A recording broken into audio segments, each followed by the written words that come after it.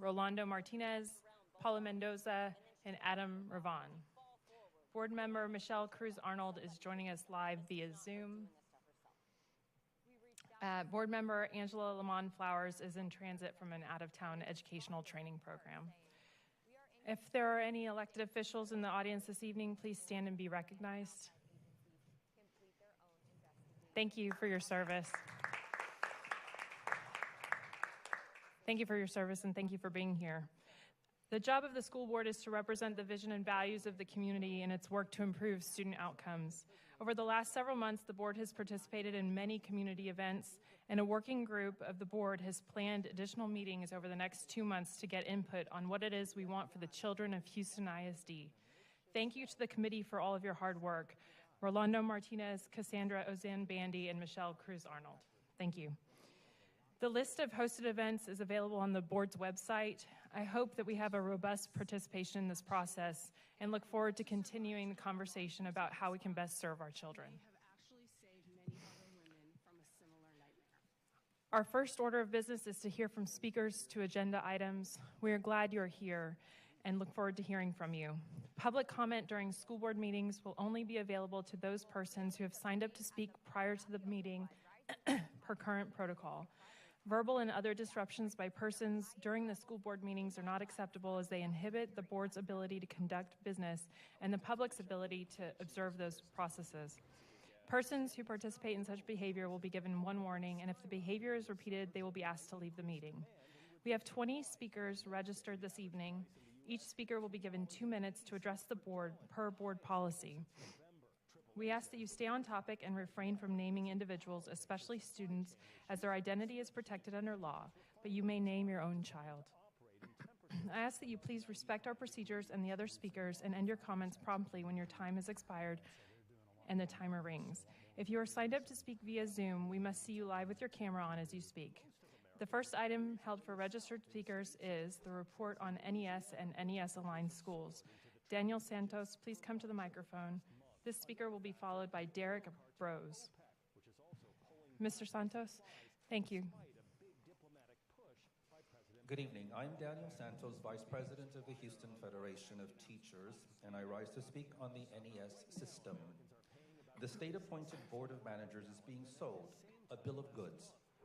The vision Mr. Miles has for communities of color includes converting school libraries into pseudo-prison cells, staffing schools with uncertified teachers and principals, suppressing the voice of teachers using flawed metrics to slander them, and dismissing community feedback. The NES system isn't innovative or grounded on empirical research. It is a bill of goods, a false promise. It's a characteristic manifestation of the ed reform disease. Maya Angelou warned us, when you know better, do better. Please push back and raise questions tonight. Your failure to push back tonight will reveal how much you intend to do better for HISD. Thank you. Thank you, sir. Our next speaker is Derek Brose. Mr. Brose here this evening? No. Our next speaker is Melissa Yarbrough, followed by Jessica Campos. Ms. Yarbrough? I'm sorry? Okay. Is Ms. Campos here? Please come up to the microphone, followed by Selena Manzano. And then Dana Castro. Hello. I actually just wanted to say that I did not know that equity would hurt this bad. I mean, it feels bad. It hurts. I did not know that equity felt like this. I thought equity was a good thing, but it doesn't feel that way when you're removing everything beautiful that we had in our school. So you've taken our libraries, you've taken our teachers. I know that he tried to bring some of our teachers back, but I want you to know that they didn't all come back. Out of 28 teachers, only 8 teachers came back. Why? Because it's a slap in the face. You guys have totally ruined these teachers' lives. You've not only done that, but you've also ruined our summer. I have spent the entire summer fighting to get my teachers back, to keep my dual language. Now you've taken the library. This is crazy. Who wakes up in the morning and says, I know what I'm going to do. I'm going to teach America to read by taking the libraries. What? What is that? It just doesn't seem right. It feels like a direct hit to our community, to our Black and brown schools. I don't see this happening to the white schools. It's just very disappointing. I feel like we're going backwards in our history as Americans. I also just found out that you guys are trying to pay $1.5 million to get Rosetta to teach us. You know what? I'm glad that you guys are trying to keep our dual language, but Rosetta Stone is not the way. I guarantee it's not going to work, not in our school, and I won't let it happen either. I think that's all I really had to say. I didn't have anything prepared. I'm very upset. It hurts what you guys are doing to our schools. It hurts. Equity doesn't. I looked up what equity meant, and this is not equity. I promise you. Thank you. Our next speaker is Selena Manzano. At Honda, we think owning a vehicle should be stress-free. That's why we offer complimentary maintenance for 2 years. It looks like she's not here. Our next speaker is Dana Castro. Just enjoy the ride, knowing we cover routine items like oil changes, tire rotations. Hi, I'm a parent of a child at Coop Elementary, if you don't see it on my shirt. You said libraries are not for teaching kids to read, Mr. Miles. Well, you're right. It's teachers that do that, using the libraries. Libraries going back before the industrial ages were gifted to the masses by rich philanthropic people. Now these same people, instead of gifting us with libraries, gift us with their vacation excursions into space. So protecting our libraries that we do have is paramount and, more important, tantamount to our survival of a civilized society. By closing our libraries, you have conveniently taken the argument over banned books out of the question. A very nuclear option of you, sir. I see how you have caved to Abbott and his minions. Now, by not responding to our direct questions during these multiple meetings, you have enabled yourself to be able to change your narrative once the school year starts, allowing you to claim success on anything that doesn't go wrong. Obviously, it's what I was planning on, right?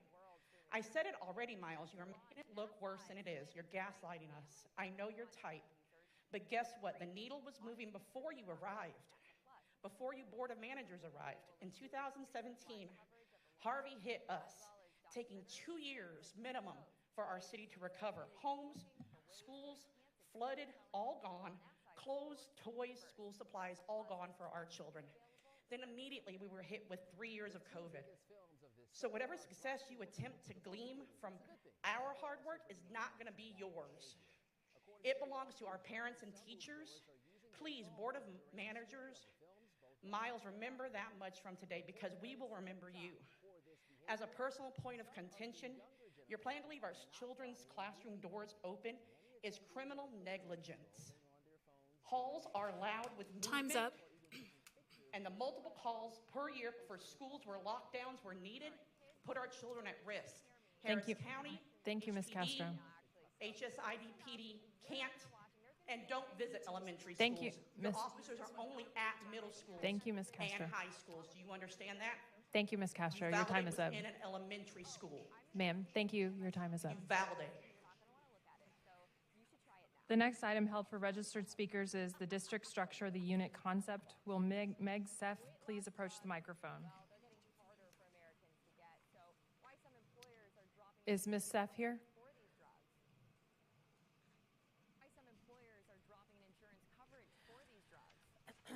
The next item held for registered speakers is teacher vacancies. We'll begin with speakers who are signed up to address the board in person.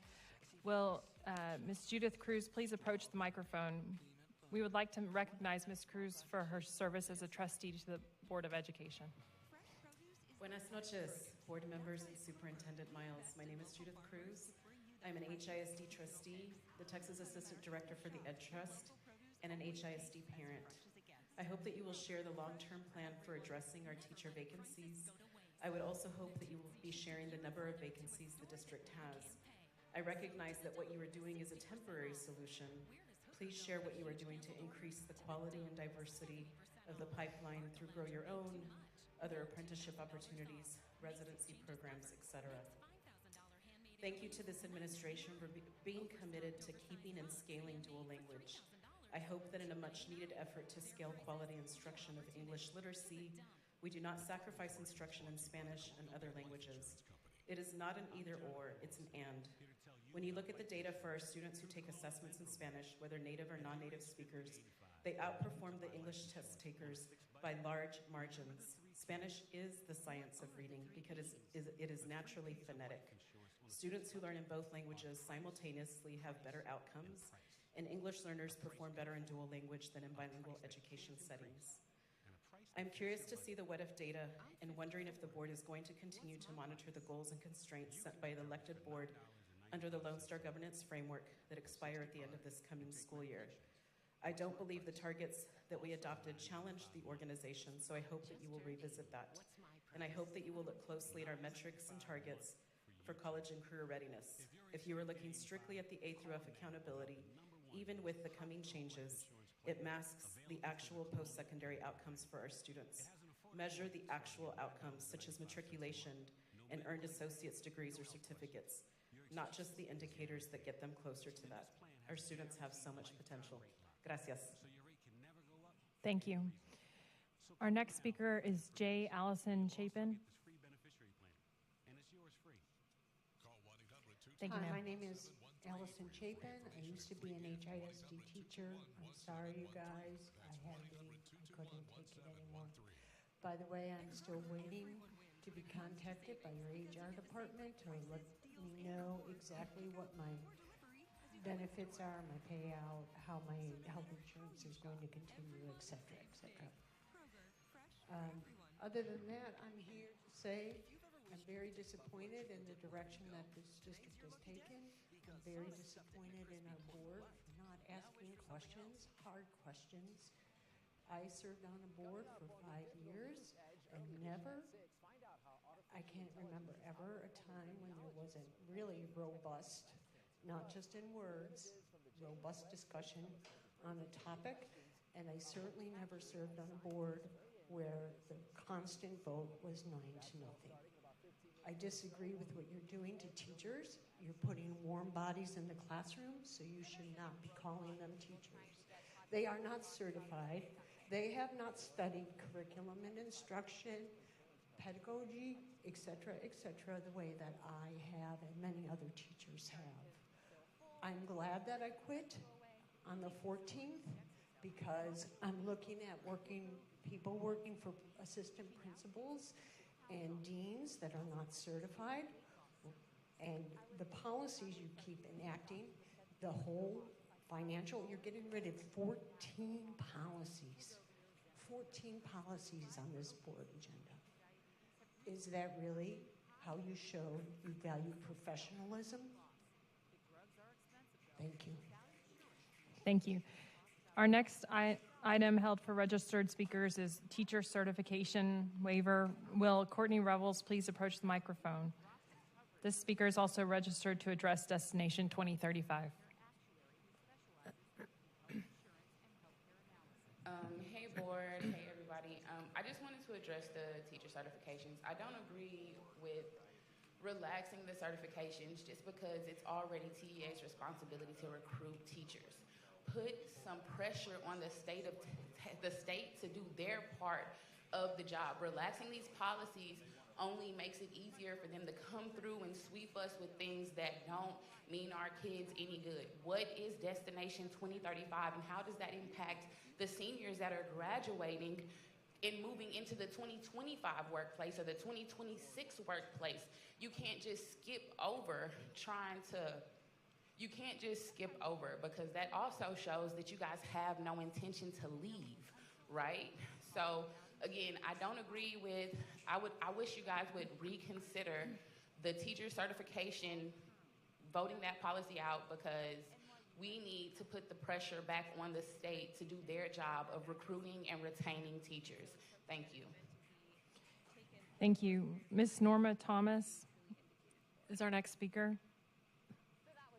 Is Ms. Thomas here? No. The next item held for registered speakers is the 2023-2024 Code of Student Conduct. Will Cassandra Jones please approach the microphone? Ms. Jones.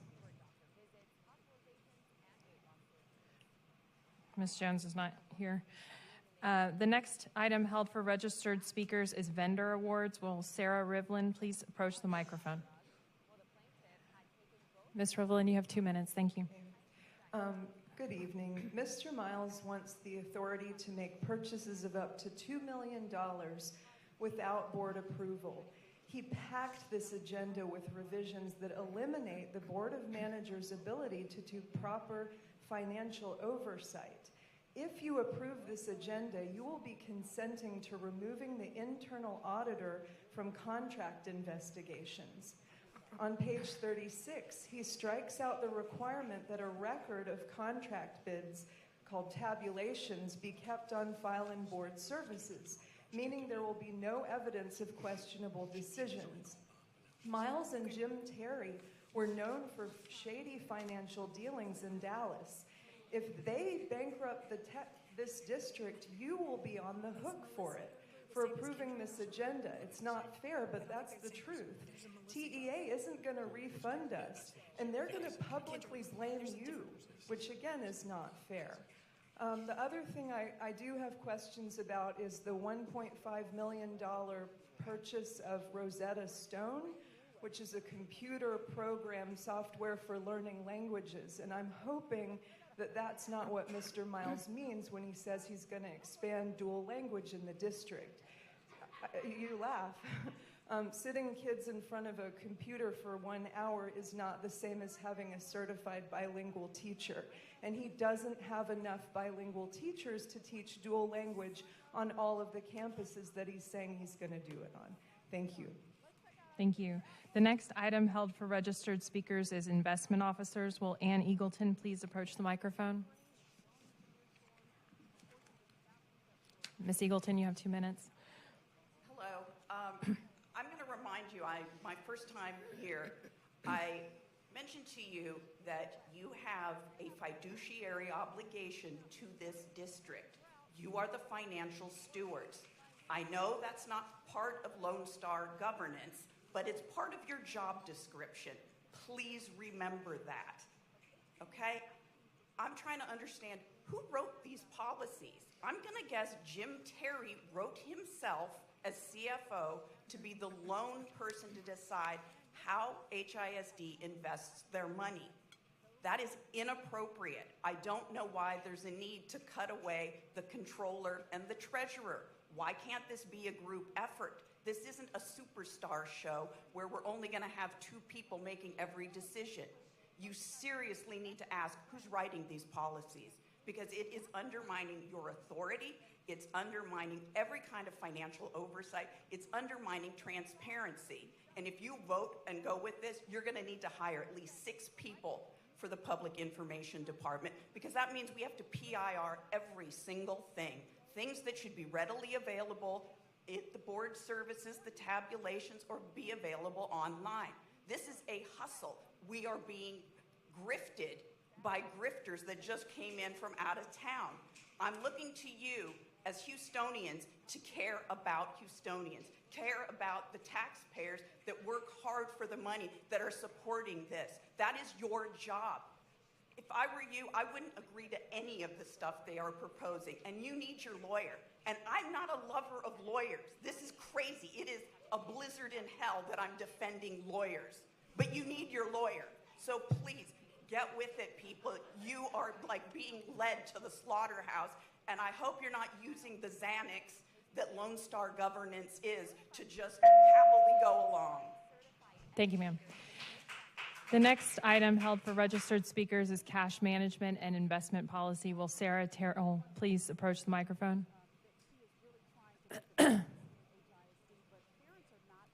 Ms. Terrell, you have 2 minutes. You can relinquish your oversight duties, but you cannot escape your fiduciary responsibility. You're being railroaded, urged to make major policy changes in an emergency with no second reading in September. You should have a policy committee writing policy with help from your legal counsel, the one that Mike Miles kicks out of this room on page 27 of the agenda. Policy is your power. It should not be written by the superintendent. The CFO seems to have written this investment policy himself without input from legal. It makes him the sole investment officer and assumes extensive expertise on his part while striking language about training and using advisors. Mr. Terry is no investment wizard, and he will have extensive other duties as a CFO. The Investment Advisory Committee of 4 expert citizens is eliminated. Miles and Terry do not want anyone to know what they are doing. This whole agenda is bad faith, and it should be setting off alarms with you. Regardless of whether you think a $100,000 contract, a $5,000 donation, or a $50,000 sole source contract is petty and beneath your attention, these items always appear on the board agenda. Yes, they are usually approved without discussion, but there is a deterrent and transparency effect to having them on the agenda and in our archives. Mr. Martinez yesterday referred to these policy changes as concessions, and he referred me to student outcomes. You are not hostages, and the end does not justify the means. It is your reputation, and it is our money. Thank you, ma'am. The next item held for registered speakers is proposed revisions to board policy CH logo purchasing and acquisition. Will Mindy Wilson please approach the microphone? I'm a parent of 2 HISD students, and we need to be honest. Increasing the superintendent's purchasing authority from $100,000 to $2 million before seeking board approval is unheard of and obscene on a national scale. Let's look at the data. Los Angeles Unified has 565,000 students. They have an $18 billion budget, yet their superintendent can only spend up to $500,000 without board approval and public input. Chicago Public Schools have 340,000 students, a $9.4 billion budget, and their superintendent can only spend $500,000 before seeking board approval and public input. Las Vegas Clark County has 300,000 students, a $3.2 billion budget. Their superintendent can only spend $100,000 before seeking approval and making sure that it is all transparent. Here we are in Houston with a $2 billion budget, and Mike Miles thinks that he should spend $2 million without board approval or public input. Do you see how egregious this is for HISD stakeholders and taxpayers? Do you? How is this even allowed to happen? How is this even, this is even shameful on a national level. And just think about how it's going to hurt HISD as years go on and other superintendents and people have this kind of power over our tax dollars. Vote against this money grab. We demand transparency for every policy and dollar spent in HISD. Don't make the national news. This is not the reason to do it.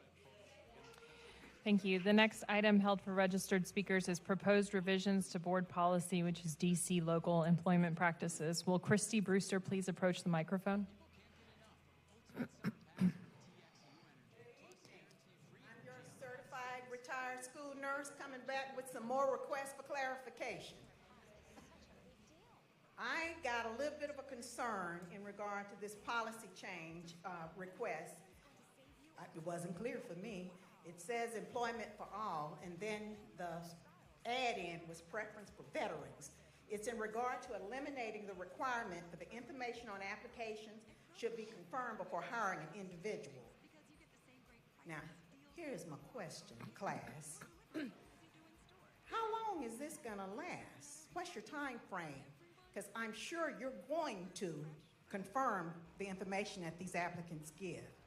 I'm all for veterans, and they should have a little input in work settings. But not confirming the application information? Seriously, educational entity? I'm for the safety of my children. We're in some strange times in Houston Independent School District, not to mention in the world. Do not do a quickie process. If your rationale was to streamline the application process, let's don't make it so quick that we bring some nuts in here, even though you say you're going to do a background check. Why are we bothering to have these job fairs and resumes if the info is not going to be confirmed? I'm all here for the children, this retired school nurse. I'm still concerned. And I need for you to reconsider this and let me know you are going to check this application information. Oh, yeah, you are. Thank you.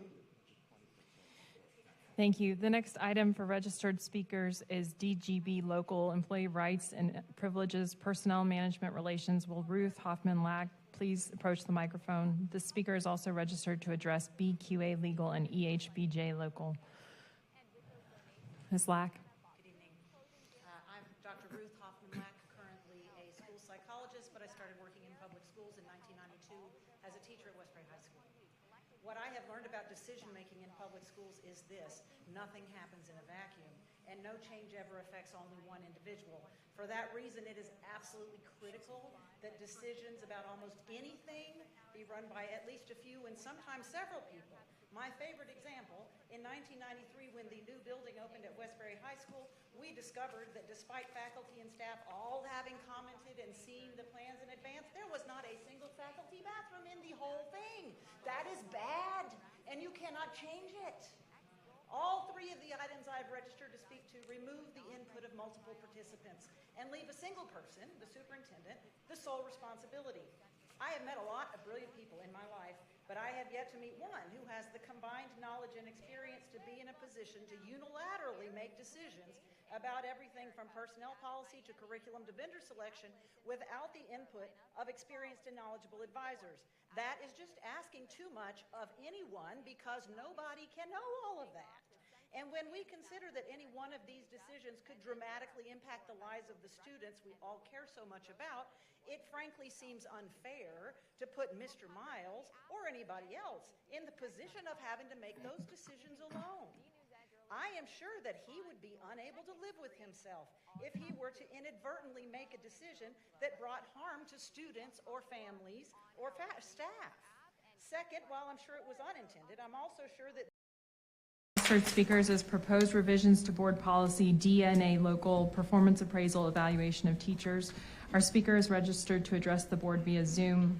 Ms. Smith, please admit Maria Benzon.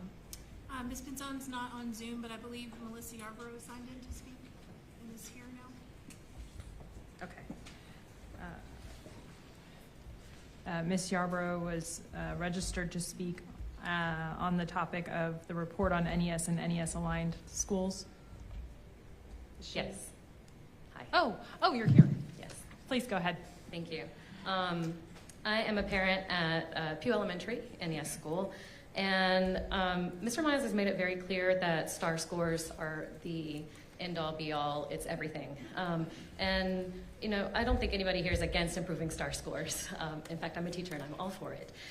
However, there's two problems with basing everything on it. First of all, there's no evidence that STAR accurately measures learning at all, much less learning that will help my children be successful in life after school. So basing everything on just this, that doesn't give me a lot of confidence. But the other problem is, even if we are gonna say, let's put all our eggs in the STAR basket, we have this problem of, if it's not direct instruction on something that's tested in STAR, it's seen as an obstacle. And that's a big problem because it's not just the ELA class that helps kids pass the ELA STAR. It is the PE, it's the art, it's the music, it's all that stuff that has been said to bring less value.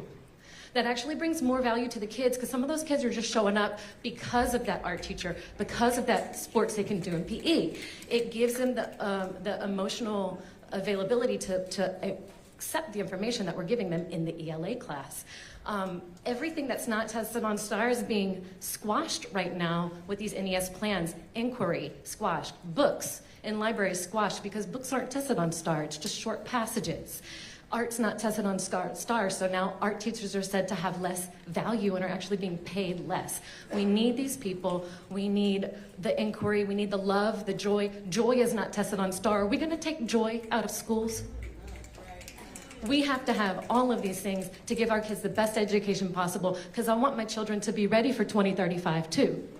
But not just ready to pass standardized tests. There's going to be a lot more to life than just that. Thank you. Emily, is anybody else who wasn't here checked in? That concludes our hearing of registered speakers for this meeting. Thank you to all of the speakers. Oh, I'm sorry. 2 folks have checked in? Okay. Do they need to check in with you, or? Do you have an? Okay, why don't we just create a line if it's just 2 or 3 folks, if that's okay? And if you can announce yourself, please. Can I go first? Hold on, just one moment. Can you announce your name, please? Yes, my name is Meg Seff. Okay, Ms. Seff, I remember you being listed here. Please go ahead. Okay. The IDA includes educating more children in neighborhood schools rather than separate schools. It is my opinion that you are reversing the gains of our special ed population, which are radical changes for our most vulnerable students. Removing students from a regular classroom to a Zoom room is against most plans. There's no extra criteria for removal or criteria to be brought back into the classroom. Plus, parents are not informed of this chaotic measure. Children will not thrive if they have focus or organization problems in a large room of misbehaving students. Making teachers pay reliant on test scores is another slap in the face for special ed kids, because they will not be welcomed in a regular classroom for fear of bringing down test scores.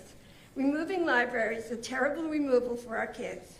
A lot of special ed kids need libraries to explore books on their own, do individual research, read for pleasure, and develop a love for reading. Spending their day doing worksheet after worksheet is not a way to increase reading skills.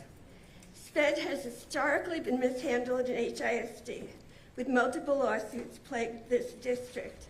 Superintendent Miles publicly admitted he doesn't know much about special ed. The Board of Managers have no special ed background. I'm a 30-year special educator with a background in SPED law and education law, and I'm advocating for our students. I guarantee you that when we go to court to file lawsuits, not knowing is not an excuse in a courtroom. I strongly recommend that you revise what you're doing to our population, because these kids don't get a second chance. The lockdowns were detrimental to low-income kids. Kids with disabilities suffered the most. Don't do another catastrophic decision. Thank you, ma'am. The last registered speaker is Derek Rose. Sir, yes. Can you please let me know your name? Derek Brose. Oh, yes, sir. B-R-O-Z. You are registered to speak at first. Yeah. Please go ahead. Thank you. Sorry for being late. No problem. My name is Derek Brose, Houstonian.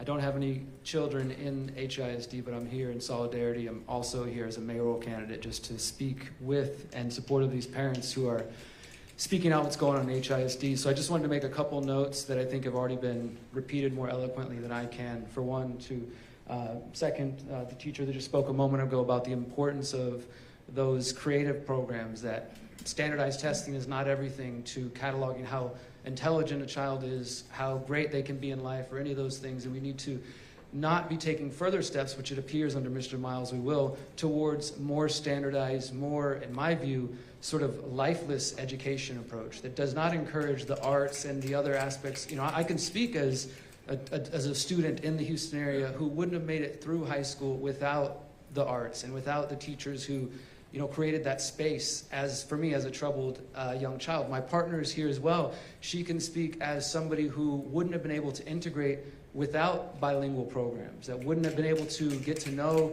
her friends and family and do good in her community without those programs. So I just am here to echo those concerns. I also, again, commend the teachers who are doing what they can. I don't think taking away power from them, giving power to one single person is ever a good idea, but definitely not. You know, we heard the numbers earlier, the stats that were quoted.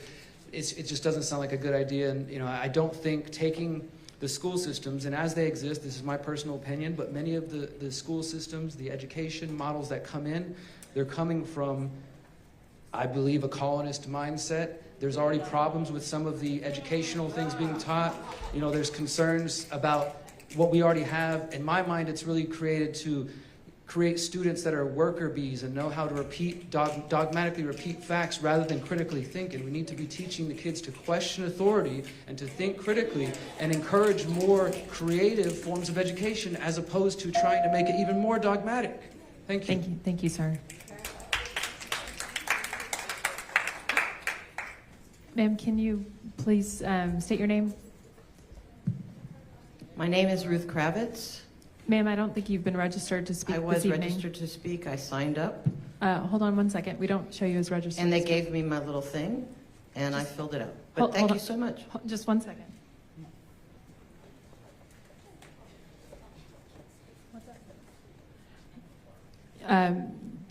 You said you registered to speak. Can you tell me today? I registered to speak yesterday before noon. Okay. Please go ahead. Thank you so much. I should really just give a different speech because this is a strange new world that we live in. But since we have 2 minutes, there's never really been a board agenda as horrifying as this one. And you, well-intentioned, good people, need to hold the line. This agenda is not about children. Mike Miles, you made all of the NES teachers reapply for their jobs. And you're the reason there are so many openings in HISD, and now you want HISD to literally hire anyone with a degree who is breathing. I'm hearing that applicants are showing up in their chocolates straight from the beach. As a former administrator, I know that won't bode well for our children. This agenda is about giving adults unfettered access to billions of dollars. Let's look at one example that people have spoken about, but we need to say it again. Let's look at item 22. If approved, the superintendent will have sole authority to execute contracts up from $100,000 to $2 million without board approval. Miles could write up a $2 million contract to his cousin's spin bike company, and no one, not the board, not the public, would be wiser. Even if Mike, the superintendent, was my 93-year-old father in his prime, I would not give that kind of authority to a single person. Mike Miles is acting like a man with a trust fund. I've just taken my youngest child's credit cards away for a reason, and you need to take his away. You are running HIS, and let's hope my child doesn't watch this. You are running HISD into the ground when every other district is dealing with the horrible realities of our governor unwilling to provide more state funding for school children. And yet there's unlimited funds here for us to spend. What will happen next year? Which schools will be closed? If you really wanted to strengthen our schools, and I would support you if you did these things, first, include the elected board in decision making. You are all good people. But you've only been here a minute. Thank you, ma'am. Let me finish my sentence. Thank you so, so much. The board must vote no on every board policy, and every single one is bad. I have always been so polite. Whether it is turning libraries into Zoom detention centers, or evaluating teachers on a bell curve, or hiring teachers without anything at all, I really appreciate you so much. He has had hours and hours to speak. This is not the way to run a school district. Thank you, ma'am. And not the way to build meaningful relationships with adults. Show up on Saturday at 9 a.m. at HISD for a protest. All right. That concludes our speakers for today. Thank you. Superintendent Miles now has information to share with the board. The board, as you walk over, has posed a number of questions on a number of the topics that we're going to be speaking about tonight that are on the agenda, and we understand those questions will be responded to and discussed this evening, so we look forward to that. Mr. Miles will let you get ready.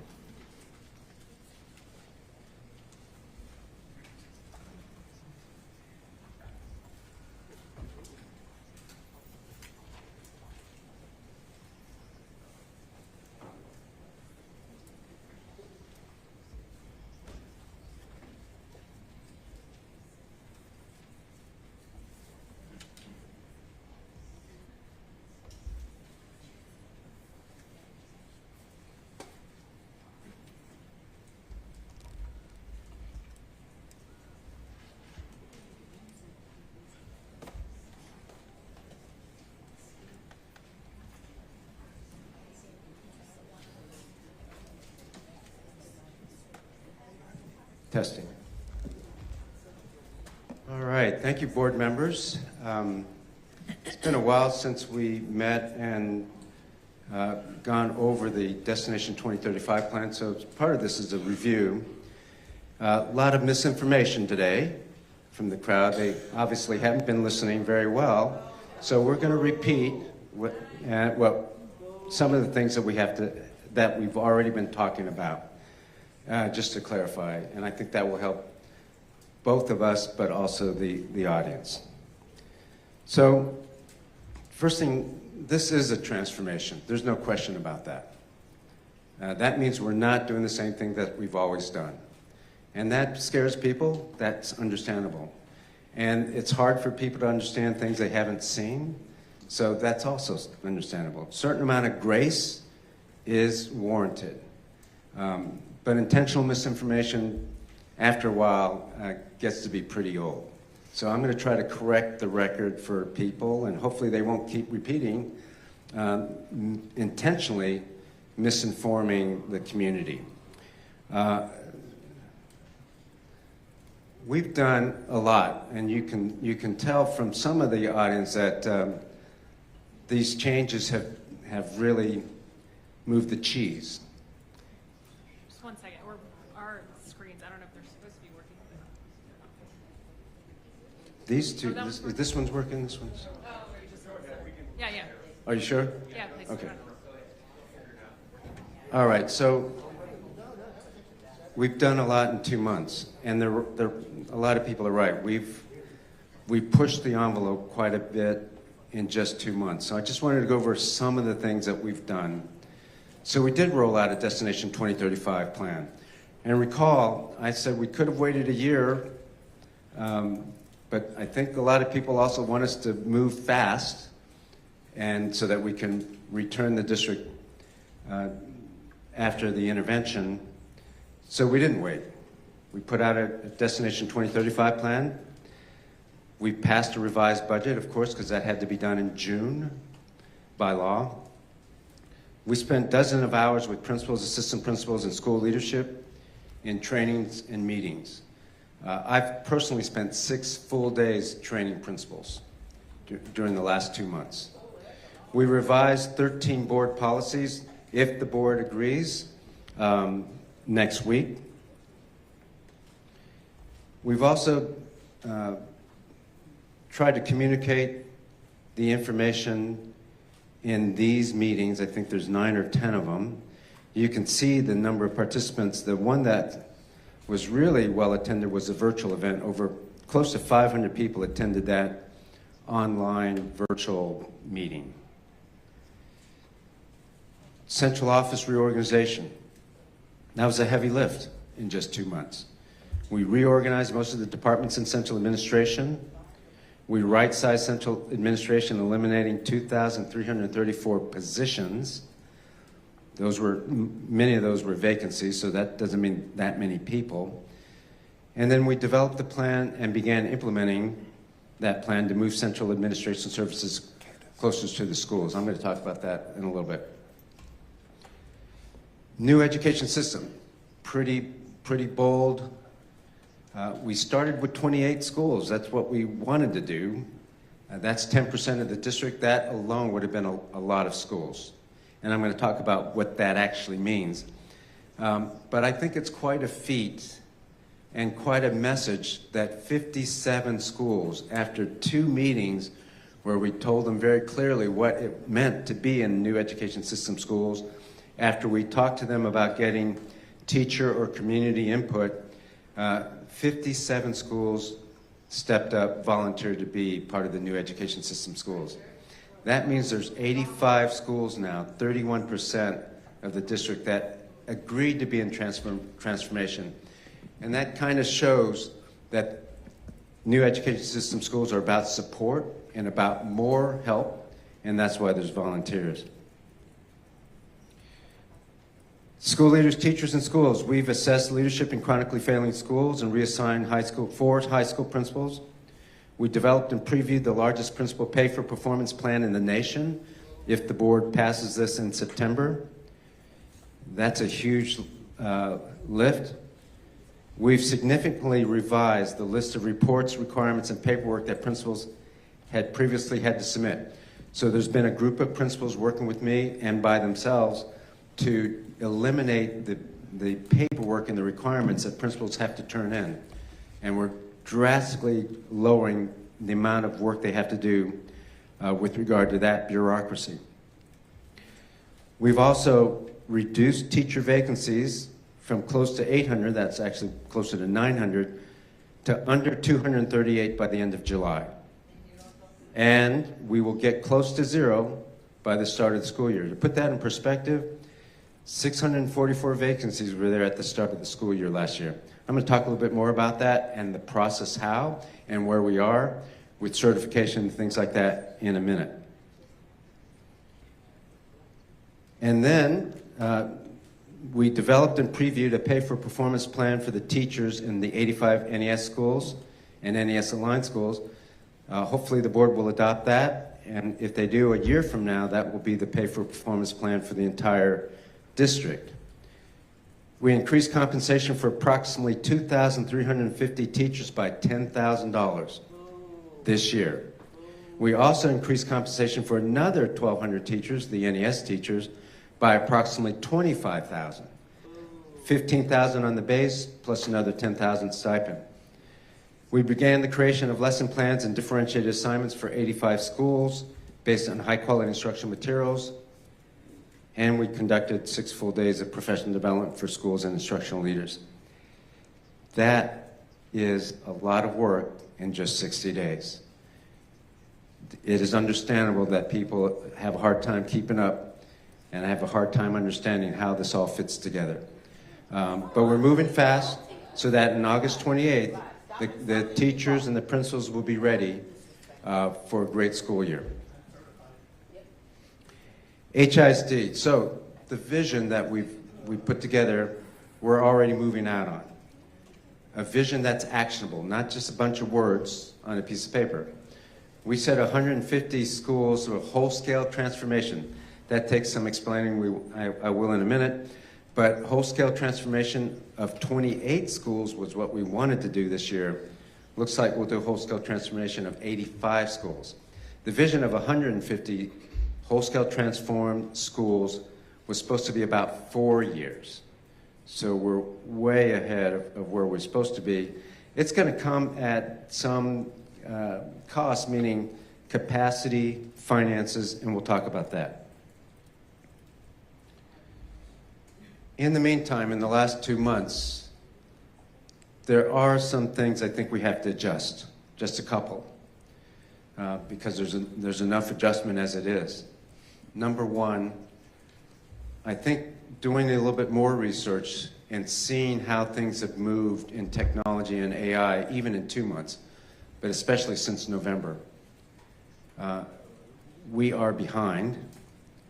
And so there's more clarity and more urgency about the future. More clarity, more urgency. I think this is the last generation of underserved kids attending public school before the skills gap is locked in. Before the skills gap is locked in. We've talked before about the achievement gap being locked in because the country has not been able to close the achievement gap. And I think if we don't do our jobs well, we will have a skills gap that's locked in. I give us about 8 years as a country, as an urban district. Could we have someone ask that lady? Can you please stop disrupting? Thank you. I think we have about 8 years before that gap is locked in, that skills gap. And that makes our job even more important. It makes it even more important for us to do both things. And I'm going to talk about a couple of those. The other 2 things that are considerations or adjustments. Number one, some of the systems in the district, the systems have been, are less effective than I thought they were. More colloquially messed up than I thought they would be. And so we've had to already, for example, with regard to HR and some of the processes to hire teachers, it's been so convoluted. We've had to really streamline things just to get teachers hired here. And then there's other processes and operations and finance that are also really bureaucratic and bogged down. And so we're having to spend more time. That's not part of Destination 2035, but we're spending the time and effort because it is so backward. The second thing is we need to upgrade our CTE courses. Career Tech Ed is part of the priority work areas. It's number 8 or 9 in the list of priority work areas. I've been looking at what we do in the district, our CTE programs, and we have a long way to go to where we need to be, and the whole system needs to be upgraded. In some cases, they need to be like reformed from the ground up. We will spend some time this year devising and improving our CTE programs that we will start in the 24-25 school year, especially with regard to AI. We need courses, CTE courses that are tied to AI to help our juniors and seniors and younger grades, if we can, really use AI as they enter the workforce. We're also going to help train teachers, voluntary, of course, to use AI in the classroom. We'll make a plan for that this year. It's going to become a priority, and we'll spend probably about $20 million, if the board approves that, for the next year's budget for CTE. We will have to spend more money in the underserved schools in parts of the district than we will equally across the board, but across the board we need an upgrade on our CTE program. So you'll see that coming to the board as we work through this year. And that was something we didn't have in Destination 2035. Like I said, we did have CTE, but not this level of attention. But now that I've been here a couple months, it's worse than I thought, so we're going to have to adjust. So, moving on, 57 schools stepped up. So the board may not remember that NES and NES Align are the same except for 2 things, but everything else is the same. 1, no reconstitution for NES Align schools. We didn't have time and we didn't have the capacity to do that. Number 2, the compensation plan for NES Align schools, the base salary is the same as the salary schedule in the district. So that's the difference. The NES schools have that hospital model payment plan, as you know. But the NESA compensation plan was the same as they've always had, the step and lane schedule. And by the way, not one person loses salary across the district if they were here. The other things for NES and NES Align, I'm going to race through this because we don't have a lot of time, but I think it's important to just remember what are we talking about? What are we talking about when we say NES? What are the supports? So the staffing model is different. Not only are there, of course, teachers, but there are teacher apprentices and learning coaches. We hope not to have any substitutes in the NES and NES Aligned schools. Right now, well, we'll talk about vacancies here in a minute, but I can just tell you, with regard to the staffing, as far as teachers in the NES schools, we have close to 0 vacancies right now, close to 0. Hospital model compensation, I already told you, that's that compensation model where every position has a range, and that range differs depending on the position. The LSA instructional model. Let me spend a minute on this. The instructional model is proven to work really well. We in our profession, there's a couple phrases that you may not know. One is direct instruction. Lots of research on how well direct instruction works for students who are behind. That's where the teacher guides the student directly. And the students receive grade level instruction, that's really important, with scaffolds to help the kids who are behind. That's direct instruction. And then there's another modality which we use, and it's called differentiated instruction. Differentiated instruction is where the assignments or the activities change depending on the level of the student. You can't have both, really, because kids need both. Direct instruction, you can't have one or the other. I mean, they need both. They need direct instruction, especially kids who are behind. And they need differentiated. In other words, kids who are ahead should be challenged. Kids who are behind should get more time with the expert, not a paraeducator, but with the teacher. So the LSE model, usually it's 90-minute class. The first 40 to 45 minutes, the kids get direct instruction at grade level. Grade level is important so that we don't sell our kids short with scaffolds. So that's the first 40, 45 minutes. Then they take a 10-minute mini quiz called a demonstration of learning. That's where we find out whether they actually learn what they were supposed to learn. And then right after that, the kids are split into 4 groups.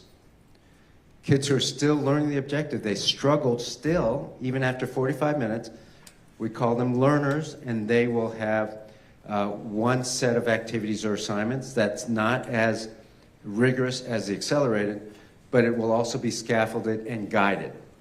Then the kids who are near proficient, that they're not quite proficient, they get it a little bit, they're gonna get a separate assignment, also will be guided. The kids who are proficient, they get harder work, more rigorous, more text at their level. And then finally, accelerated kids get even more challenging work, so that these students don't need to sit in class another 40 minutes while they already know the material. So that the proficient students and the accelerated students go into the team center. And for every kid, there's 2 team centers they can go to. One is in individual, where they work individually. Another team center is where they can work in pairs. So they work in pairs. These students over here work independently. Now, when we start school off in August, we'll probably send everybody to the individual room first until they get used to that, and then they'll be able to work in pairs. But that's what a team center is. It is where the work happens for proficient and accelerated kids. Learning coaches help. And when you see 150 sixth graders in the room, annotating, reading independently, working hard, that's something to see. And I've seen that for the last 6 years. So that's what a team center is. And sometimes it's co-located in a library, that's true. But this information that's out there, purposely misinforming, intentionally getting it wrong after it's been explained a lot, that's just wrong. That's just wrong. What it is what I just described. And I can describe, let's talk quickly then, if the board will allow me, to talk about the discipline in the team center, so that once again I can explain it for the record, and then people who intentionally get it wrong will have no excuse. Here's the record. We're all used to ISS, in-school suspension. In-school suspension, please. In-school suspension for middle and high schools, that's a thing in many schools in HISD, but across the country. If you've been in schools, you know that there's often an in-school suspension room. That's a bad thing as a practice, although we have schools that do it and they do the best they can with it. And in the 188 schools that are not NES or NAS aligned, if they have it and they want to use it, that's fine. But ISS is usually a room where kids go so that they don't have to be suspended. And it's often a room where they spend hours. And that the work is paper packets, it's not very rigorous, and they sit there and you can imagine a person sitting in the room watching. That's an ISS room. That is more like detention, okay? That is not what NES and NES aligned schools do. That's what other schools are doing today that I don't see a lot of people complaining about, but that they should. In the NES and NES aligned schools, this is what happens. If a kid has a discipline problem, that child, it depends on what their infraction is. I mean, if it's a fight or something, we're sending that child to the principal's office and the normal process happens. They try to find out, they may call parents, they may suspend, or they may refer. That's a process that happens in the principal office. If a child is, acting up for whatever reason, even good reasons, right? Because they had a bad night, they're challenged, they're hungry, whatever it is, if that child needs a timeout and they'll be talked to by a counselor or a principal or somebody like that, if they just need a timeout, they'll go to the team center and they'll work online so that they don't miss instruction. There won't be a lot of them in there. And then when other kids come in, those proficient kids, the proficient kids will work, the student will work, a learning coach will watch. It is the best way to make sure that that child is, first of all, taken care of, but second of all, gets instruction so that we don't just put them in a room in the principal's office or in the ISS room. It is less like detention than anything else out there. And yet there's misinformation out there. Why? I don't know why, because they want it to fail or something like that. But the kids will be taken care of. That's what a team center is. I've invited people. They should come see it first before they spread even more nonsense or misinformation. So that's what a team center does. And that's part of the NES and NSA model. That's why it works so well. Art of thinking. One of the speakers. Hold on, Superintendent Miles. Can we please, unfortunately, I can't see everybody who's speaking, but if we can please keep it down so that we, the board, you are? Okay. Okay, then this is your first, this is your warning. This is your warning, ma'am. Please stop disrupting the presentation. Thank you. Thank you. So one of the speakers. Sorry, one more thing. As I said at the beginning, if after one warning, we will be asking the person who continues to disrupt to leave the room. So we'd appreciate if you can be respectful of the proceeding. Thank you. One of the speakers was talking about art of thinking. Ma'am, Miss Seth, this is your warning. I'm sorry, but if you continue to disrupt, we're going to ask you.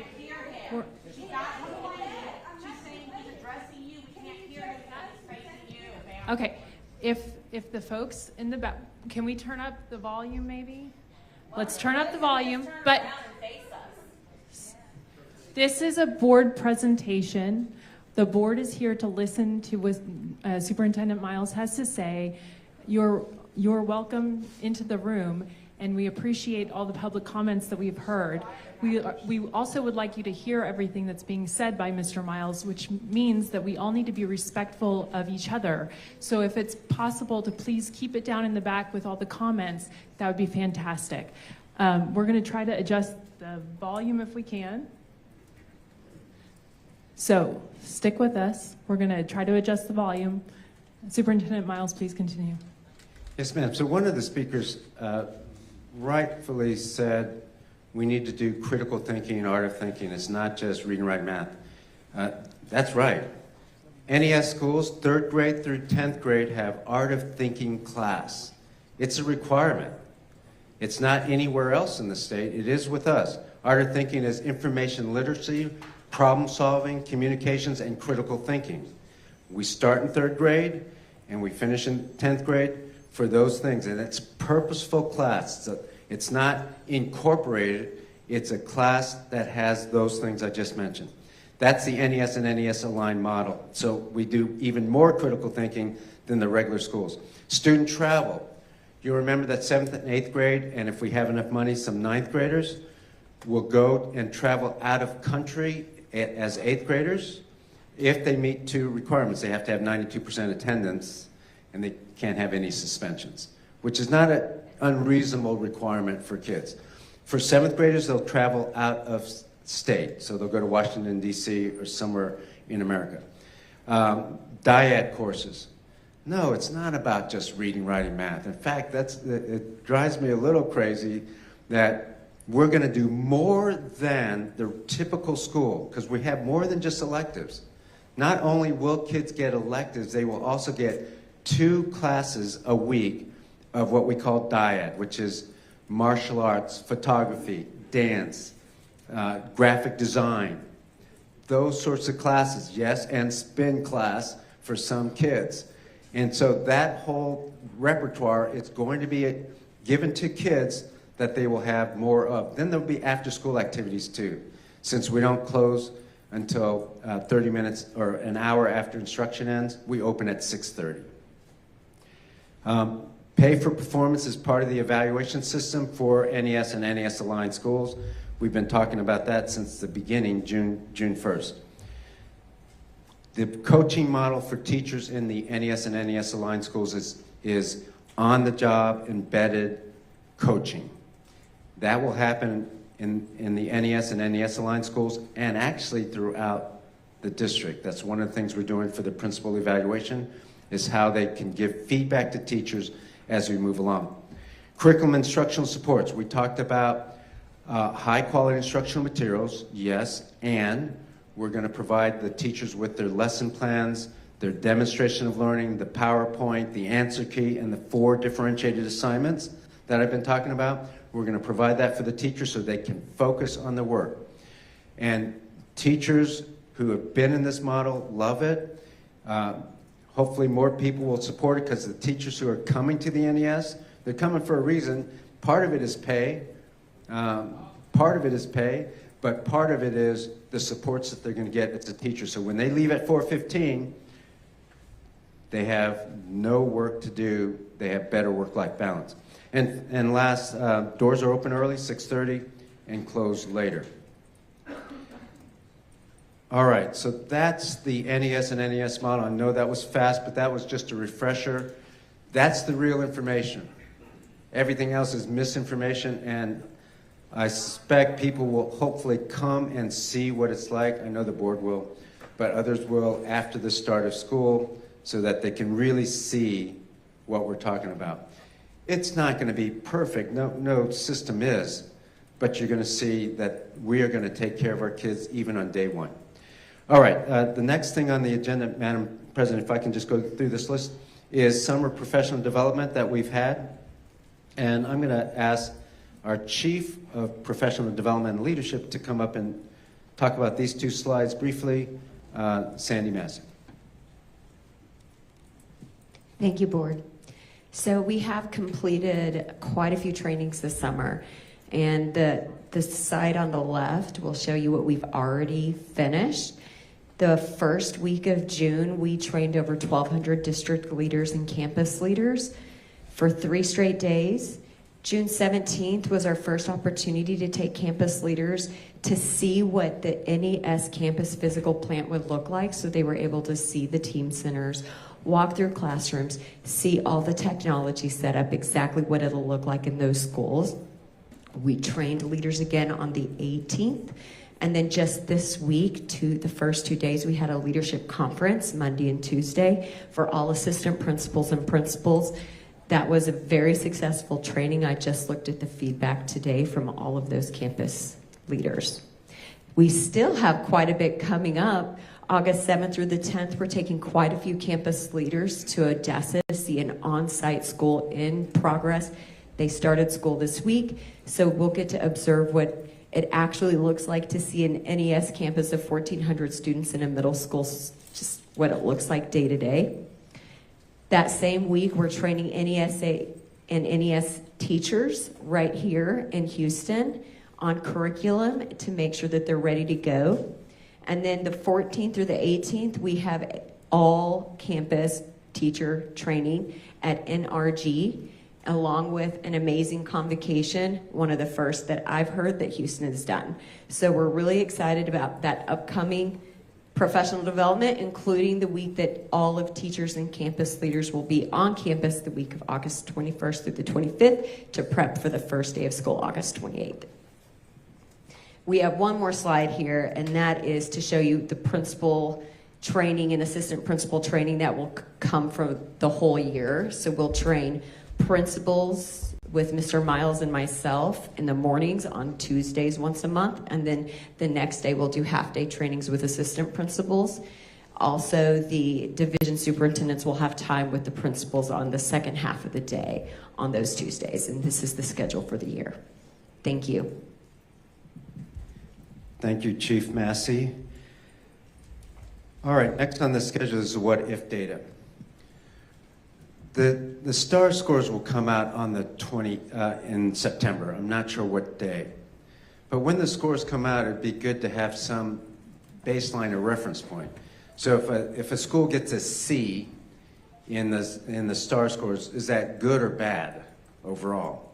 Well, it's good if they were D before, and it's not as good if they were B before. So how would you know what they would have been before? So the state this is not HISD data, this is state data. The state calculates what-if scores, meaning if they took the same scores and applied the new methodology, what would the school or district have received? That is what-if scores. Those came out in June, and we didn't present it to the board. And we don't need to spend a lot of time because it's past data. We'll get new data in September. But still, it's good to look at to see, kind of give us a hint at what we probably will receive when the scores come out. So here's an overview. The what-if data decreases the 22 rating from a B, 88, to a C. So if they were using the same methodology, this district would have received a C, or 76 points, instead of 88. 27% would have decreased one letter grade, like from an A to a B or B to a C. 57% of the high schools would have decreased one letter grade. And these are the schools that have D and Fs. These are the numbers of schools that have D and F. So there's 52 D and F schools if this what-if data holds. So if we're close to that, a little above or a little below, it's going to be around 50 schools that have D or F status. And then if you look at NES, NES-A, or non-NES, you can see the D and F schools there. Take, for example, the NES-A, the NES Align, the 57 schools that volunteered, 20 of them have D or F scores, which means that they were probably right to have volunteered to get the supports that they're going to receive. Now, we still have 24 schools that are not NES, non-NES aligned. 20 of them have Ds and 4 have Fs. Now, again, this is what if, so that doesn't mean this will be the way it is in September, but it'll be somewhere around here, is in all likelihood. So that's the what if data. Yes, ma'am. Superintendent Miles, while we're here, I don't know if it's probably best just procedurally if we want to just take questions on this and then... Yes, ma'am. Is that all right? That is fine. Does anybody have questions on this?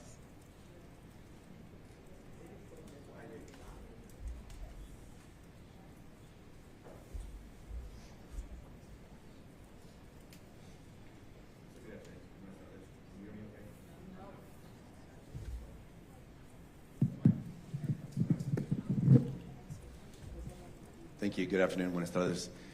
So a couple of questions. You mentioned that there are some processes that were broken, and you mentioned HR, and I know that was a big concern with our teachers and our communities. Can you speak a little bit more about that? What were some of the specific issues or things that you found, and then how did we correct some of those things? Yes, sir. Do you want me to speak about it now or when we get to teacher vacancies? I can do it now, or I can do it when we get to... If you can just address the system issues, not so much the vacancies, but just the system issues. Yeah, and they're related, but let me just give you a couple examples of the system issues that we have. We called a meeting of the people in HR or communications or IT who play a role in hiring one teacher. 15 to 20 people showed up in the room. I think, is that right, Carrie? About 15 or 20 people showed up. About a dozen people have to either send something by email, receive something, send something to TEA, receive something back, go to the principal, go to the person. So It is a crazy process. So, and the principals will tell you this, and they have. It takes 3, sometimes 4 weeks to hire one person. 3 to 4 weeks. Why? Because this person, the applicant, has to go on the HISD portal, which is something to navigate, instead of going on Indeed or something like that. The district, the board waived that, by the way. They have to go to the portal. Then some piece of paper goes to the principal or the school, and the school gets some names. Then they have to call this person. The person responds, and if they get a position, they don't have a position yet, they have to go back to the portal. Some other person in HR handles it. One person sends something to background checks, another person sends something to certification. It goes back to the person to say, would you want us to follow up with you before you get an offer letter? So they have to send back the piece of paper saying, yes, go ahead. And then those processes start. Then they finally go back to the candidate and says, we want to give you an offer letter. Do you want to still be part of HISD? Then that person has to say yes. Then it goes to another person that says, okay, what salary should they have? And then once they figure out the salary they have, then they send it back to the person. That person has to agree to the salary. I mean, it is that convoluted. It's a hard process. So that's why when I say it's dysfunctional in many ways, I can give you a lot more details about position control numbers if you want the brain damage. But that's how bad the process is. When I was in Dallas, we had 880 teacher vacancies at the start of the school year. I got there on July 1st. And Dallas had 10,000 teachers, so 9% is huge. 8.8% is huge. And it was very similar, not as bad as Houston, but very similar. And we were able to get those down in 2 years to 12 at the start of the year. I'm going to talk about vacancies here in a minute, and we can tell you those numbers. But that's what I'm talking about. Procurement is another thing that's really convoluted in this in the district right now. And so it takes forever. We want to buy more laptops or ViewSonics. We're moving fast. It takes so long, so we had to streamline some of those processes. Again, it's the same thing. It takes forever from one place to another. We've got to streamline to get in with the modern world. AI is going to take over those systems pretty soon. So we've got to be more effective and efficient. Any other questions? Mr. Raban? Thank you. Superintendent, just to clarify on the data you presented, can you not hear well? Let's bring this in closer. How about now? Yes. Good. So based on the data you presented here on the what-if data, just want to clarify, so based on the prior performance, this is based on prior performance. Correct. And so as the 2022 and 23 data is codified, then the numbers could possibly go up or down. Correct. Okay. And then this is equivalent on the NES and NESA aligned schools to roughly a third of the population. When we talk about yes. the DNF campuses. Okay. That's right. I just want to make sure I got a good understanding. Yeah, roughly a third. Okay, got it. And again, thanks for clarifying again, because this doesn't mean it will be this way. This is what if based on the 22 data. So the 23 data is coming. TEA thinks this would be, approximate to what it would be like. So we'll see what happens. Ms. Garza-Lindner? Thank you. On the CTE upgrade that you mentioned, can you give some examples of what was worse than you thought? And what are some examples of what other districts are doing that you would expected to see here that you didn't? Yeah, so a couple of things. And I know people are working hard, and we do need vocational. We need all kinds of career tech ed. And if you go out to Barbara Jordan Center, when I went out there, and they're working hard. There were no kids this summer, but they walked me around. And I appreciate that we have those sorts of courses, but when I walked away, I was thinking, all right, we need those courses. Where's the and? And what other type of courses? I'll just tell you frankly, it was my father's Oldsmobile, meaning this. I walked into the auto shop. That's great, kids need that, but it's the same auto shop that I was in 1974 when I graduated. I walked in the wood shop. The machines were a little bit upgraded, but it was the same wood shop that was in my high school in 1974. Yes, they had the health, but the health is more about the human body rather than paramedic, EMT. None of those skills were being taught there. Yes, cosmetology is good, but it's not a high-skilled job. So yes, let's have it, and where's the and? Where's the and? The and is, in Bel Air and Lamar, the and is robotics, computer science, graphic design, working with AI. That's the and. So that is what we need to do. We need both and. AI, some other districts are already starting career tech ed kids where students work with AI to get ready for the workplace already. And so we need to do better with that. Now it's July, or now it's August, so there's not much we can do to really transform and revamp things right now. We will add, but what we need to do is create this group of people who are going to look closely at what we're doing, revamp the thing, add, especially AI for all of our kids. We need to pour more resources in the underserved parts of town. That doesn't mean we're going to ignore this group over here. We're going to also increase their AI competencies as well. That's what I mean. Any other questions? Ms. Ozanne Bandy. Hello? Okay, we're good. Thank you for your comments around CTE. I think that's very important. I would just like to point out, coming from a high school that had a very robust cosmetology program, we understand that those type of skills also teach our community how to be entrepreneurial. And small businesses are very, very important in our communities and always been. So I just wanted to make that comment.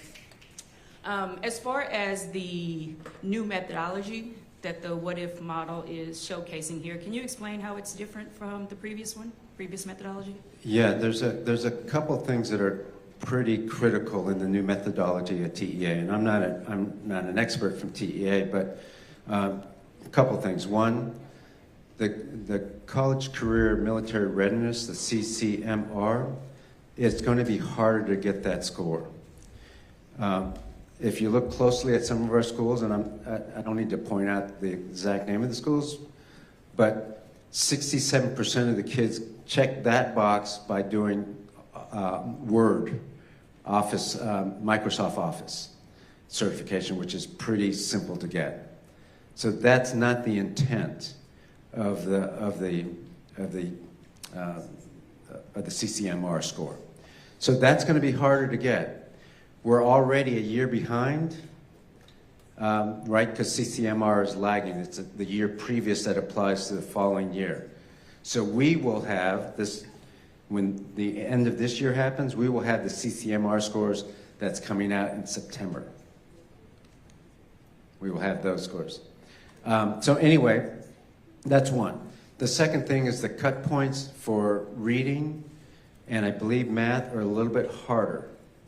So they're raising the bar a little bit because it's more in line with grade level, what they determine to be grade level proficiency. So those minor things will make it harder for us to get a higher accountability rate. That's why you see the what if data is already worse. And the board will recall that one of the big criteria for getting out of the intervention is that we can't have any school with multiple years of DNF status. So this is going to be a heavy lift, and we're going to have to work boldly to do it. Ms. Mendoza, you have a question? Yes, thank you. I'm going to go back to the training, and Ms. Massey, I'm not sure which one. You can answer it or she can answer it. How does the training that has already taken place and that is scheduled compare to the how does the training that Ms. Massey reported on compare to the training that has happened before, including what's scheduled for the year? Yeah, I don't have a great answer for it. I can give you what I've heard and anecdotes, but the training has been largely autonomous. So you have a lot of vendors and contractor services having done training in this district, some of which is training teachers in the classroom. You have some training principals on instruction. You have several different voices of training. We want to make sure, and I've said more than once, we're not going to have outside people on the field. We will do the training ourselves, and we will have everybody on the same page. When we say effective instruction, it looks like this, and that will be everybody's view of effective instruction, instead of 4 or 5 different people looking at instruction. And that's the way it should be, because the evaluation system is about instruction, and so you want it to be consistent across the district. So that's how it's been different. The other thing is, the people who are doing the training, including me, are the ones who are making sure that everything is aligned. And as a superintendent, as chiefs, they rarely do the training. In this district, we do a lot of the training. One more question, please. Just looking at one of the reports that you were telling us what has happened already in the past 60 days. So I know that there's a lot of, all the community meetings that we've been a part of, there's a lot of questions on how the accountability will be, both for us as well as the superintendent and your team. So I would like, and I don't know how this is going to work, and I don't know how it will happen, but that whether it's quarterly or every other board meeting, that maybe we have some type of report, like the 60-day report that says school started on the 28th, and here are the things that we've accomplished. I think that would also gain some trust in our community to say, you know, here's what we were presenting, here's what we want to achieve, and here's what we've done in the last. So not really a question maybe, but just something that will hold us all accountable to what we're saying that we want for our children. Yeah, I think that's very important. That's what we've intended to do anyway. Not just academically, because when we do the NWEA MAP assessments or the DIBEL assessments in the beginning of the year to do a baseline, you're going to get a report out. When we do it middle of the year, you're going to get a report out. You're going to get a report on accomplishments or things that challenged us or things that we didn't do well. You'll get a report on that. And then financially, you're going to get a report every month on it. So, you know, the discussion about finances, and by the way, that was a personal attack that we shouldn't let go, about me and Jim Terry, you know, being ruining the budget or taking money or anything like that. That's not unwarranted and absolutely false. Jim Terry and I raised the fund balance in Dallas from 115, which is easily researchable, to 350 million. 115 million to 350 million in 3 years, while we did pay for performance, the largest one in the nation. So that's our record, clean record, never any question about finances, and people should not be allowed to speak those falsehoods. All right, so any other questions? Let's keep going. I have one more question. Oh, Mr. Martinez. So Superintendent Miles, I know you, there's a reference to non-NES schools, and so some of the comments in our meetings have been about resources for non-NES. Obviously, we have a focus on NES and NES line. So to address these what-if scenarios for these non-NES schools, what are we doing to support them throughout this next year? Yeah, so it's a nuanced question, it's a complicated question. Here's the answer. One of the challenges of this district is that it's been very autonomous. Schools have had their own budgets, they make their own decisions about who to hire. You have some schools with the same size, but their FTE, the number of teachers, is different by a factor of 20. Why? Because this principal picked to have a lot of teachers, this principal picked to have a lot of office managers, assistant principals, etc. That's been the culture for a lot of time. And that's been a choice.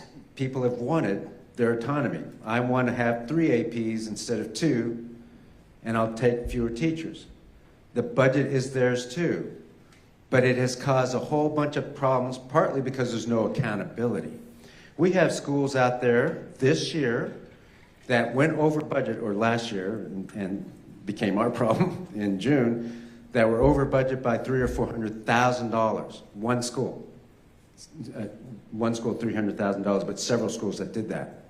No consequence, no check. How it got to that point, I don't know. That's another systems problem. And then we have schools that are choosing to be an NES or choosing not to be, choosing their curriculum. And that's been the way. Now, I've been very careful in saying, I don't want to take over the whole thing, right? We have to do it in an orderly manner. We can't upset the apple cart. In fact, I only wanted to do 28 schools and let most of the other programs go. So that's the difficulty. Here's the answer, though, that you're looking for, and that is, if they are D or F school, first of all, everybody across the board are going to get special attention in special education. We'll do more supports. I'll show you in a minute how we're going to do that. And also principal eval. And 20% of the principal's evaluations is tied to special education. We're going to do instructional training, instructional feedback. You saw the principal's training. We're doing Teachers Academy, Principals Academy. It's a lot of training for all schools. And then for the D and F schools that are non-NES and non-NES aligned, we'll do what I did in Dallas, and that is we'll have a separate meeting for each of those schools and assess what supports they need. And even if they were autonomous, which they are, if they need an additional administrator, we're going to do that. If they need curricular support, we're going to do that. We're going to offer the lesson plans. They don't have to use them, that we're providing for the NES and NES aligned schools. Just offer voluntary to see if they want to use them. So those are the sorts of supports we'll provide. But remember, this is an autonomous. This year, during the year, part of the priority work areas is defined autonomy. So we're going to assess every school on their autonomy, on their effectiveness, and some of the key metrics, and then we'll provide the autonomy that they've earned, not blanket autonomy, for the following year. Okay, I think we're good. Ready to go on? Proceed. Yeah. All right. The unit concept. I know this is a little, this may be a hard concept to grasp. These are the 4 divisions, so 4 areas. We call them divisions. And we're trying to push supports closer. And the division superintendents and their team, so let me back up. Every division has feeder patterns, 6. The West Division only has 5, but the Bel Air is so big, it's kind of like 6. So 6 feeder patterns in a division. Every 2 feeder patterns is a unit. So there are 3 units in a division. Okay? So feeder pattern, 2 feeder patterns is a unit, 3 units is a division. And so we're going to push the supports to the units, and what you see on the map there are the unit headquarters. So there's one at Kashmir, Austin, Jones, and Westbury, the 4 division, 4 headquarters for the division. And then you see Hattie Mae up there too. That is where they're located. And in those places, you have 3 of these. So remember, division has 3 units because there's 6 feeder patterns. So this is 1 unit. These units will be at those locations. And that means HR support is closer, not at Hattie Mae, but at those sites. Okay, so that we can support the schools better. And there'll be more attention. Right now, you call up in central office and it kind of goes into, I don't want to say a void, but it's hard to pin down who's responsible for what. This will be much easier to pin down who's responsible for answering the questions and getting supports to the teachers. Superintendent, excuse me. So Yes, you're ma'am. saying that all of those individuals will be housed at one of those 4 high schools? That's correct. Thank you. Then we took care to select the right places that had enough space. You notice that many of them are high schools that are way under enrolled. At some point, we may have to move the units, the supports, to another place. But right now, we have places that are way under enrolled, and so they can fit that many people. All right. We've already talked about this reorganization, but not in a board meeting. Just to show you, this is how many positions we had when we started. You will recall, and I should have put it on here, that in the last 6 years, central office expenditures and people has grown by 61%. And the enrollment has gone down 27,000. So that's why you have 10,000 people at the start of the summer, positions, not people, positions, and now we have 7,842 positions. All total, there were about 650 people RIF'd. Many of whom, not all, many of whom received jobs that were vacant when people leave, retire, or whatever. That happened, not only the vacancies, but also actual reorganization to be much more effective in how we do our work. Vacancies. This is the teacher vacancies at the beginning of the year, except the third column is an estimate. It's already down to 206. And I got to tell you, these 4 division superintendents have done amazing work. I hope you have an idea of what it really takes to start the summer off with 900 teacher vacancies and now be at 206, or teacher vacancies. Yes, Paul. Oh yeah, could the 4 of you stand up so that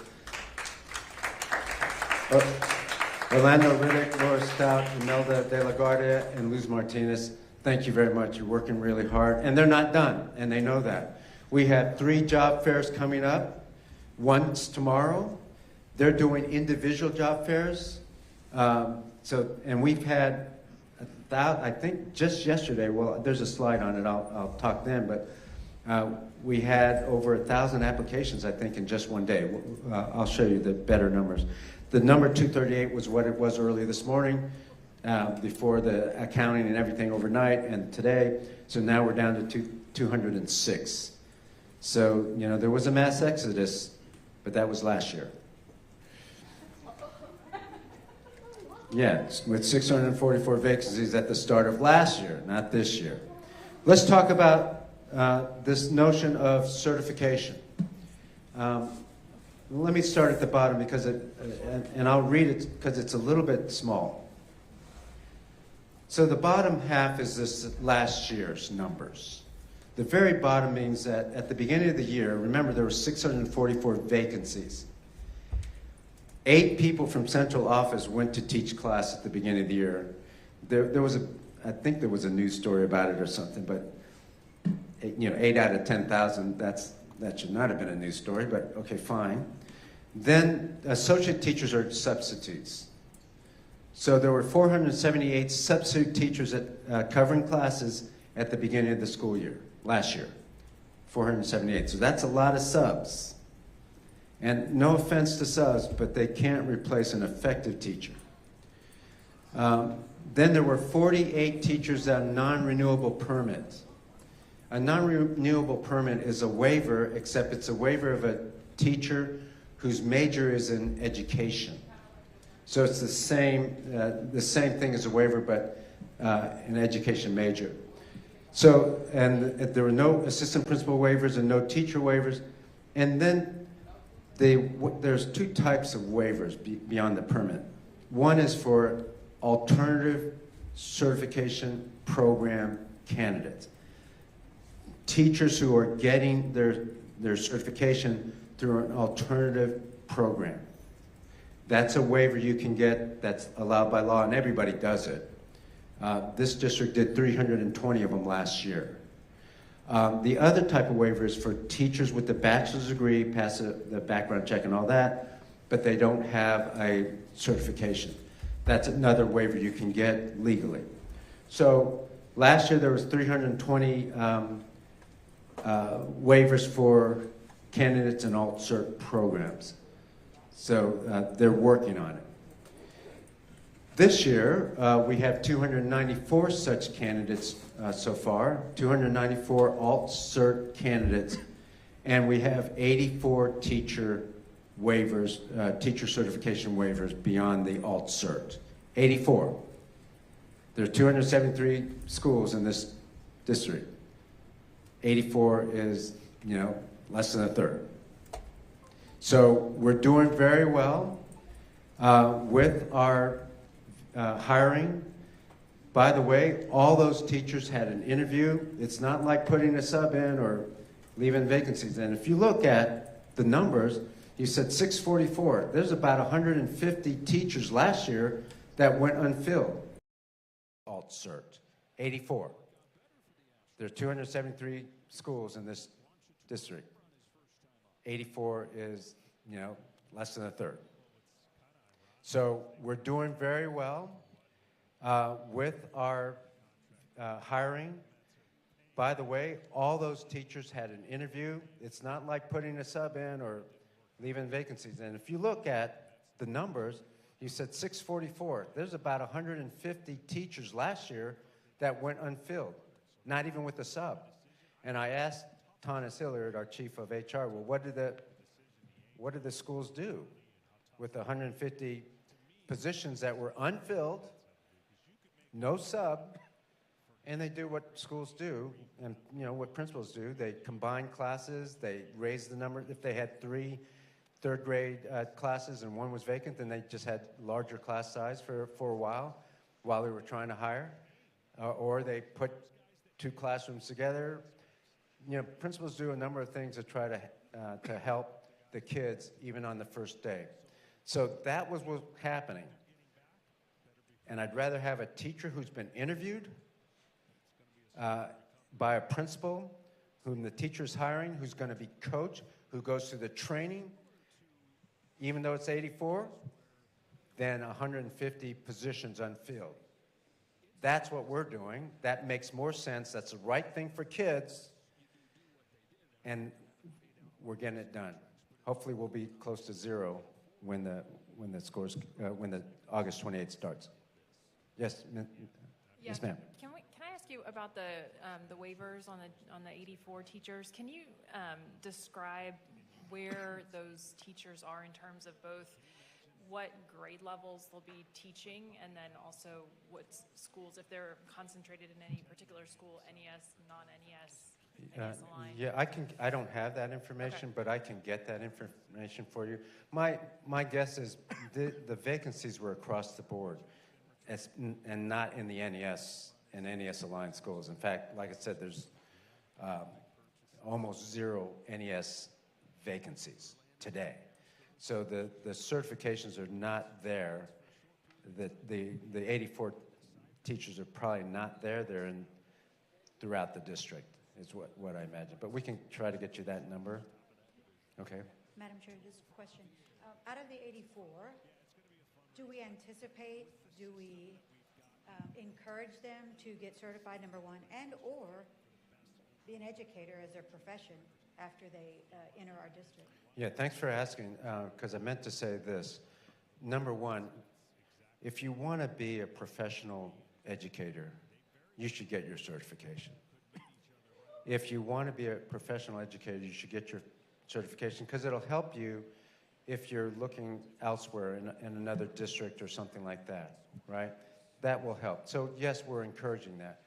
However, having said that, for HISD, this is a one-year solution. Why is that?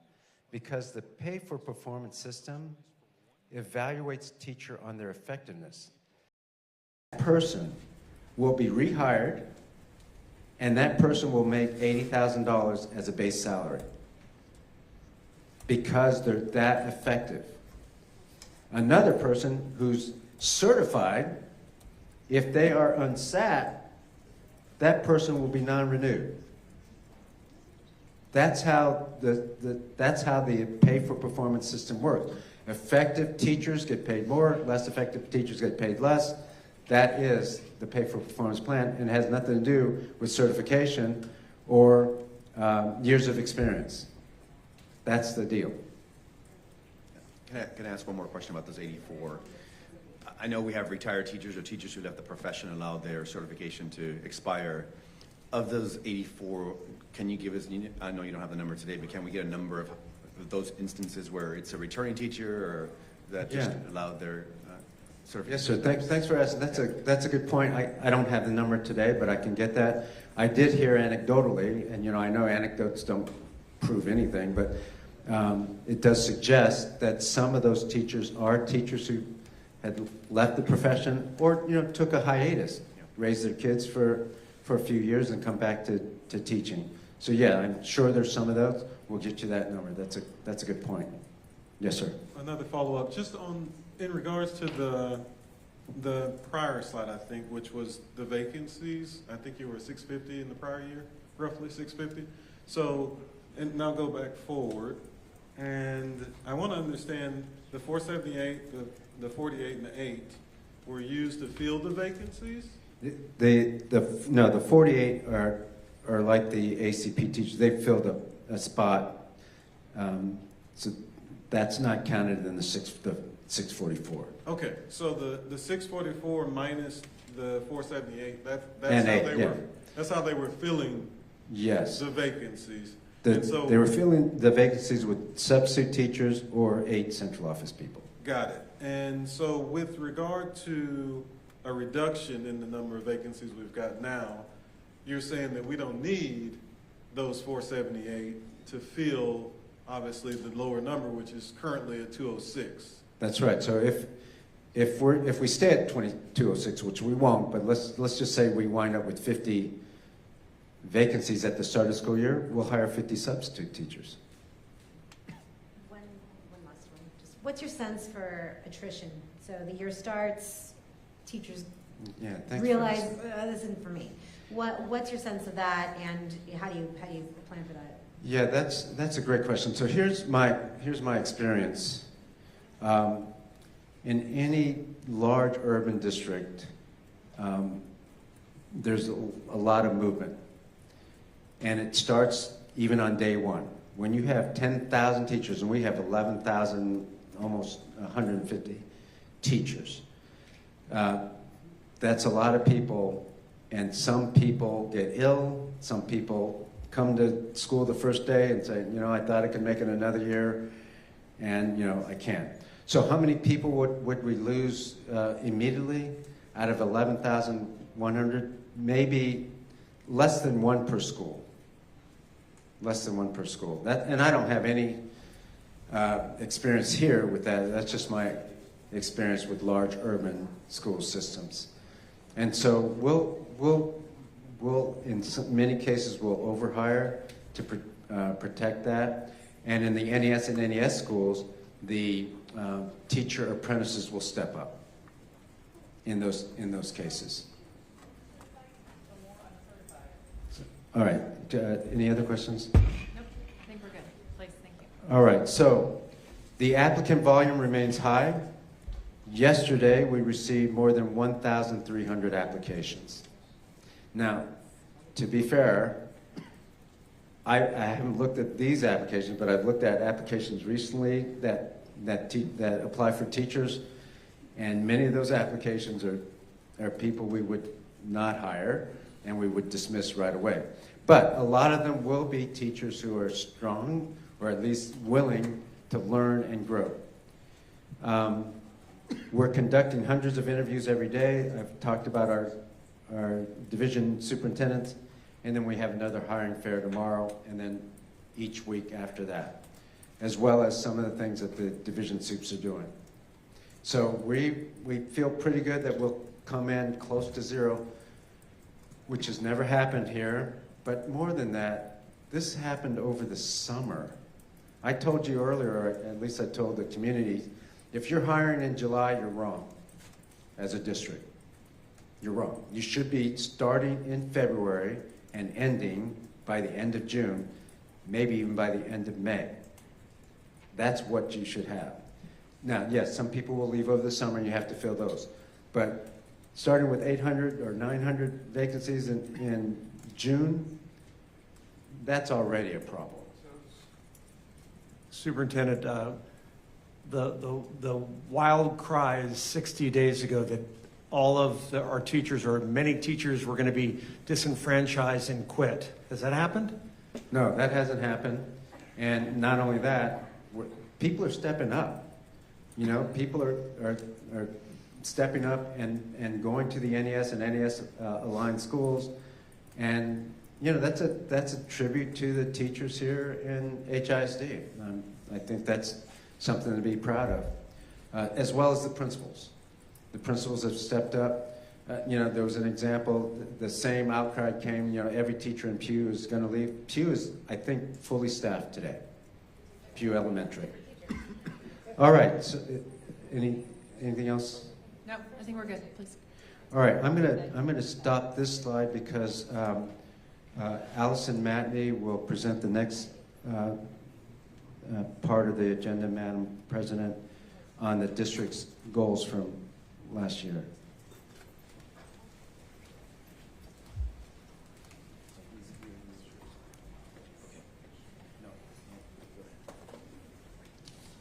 We'll take just 1 second to shoot. While you're setting up, we may take a quick 5-7 minute break. Yes. So Oh, sorry. let's do that. Yes. Thank you. We'll come back at 7:32.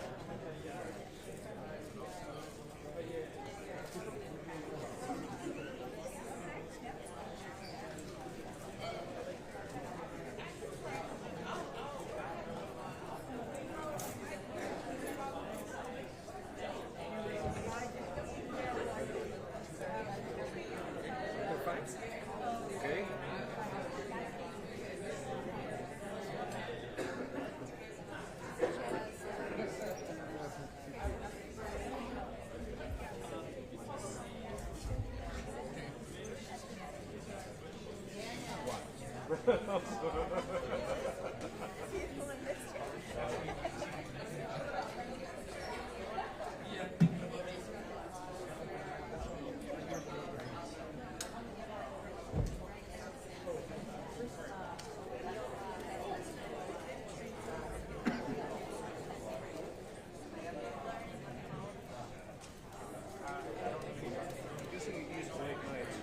I guess you get used to late nights. I'm sorry? I guess you get used to late nights. Yeah. You're right.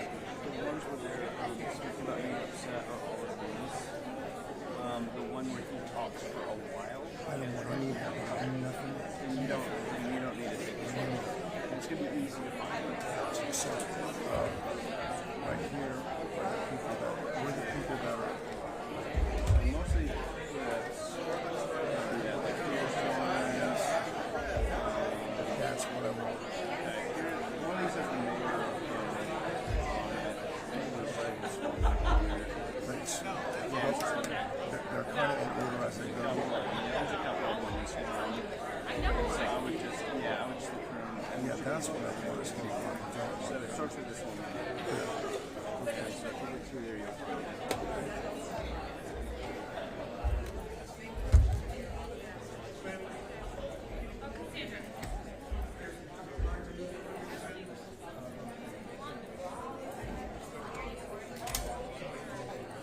We're going to go ahead and get started. It's 7:35. Get back to it. You ready? Absolutely. Okay, please go ahead. Thank you. All right. Good evening, board. My name is Allison Matney, and I'm here this evening to present to you a very brief update to bring you up to speed with the former board's goals and where we are with those. It's the teacher in me. I always want to start with keeping everyone safe, so I'm going to teach through some of the charts and graphs so that we have an equal understanding. And then we always start with a glossary. You know, the thing that we do best in education is abbreviate things. And so we want to make sure that we have a glossary for you so that you understand some of the terms as we go through. I'm not going to go through all of them, but they're there for you to reference as well. So we're going to start with goal 1, and the goal 1 goal that is set to expire in 2024 is around 3rd grade reading at or above grade level. The percentage of 3rd grade students performing at or above grade level in reading, as measured by the meets grade level standard on STAR, will increase 8 percentage points from 42% in June 2019 to 50% in June 2024. So that is the very first goal that was set. And we have two charts here, and I'm going to start with the one on the left. What this shows you is the blue line shows the score, the actual score that our students achieved, and the red line is our target. You can see here there's a blank spot for 2020. We show a couple of years of data prior. In 2020, we did not have the STAR assessment, so that's why that is blank. But we can see before that COVID year and then moving on past, we set that target for 2021 at 42 and then incrementally increased to the end target in 2024 of being 50% of our third graders in reading being at the meets grade level standard or higher. You can see for 2021 and 2022, the data is there. We are anticipating any minute to actually get the standards for third grade through eighth grade STAR tests. They're due any minute. So we do not have data yet because the test changed this year and TEA went through a new standard setting process. So that is the overall reading goal. We've got our 3 progress measures. The 3 progress measures are supposed to matriculate up to the goal and be predictive of the goal. And those 3 were first grade reading, second grade reading, and third grade reading on our literacy screener, and at the time that was Renaissance. You've heard Superintendent Miles talk about NWEA MAP. That is going to be the tool that we use going forward, but in the past it has been Renaissance. So you can see there, you've got a couple of years where the data is a little interesting in the middle because we had students testing at home. So we just called those data quality issues. Sometimes we had parents helping students with testing just because they wanted to be supportive. So we do have a couple of years there where we've got some data, a couple of additional lines there to show. But the big picture here on this slide is the red lines show the expected targets for each year. The blue lines show the actual. And we are significantly under, double digits for each of these indicators, under where our target that our previous board set out for us in each of these areas. When we look at goal 2, it's a similar goal, only we're looking at math here. So third grade students scoring at math, increasing 8 percentage points. Our starting point was 46 to scale up to 54 by June 2024. So again, similarly from the reading slide, you can see here the red target line to scale up to 54%. The blue actual line, we saw a nice increase from 2021 to 22 in the actual STAR math scores. And we're excited about that, and hopefully that 2023 will be above the target line. But again, we need to wait until we have receipt of those scores to be able to report out on that. So here we're looking at first, second, and third grade math, again on that screener. And you can see, similarly to the STAR, the third grade STAR scores, the math scores are a little closer to the target, but still not at or above the target for any of the previous years.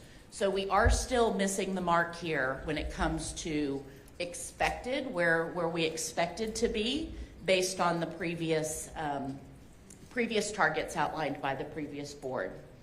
So when we look at goal 3, that is our college, career, and military readiness indicator.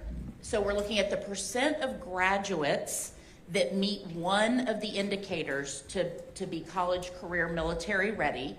Upon graduation, increasing 8 percentage points. We were at 63% for our 17-18 graduates, and the target is to be at 71% for the 22-23 graduates.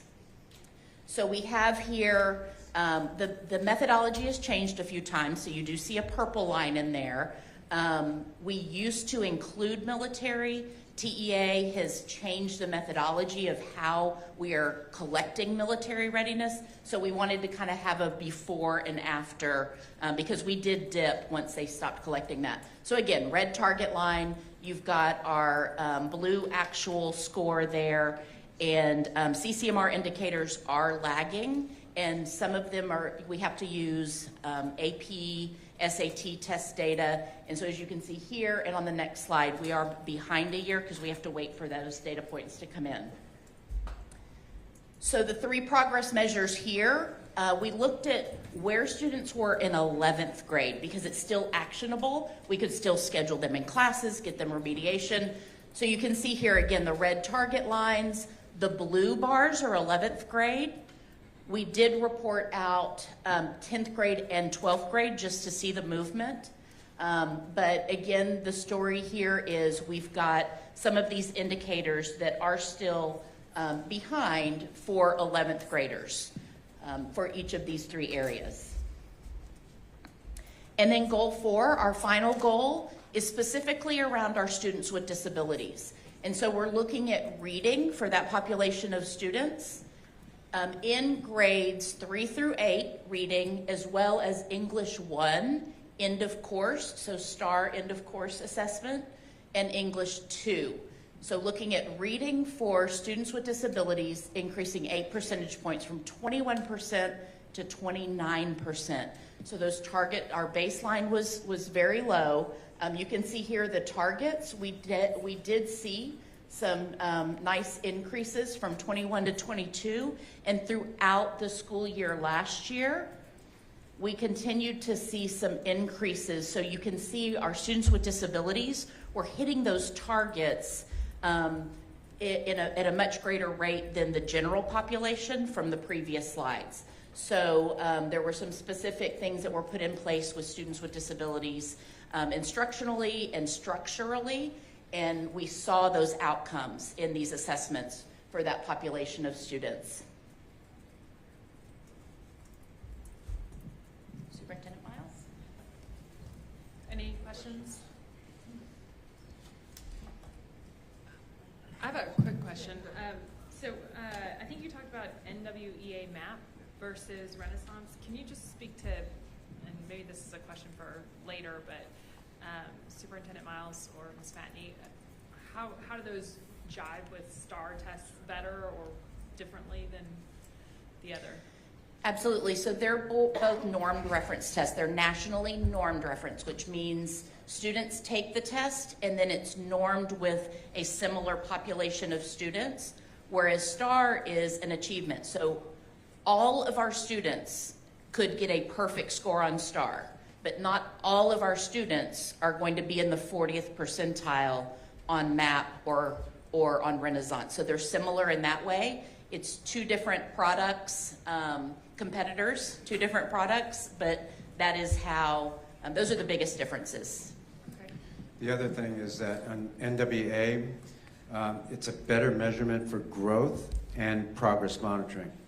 STAR, I agree, STAR is a one-time summative test. It has some utility in that it gives you an overall picture of what the school or the classroom is doing.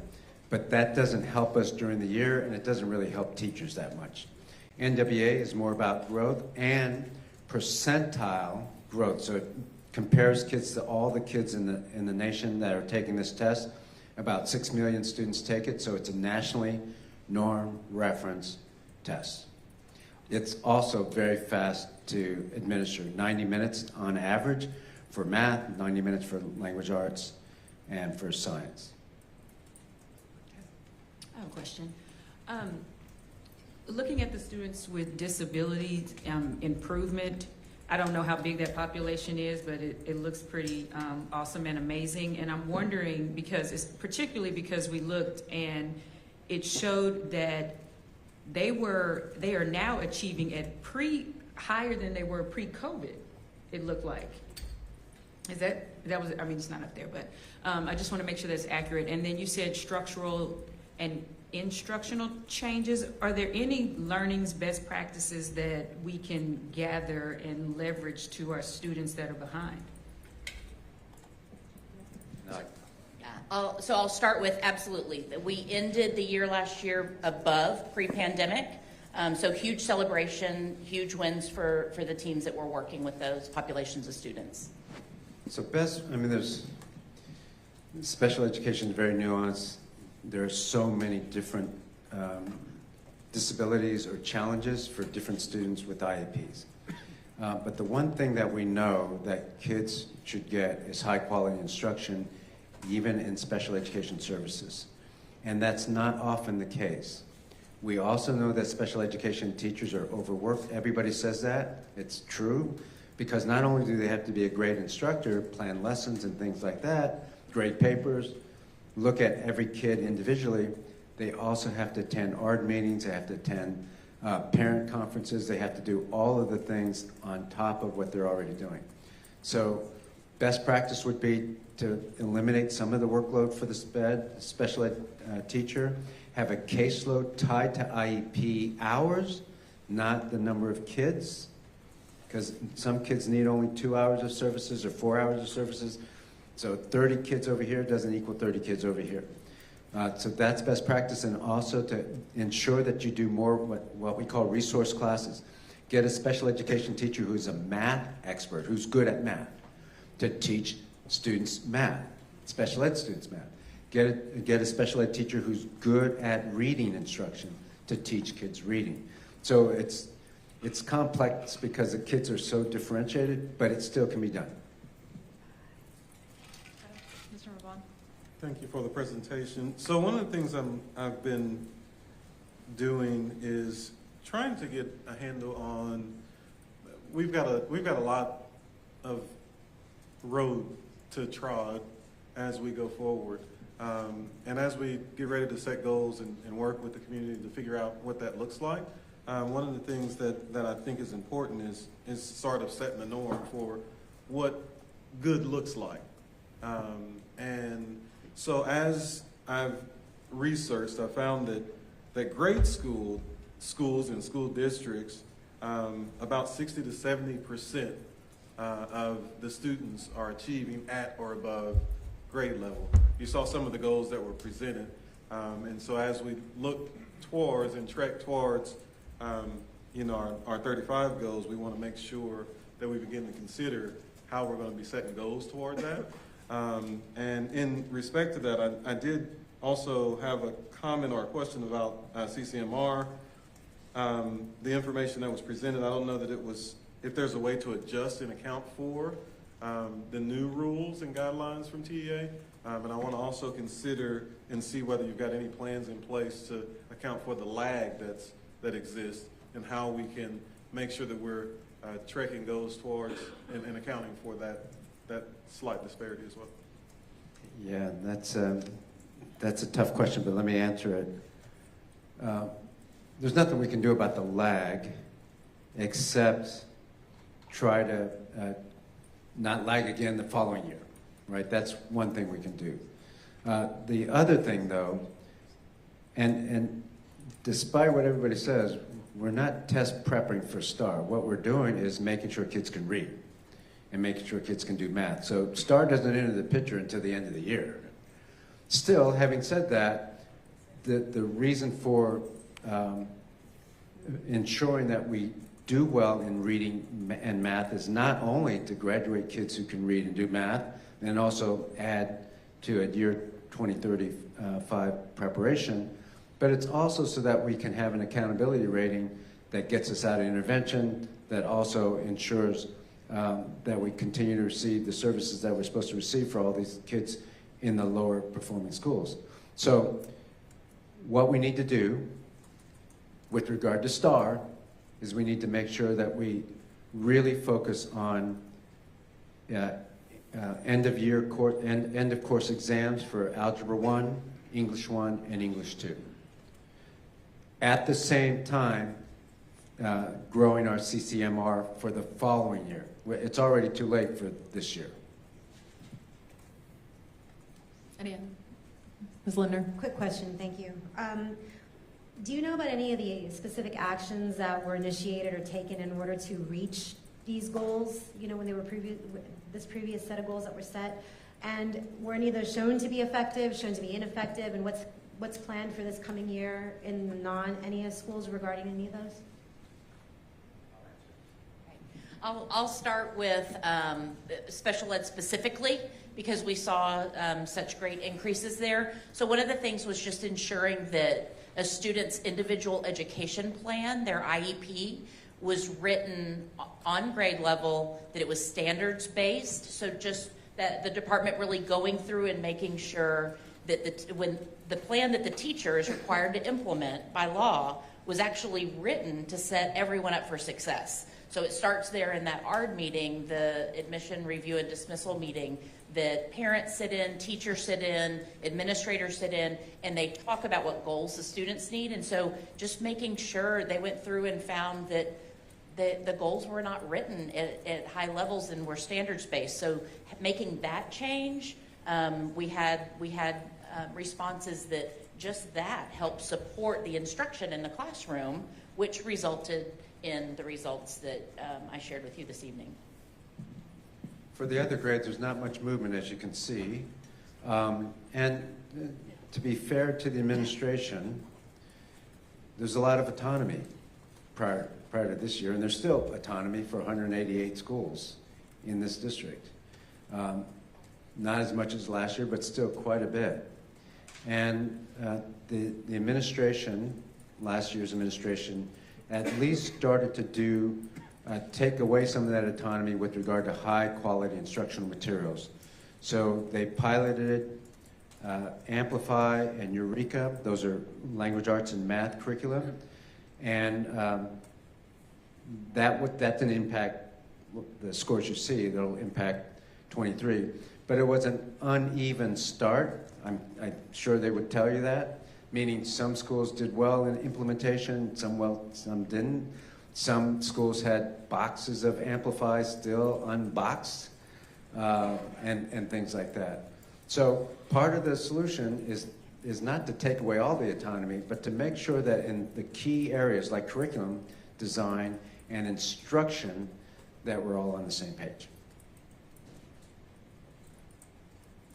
Okay, I think we're good. Please. All right. So on the next on the agenda, I know the board is going to go out and get input for their goals and constraints. In the meantime, we need to operate with some goals, and you have them in the Destination 2035 plan, especially around the priority work areas. As you know, you can read the plan. We've talked. We don't do much without some metric so that we guide our work and that we can measure our success. So all 11 priority work areas, I didn't put them here. You've had a spreadsheet. We'll tweak those given that we have more information now, but those are the goals and metrics for the priority work areas. For the large goals that we're hoping the board, when the board gets information, it will inform the goals that we have here. And they're not unlike the year before, meaning this, the first goal is around DNF schools. That is part of the TEA's charge to us. That's part of the intervention criteria to exit. So we have DNF rated schools. I don't know if it'll be 50, so that number will change when the scores come out in September. But I just put a placeholder in there, and then we wanted to cut it in half, or actually a little bit more than half. That will be a heavy lift because, I already told you the CCMR scores are what they are, and there's not much we can do about that. But also we want to raise the accountability rating for the NES schools, raise them 1 grade level. These are not sandbag goals. These are challenging goals, and I'd rather have challenging goals that we don't meet all the way than have easy goals that really just make us look good, but doesn't help the kids. The second bullet, the NAS schools will achieve an average of 1.5 years of growth on the NWA math test. That means 1.5 times the national average.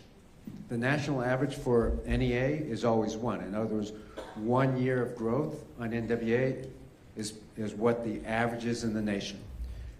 We want to be 1.5 times that in the NES schools. That will not be easy to do. But that's what our kids need.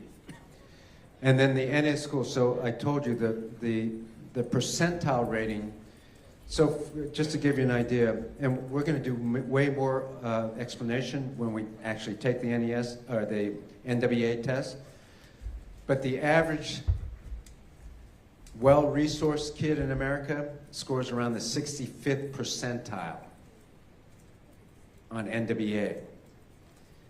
Underserved kids score around the 30th percentile. So there's a gap of about 35%, or 25% to 30% for underserved students.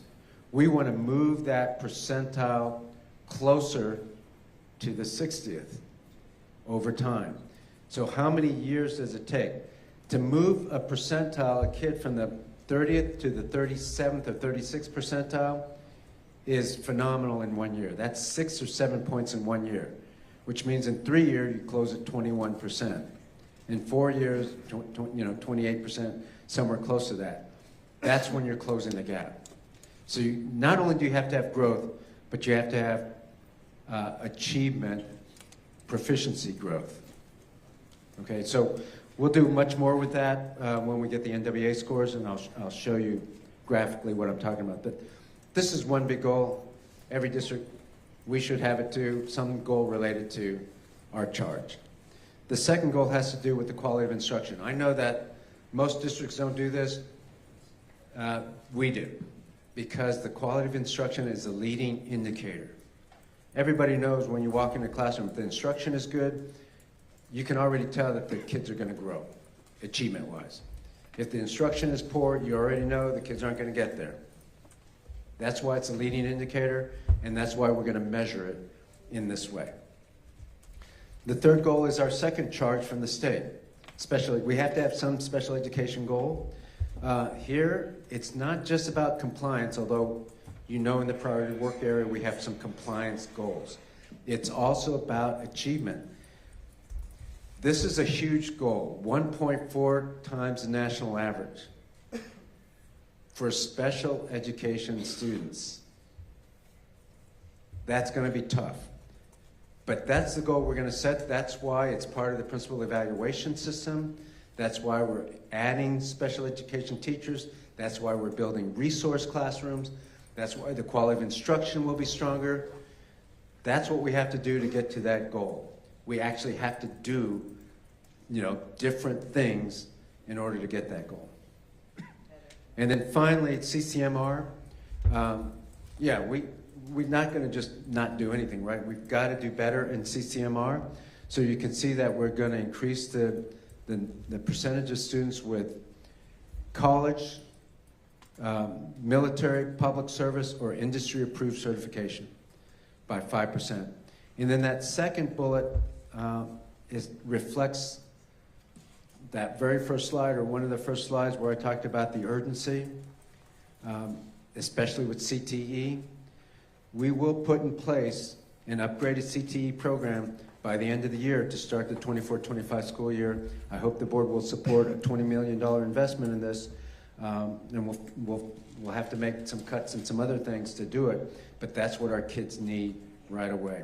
So this is a process goal. I don't like process goals as much as I like outcome goal, but this is one that's going to lead to better outcomes down the road. And then I already talked about the priority work areas. That, ladies and gentlemen, is the end of my presentation. Other questions, ma'am? Are there any questions on the presentation so far? It's not so much a question, sorry, not so much a question, but a comment. I appreciate the fact that we're challenging ourselves to do better. Our kids deserve it, our city deserves it, our district deserve it. So I appreciate the fact that we're really pushing ourselves and teachers, and of course we're going to appreciate them as well, because without them we can't do this. So as we consider goals for the next 5 years, we'll have a workshop about that, but my suggestion to our team is to really challenge ourselves. I believe in the potential of our students, and so we should be expecting more for our community. And I concur. I was going to say that similar sentiment, which is continue to challenge yourself and the team. Look forward to seeing how you guys continue to work and trek towards those goals. And I also am interested in seeing how we can use some district internal data to see how we're moving the needle in the interim. Yeah, that's really important to me too and the team. There'll be a couple pieces of internal data besides the NWA test and the assessments. So the demonstration of learning is taken every day. We're going to keep track of that. And so you will have access when we do the quarterly report or monthly report that somebody asked for. We'll have that data for you. So you can track the progress of kids on the demonstration of learning. The other thing is on the quality of instruction, you'll see very good record keeping on our spot observations. You're going to see that by week, by school, by feeder pattern, by unit, by division, how those the spot observation and the key characteristics on the spot observation adds up every week. So that's how we track the quality of instruction. It's part of the goal, as you saw, and that data will be available to you. It also, it's not all going to be great data, right? I mean, we're going to be honest and we're going to be rigorous, and if we're not hitting it, or we dip, then we have a chance to look at why we're dipping in this area or that area, and you will too. And then you will challenge me and say, why are we falling down on this or that? And I have a question, but some of the things that we've already talked about at some of the community meetings where we've had the community members talk about partnerships that the schools currently have or don't have, and some of the areas that we're focusing on. I would love it to know that we have some incredible community colleges and universities that are offering those programs that get our children ready for what's after high school. And so I know we've talked about it, and we've said that we will be reaching out to them because they have some wonderful programs in AI and the SHIP channel and everything that we have to offer. I think it's a way to save us money as a district and partners, so then that also kind of gives them a path to whether it's community college or university with what they're doing. So I know we've talked about it. I just wanted to mention it because I know that there are some incredible opportunities out there for us as a district. Yes, and we'll try to be way more purposeful about that as we go forward, not only with the CTE program, but also just other programs, internships, apprenticeships, business partnerships, things like that. We have not gotten rid of contracted services or vendors. We have stopped any vendor who's on the field. I think I've explained that analogy. So that's the only one. So we still have a lot of partners. I had a meeting yesterday with the folks from Big Brothers Big Sisters. They do really good work.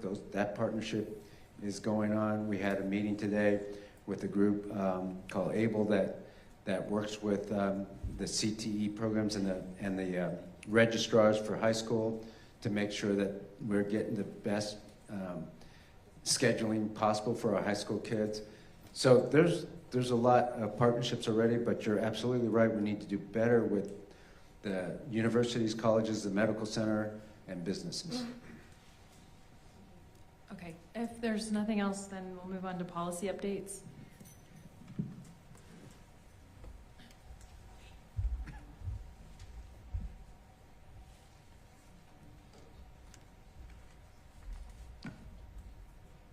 Ms. Woods, are you planning to do a presentation on policy updates? I think we were planning on you guys asking questions. Do you need me to address something at the beginning?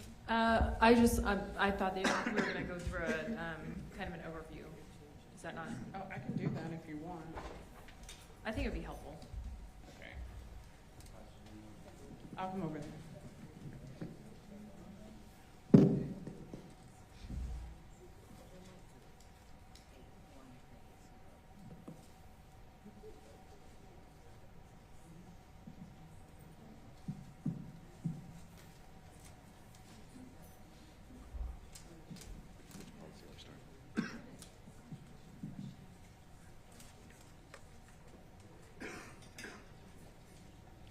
And if the board is okay with it, we'll do the overview and then we can ask specific questions of the policies.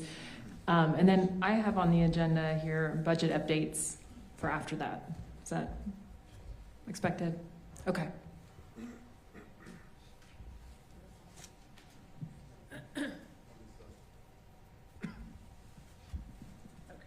So the first policy is BDD local. The gist of the request here is that you increase the authority for the superintendent and the general counsel to settle claims without prior board approval. The basis for this request is to streamline the settlements that come before you. As you've known, because you've had at least one board meeting, we do get kind of bogged down with settlements. In some instances, we have issues where the court is asking us to settle cases quicker than we're able to because we have to wait for the next board meeting.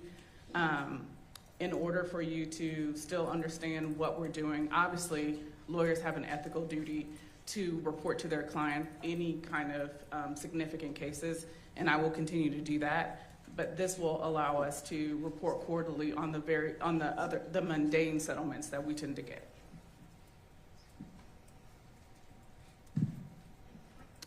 The next policy is, do you want me to wait after each policy? No, I think if you'll give that might be easier. It doesn't matter to me. You want to just go through each? Okay, let's ask any questions. Okay, any questions for BDD local? Anybody? Okay, Ms. Bandy. So again, it looks like the ask is to move from matters less than 5,000 to 100,000. So the 5,000 was only for workers' comp case. Workers' comp cases, that's a very small percentage of what we do. So with 27,000 employees, the amount of employment matters that we have construction cases, so there are a lot of cases.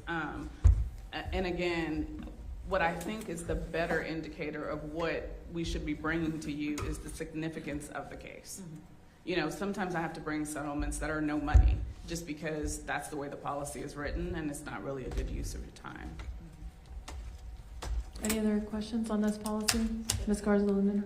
Thank you. On the outside counsel section, those changes, why should the board support giving the superintendent full authority on getting outside counsel? So you've already given, the previous board has already given that to the superintendent, but it's done by a item that is brought to the board. This is, I think, much more transparent. The language that you see here is actually the language from the agenda item yearly, and I think it's in May. The Office of Legal Services brings a panel of attorneys for the board to approve. And in the motion, you grant the authority for the superintendent and the general counsel to engage firms as needed. And that's because issues come up that you will want an attorney that is expert in that field. And so you really want to be able to name attorneys based on the need rather than, and sometimes we need to act in a timely way, which doesn't lend itself to waiting for the board meeting to request permission to enter into an engagement with an attorney. And we know how to evaluate also. You know, I have 8 lawyers under me. We evaluate which firms are doing the best work, and we make our decisions based on that as well. We try to be very, considerate about how we use the district funds. Mr. Ramon? So there seems to be some logistical changes in like how the external firm sits and who they report to, and can you kind of go through what that means? So for that is not a change in the board policy. It's always been that external firms need to work through the general counsel's office. So, and that's common everywhere because you do want someone who's in charge of managing those cases as well. So not only do we give legal advice for the district, but I manage all the litigation and all of the grievances and those cases through outside counsel as well. So that is not a change. Got it. Any other? I have a question. Yeah, I'd like. Go ahead, Rick. Okay. So I just want to clarify, I am an attorney, right? So I think there's some general counsel. Thank you. Thank you. So I just had a quick question with regard to the section special counsel to the board, where it eliminates representation and advice at board meetings. So during board meetings, who will be our go-to attorney during those instances? I will, and if we find that there is a conflict, The ethical rules govern that. So the ethical rules govern attorney conduct when there is a conflict or there may be a conflict. At that point, we can engage outside counsel if necessary. It's just changing the requirement that someone always sit so that we can decide how to use the resources. Yeah. Thank you. But you will always have the ability to do that if we deem it necessary. And those are conversations that we would have before the conflict arises. And also, as I understand it from discussions, my expectation is that if the board determines that if there's a particular issue that comes up in a board meeting that we need, for some reason, external counsel will have it present. Absolutely. I'd like to just make a general comment about, we're going to talk about all these policies and a lot of the changes that are being made, and I think that there's been a lot of energy from the public and others about, what's going on and why you're doing this.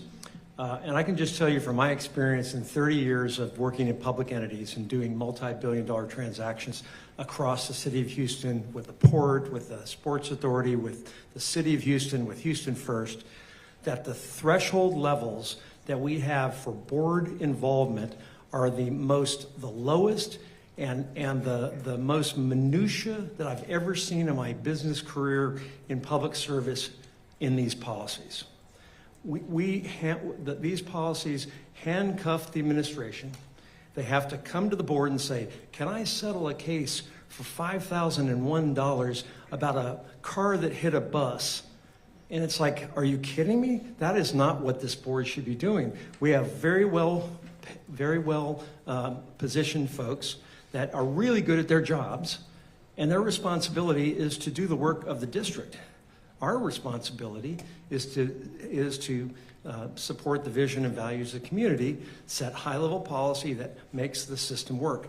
The system today, I think, is fundamentally flawed because of the massive amount of mother may I's. Mother may I settle a case for $5,001. Mother may I buy a case of toilet paper for $5,000. To me, that is just beyond rational. And these policy changes we're not trying to usurp anybody. We're not trying to take power away from this board because we approve the budget. We approve all the money. We have an internal audit function. We have an external audit function. We have internal controls that make sure that everything that's supposed to be going on is going on according to the way it should be in any rational, reasonable business. And the fact that these policies have been put in place over the years is, in my opinion, one of the challenges that our HISD employees have in really taking care of kids long term, because they're always asking the board for, Mother, may I spend $5,000 to fix, to settle a case where a car hit a bus, right? And so I think we need to recognize that when we go through these policies, that's why these changes are being made. Not because it's a usurpation of our authority, because our authority is ultimate here. And ultimately, the financials will be presented, the budgets will be reviewed, and if there are schools that are over budget by $300,000, we need to know about it in advance, not after the school year, right? And those are the kinds of things that systems need to be put in place where we don't have those issues. So I just want to make that broad statement because a lot of what we're going to see here is the same thing in all of these, and that is just simply cutting red tape so that our government entity functions better. Ms. Woods, I think the next agenda item, which is a policy, is number 21, approval to waive board policy BF, and then the CDC local. Is that what you have next? Correct.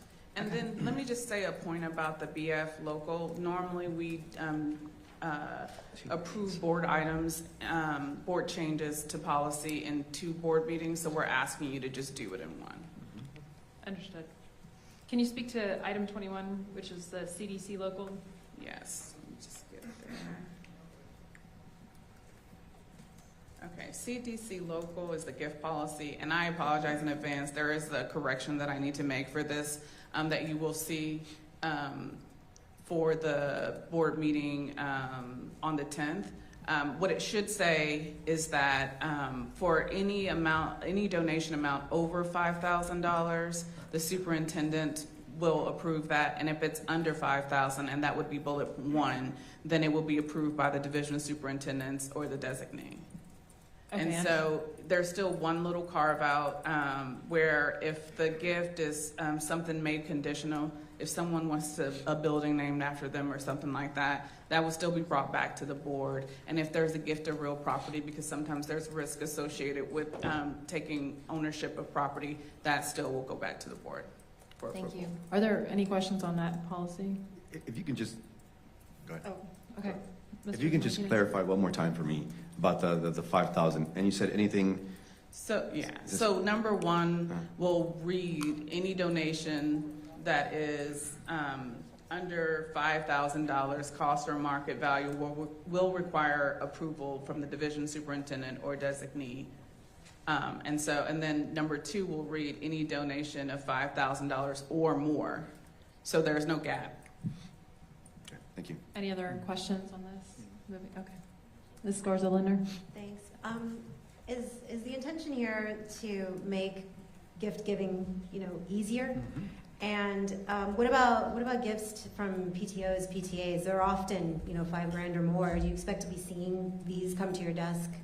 They would be coming to you without the policy. So. Yeah. So what I'm hoping is part that, of this is written in a way to make it easier. Sorry, go ahead. Yeah, that's part of what we want to do. We want to streamline the process because each, with as many schools as we have, each one of those gifts would have to come to you for approval. Anything over $5,000. Any other comments, questions? Can we move on? Yes, sir. Just clarity. So in the change of the written policy, is there something that allows for a continual summary to be provided of what those gifts are? Beyond approval, just where, because at some point, someone created a policy and there's, some reasons behind that. Obviously accountability and visibility. And so what is it that going forward will be the new standard? And is that documented in the policy? And I'm not thinking about this administration, I'm thinking about future administrations and how we continue to see that information on the recurring. You can actually see them in the financial statements. When you read the monthly financial statements, I'm just telling you that they're there. If you read the CAFR or whatever the annual one is, it shows every gift like that generally. And we can also call it out in the quarterly reports if that's the will of the board. Yeah. It can also be, I don't want to put more work on the internal audit committee, but it could also be part of that function if there's gifts over a certain amount. To Board Member Adams' point, would it make sense to add that to the policy to state that there's a quarterly report to be provided to the board? And again, it's for future as well. It's not just for us, but it's for future needs of future administrations. Yeah, I think that's okay. I'd want to have a certain amount because otherwise, it's going to be a huge report. Any thoughts? I just think that we need to make sure what we're really doing here, right? Which is we're simply taking the responsibility or having an easier process. That there's reports that you can find this stuff in easily if you really want to see it, or go to an audit committee meeting or internal audit committee meeting that goes through that. So to me, adding additional Mother May I's or to-do lists to folks in policies is the problem we have today. So I would rather not see add-ons. Oh, we'll give you the approval, and you can go do it and be responsible as a superintendent to get as many gifts as you possibly can, but I need to see them every month, right? You can see them every month if you read the financial statements, but why do another report? I mean, Superintendent, didn't you say that you eliminated tons of reports that principals were doing that you thought were a waste of time? Yes, sir. Okay, I would rather, as a board, not put requirements in writing for future boards or for us that you can get anyway if you wanted it, right? I think the purpose... As a policy, that's what I'm saying. Well, I was going to say, I think the purpose of this modification of the policy is to eliminate the extra work that really is low risk, right? And so, to your point, I think it makes a whole lot of sense to, if there's the will of the board, obviously, will govern here, but from my standpoint, the controls that are in place in this and through other audit and otherwise, which Rick has talked about, I think probably protect us. But if there's a request for a particular report, I don't know that it needs to go in policy. It may just be a practice. Would be my suggestion. I understand and I appreciate your point of view. My point is, if we've got a policy, then there should be some meat behind it. And if we want just a regulation and let them manage it, then do a regulation. We don't need the policy. Because if we're making a policy about who does what in the administration at this point, and that's the only legs on the policy, then it's really just a regulation and it's not a policy at all. So either don't have a policy or put something in it that actually gives us something that we need. Okay, well, I think there's, unless there's any other comments, are there any other comments? No, I'll just clarify that the point of my question was, is this going to make it easier? The grant development, process, department is going to make this easier. Spark Parks are a great example, I think, where anecdotally they have a really hard time, giving parks to the district. So whatever the processes are, that they're going to be made easier so that we can work with the community much more easily. It certainly will make it easier. Okay, if there's no other comments, let's move on. I think item 22 is relating to board policy CH local. Yes, and I might have to get Jim to help me with this one. Yes, this is the one. The main question here is the solicitation or purchase items of moving from $100,000 to $2 million. Can we? If somebody wants to give an overview, that would be helpful. If not, I think probably many people have a similar question about why the $2 million. How do we get there? What's the importance of that number versus 100,000? What does it do for the administration, et cetera? And I'll start with that, but happy to have others chime in. This is a big district with actually somewhere around $2.7 billion budget if you count other funds, not just the general fund. And there are big purchases. And if you want to work effectively, sometimes those purchases come in big amounts. I'm used to working with big dollars, and so are some members of the board. $2 million sounds a lot. Last week, or 2 weeks ago, I had Jim brought to me 4 $500,000 contracts that vendors wanted us to sign for surveying in preparation for a bond.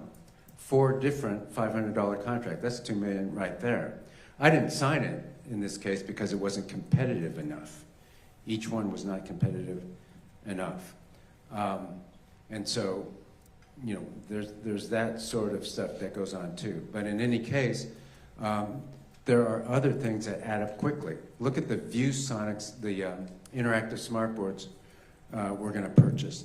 The equipment that we're going to purchase in the NES and NES Aligned School, just the desks, the standing desks, the like I said, Chromebooks, Surface Pros.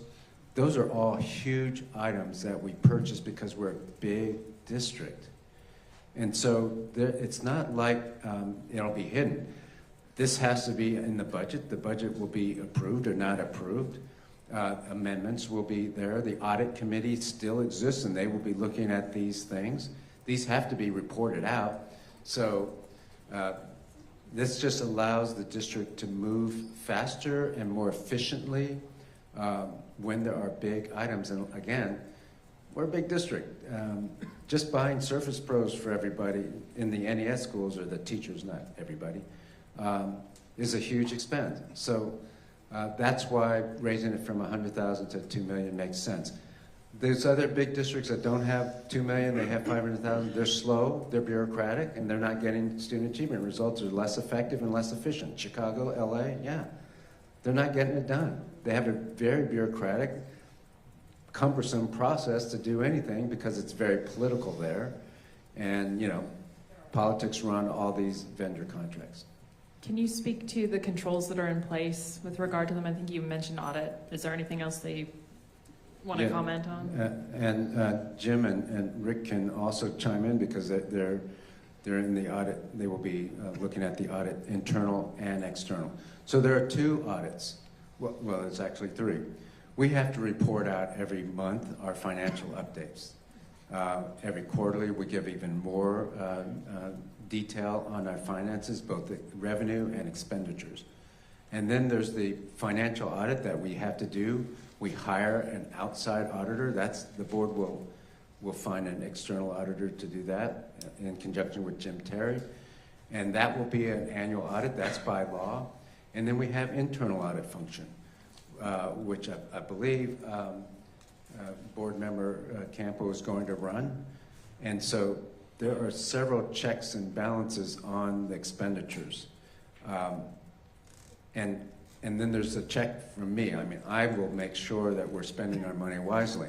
One of the things that happens in big districts that got this district in trouble is this non-competitive bidding process, this using vendors of friends, you know, or other acquaintances in the district, political interests, whatever, and I don't do that. And my team's not going to do that. And so we'll be protected that way as well. I just told you a real example, $400,000 or $500,000 contracts weren't competitive enough. I can go into detail as to why. There's going to be some people mad at me and mad at you because those contracts that were written before we got here were not signed. Does anybody have any questions, Ms. Mendoza? I do. I don't do that, and my team's not going to do that, and so we'll be protected that way as well. I just told you a real example, $400,000 or $500,000 contracts weren't competitive enough. I can go into detail as to why. There's going to be some people mad at me and mad at you because those contracts that were written before we got here were not signed. Does anybody have any questions, Ms. Mendoza? I do. Procurement in this district has been talked about a lot in the last several years, and so it's very important. I just want to make sure, and I think I heard you say, and I know we have processes for procurement and competitive bidding, that if we do approve this policy, that the same processes and procedures will be followed for competitive bidding, including in this policy is the MWBE piece, that we're making sure that we are also seeking out our small businesses in the community. So just want that assurance. Yes, ma'am, and the goal for our MWBE has not changed. We're going to still try to hit that mark. So that hasn't changed. I think the biggest issue here is the amount. But again, I think the board will keep us honest. I will do the same. I have a really good CFO who was an associate commissioner, by the way, of finance at TEA. Also knows the regulations and laws. They're very strict, and so and we have other checks and balances in the system. Mr. Ravon, please. So I'm also concerned regarding the thresholds that we use. So I'm interested in kind of getting an idea of how many contracts fall in these different thresholds that would normally come to the board and that will no longer come to the board. So essentially that frees up space for the superintendent's time. And then, how we derive the 2 million specifically. And then separately, and you can, and I can wait or I can ask, but in the latter part, talking about sole source contracts, I'm concerned about the impact of small businesses in this regard, because if we up that to 500,000, that may, in future tense, preclude some folks in certain situations, small businesses specifically. Yes, so on the first question, did you want to comment? I can speak a little bit to it. I think I can come back with those numbers. I think my team reviews all of the contracts that go through the system, and typically we've been asking the board to sign even after you've approved about 40 contracts per month. And that depends on what is going on in the district. So when I started as the general counsel, that was February, end of February, March. And so between that time and now, we had, we went through like 200 contracts. So it just depends on what time of the year it is, but I can give you more specifics. And then of course, if we're doing anything significant like a ramp up, the number of contracts that we have will increase. So it's kind of a difficult number, but I'll give you sort of around last year how many contracts we reviewed. But it's not a small number. And in some cases, time matters. I mean, look at what we did this summer. I mean, it's, sometimes you have to move pretty fast. With regard to the sole source, actually raising the sole source limit will allow us to have sole source with smaller businesses on a more frequent basis. And so I think that will actually help smaller vendors. If we follow the sole source rules, of course, and they're very specific, they're outlined here. So sole source is not an easy thing to do because we have to follow the state and federal statutes. Ms. Woods, can I ask a question about the purchasing authority? And I'm looking at page 161 of the packet, which is the strikeout of the language that says state law requires the board to make or approve a purchase. Do you see that? The superintendent or designee shall have authority to determine the method of purchasing to be used, and so on. And then it says, unless state law requires the board to make or approve a purchase. Do you see that? Mm-hmm. And maybe this is a legal question for closed session, but I'm curious about that. Yeah, I'll answer it in closed session. Okay. But I can say that we reviewed this to make sure that it's in compliance with the law, and it is. Okay. Well, we're going to close session later, so we'll take it up then. Okay. Any other questions on this item? Yes, ma'am. I support the intent of this change, but isn't it a bit premature given that the internal audit function isn't set up yet? And you commented earlier about the level of change, to the organization that we've just gone through. A lot of change in the last few months. Shouldn't the dust settle a little bit on some of these organizational changes before we start to trust that these processes are going to work as intended?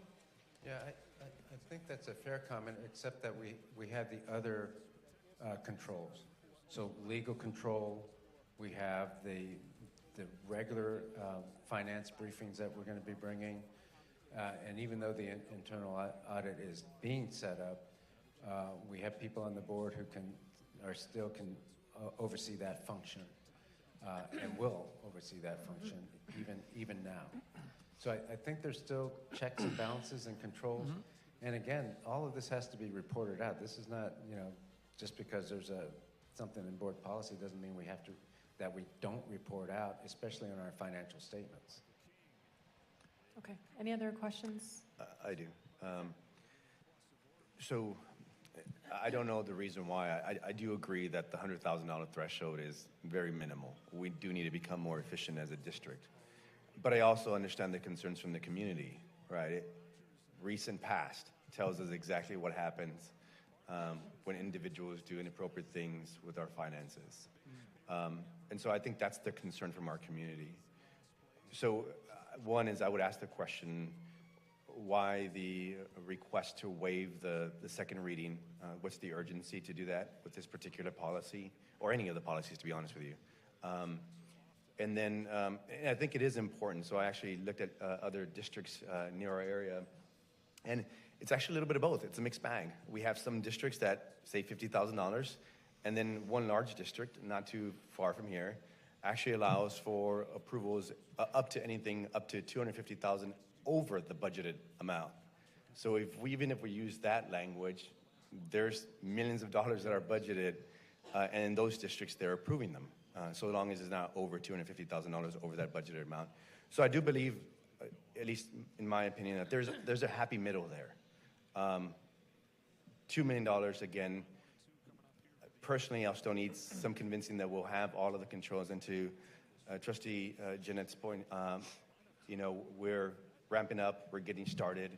And so from a board perspective, it's about building trust and confidence in our processes. And so that's my take on that. Yeah, I would, I understand that. That makes sense, what you say. My take is that bad actors are bad actors, whether it's 100,000, 500,000, or $1 million. It's not going to stop them from acting badly, no matter what the amount is. Bad actors should get caught and dealt with accordingly. And so, 100,000. If anybody on the team was a really bad actor and stupid enough to act upon that bad action, then $100,000 is not going to stop them from doing that. In fact, it didn't stop the people from doing it, right? It was $100,000. Look what they did. Let me make a comment on this. Yeah. I will tell you that the lower the threshold that we give to our superintendent, the higher the risk that board members get greedy. Okay? Because if you look at all these contracts on page 38 of the deck, I'll ask every board member to explain each contract and tell me who it is, how it was procured, and what the deal is with it. And guess what? No one will be able to answer that question unless one of your friends decided to do it and you're helping them get it. So the risk that people have, when you think about control, and we're the ones up here, the 9 folks that approve all this money, we're the ones who control the money. Guess what? That's where the problems happen with boards, is they get this power thing. I can give you a contract, right? We trust our team. If we don't trust our team, then we should fire them all, okay? We have internal controls in place. We have external audits. We have internal audits. We have budgets. We have financial statements. We have all of these systems in place. But guess what? With all those systems in place, whether it's HISD, whether it's any public company in America or a private company in America, complicit fraud happens and you can't stop complicit fraud. If you have bad actors, as Superintendent points out, guess what? All you have to have is 2 people or 3 people, and you can steal money anywhere. And so if you think that a threshold of $2 million is too much on a $3.3 billion revenue entity, what you're doing is handcuffing the administration. It's interesting to me to think about $100,000 versus $500,000 versus $2 million. I think it should be $10 million. And we should have the best internal controls or more. And we should have the best internal audit. And at the end of the day, somebody still can steal money from HISD if they wanted to, because you can't stop complicit fraud ever. And so, when you think about this issue, and people talk about, well, we're giving him this blank check, and the ridiculous comments that were made about integrity are definitely ridiculous and awful and shouldn't happen. But at the end of the day, we're trusting our team at HISD with Mike Miles as the superintendent to educate our kids, and to say to him, oh, well, you should come. If it's $101,000, you should come and ask us for permission to sign that contract on a $3 billion budget is absolutely absurd and ridiculous, and it's the fundamental root cause of problems of dysfunctional civic boards in America today. Because it's silly to think that everybody on this board is going to understand every contract they do. You're never going to understand it. And what you're going to do is simply put your trust in the systems, audit, have great lawyers, have great business people, the chiefs that are running our business for us, and we're going to let them run it, and they're going to do a good job running it. And if they don't, we're going to fire them. Okay, so that's why I think we need to put this all in perspective. This isn't about us seceding control. This is about us seceding power to the people who should have it and taking it away from the people who does. We're not really taking away anything because we control all the budgets and all the money anyway, right? So if we want to change something, we just do it. And I think that's the thing I want to make sure everybody understands. And I want to make sure that when most of these policies, whether they be money or they be personnel or they be consultation or whatever they are, it's all about making our system more efficient so that we can deliver services to kids faster, better, and in a smart way. Okay, that's what all these policy changes are. And I will tell you, we have over 1,000 pages of policies, and we should have 50 pages.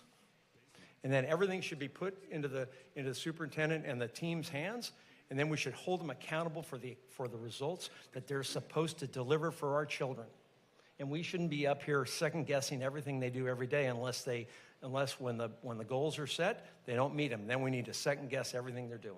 But I think we have to be careful that we don't get into this minutia mentality, because guess what? That's what bogs down boards. They focus on, what about this $300,000 contract on line 13 and on page 34 of the 200-page document that I'm supposed to be reading, at night. So I think that's, I'm sorry it was longer, but it was important. Yeah. Go ahead. Yeah. Mr. Martinez? Yeah, and it'll be short, I promise. What's that? Oh, he's and so short, not me. I'll make it very clear. Superintendent, I trust you. I want to make sure that's very clear. I trust you. But our commitment to our community is also important. Transparency is also important. And again, you haven't necessarily answered the question about why the urgency and why the waiving of the second reading. But the other thing too is, I think to an earlier point you said, Superintendent Miles, is that reporting is important. And so that is part of the transparency process. So as a board, however mechanism or whatever mechanism you want to use, report back to us, or at least instruct us where we can find the information. But it's also important that our community knows where to find that information. And so I will ask that we, at some point during budget review, that we call it out and say, this information for the public can be found here. And so that's going to be important, because, again, I hear you, Rick, Board Member Rick. I hear you. I understand. We need to be more efficient in HISD. We do. We absolutely do. But we can do, and I'll use your word, right? We can be efficient and transparent in our process. And so that's what I would ask. Yeah, I think that transparency we can do more of. I think it's pretty transparent. I mean, if you read the reports that are there, it's very transparent, and it's online. Yeah. You can read every detail, and it's got footnotes and financials, and it's just massive. It's amount of detail. So go get it. We're going to move on. And Mr. Ravad, did you have a question? No. Let me just Any address other? the transparency, yes. issue on the second reading. So typically, in the past, we just did an overhaul of policy, and we would have first reading happen at agenda review, which we've renamed to work session, and we're doing things a little bit differently.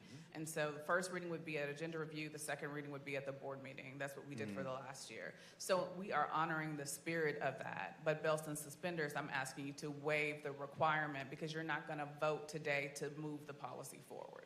Thank you for that clarification. So we are still honoring exactly what we did, which is we talk about it in one meeting. If we talk about corrections, we will make those for the August 10th meeting, and then you will vote to finalize the policy on that day. Thank you for that clarification, because I think that's important for our community to know, that we're not waiving 2 months, that we're not going to wait 2 board meetings to do it. Traditionally, it's the agenda review and then the board meeting. And folks who have been watching our board meetings will remember that cadence, because it was a lot of policies. Thank you. Okay, moving on. I believe the next item is 23, which is approval of proposed revisions to CHE local. Yes, and the change here is to change internal audit to ethics and compliance. And this is actually a change that reflects our practice. In practice, internal audit hasn't conducted investigations. It has been ethics and compliance in connection with the general counsel's office, if necessary. And so that's one of the reason for the change here. And there's no change to the existence of the internal audit function in any way, correct?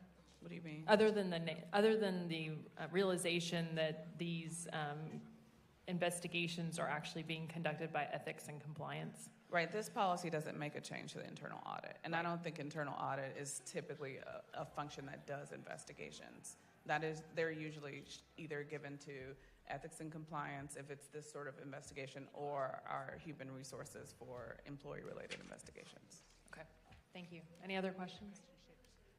Any other questions?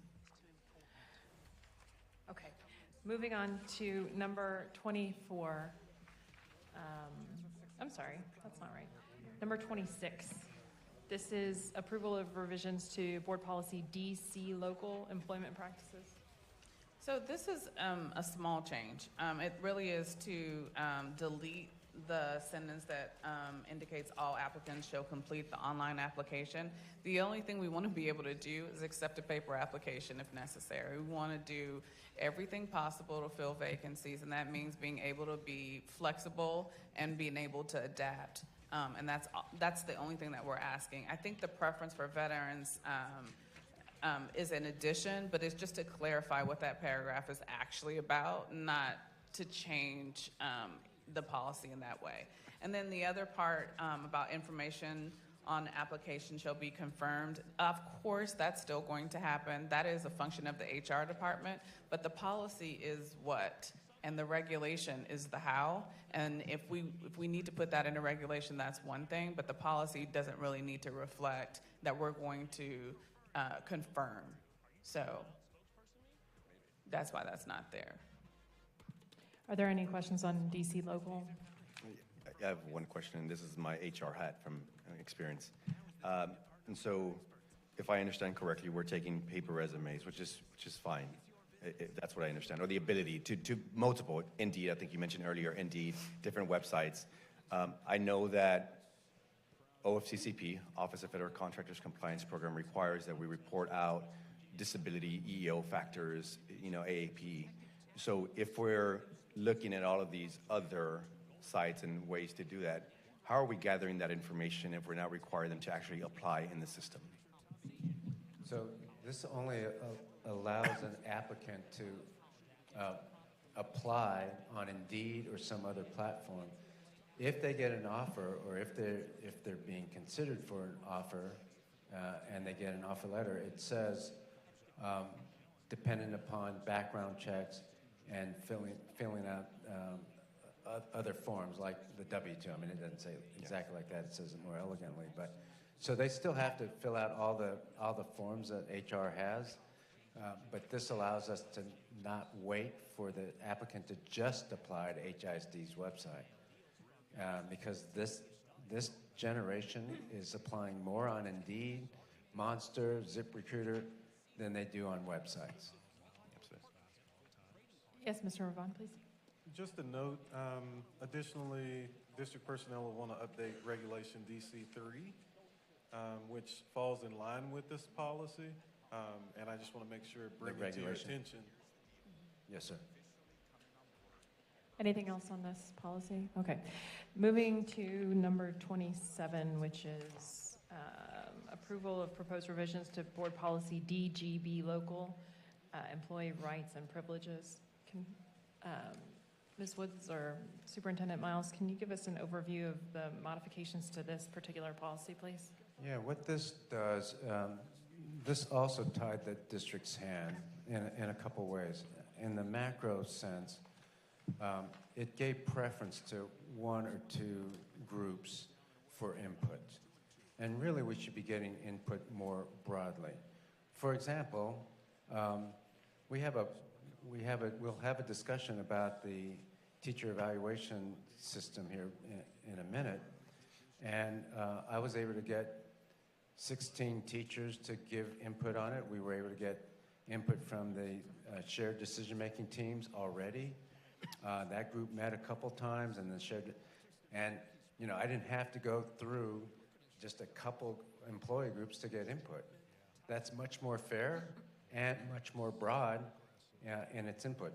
The same thing with the principal's requirement. The division soups gave me 6 names.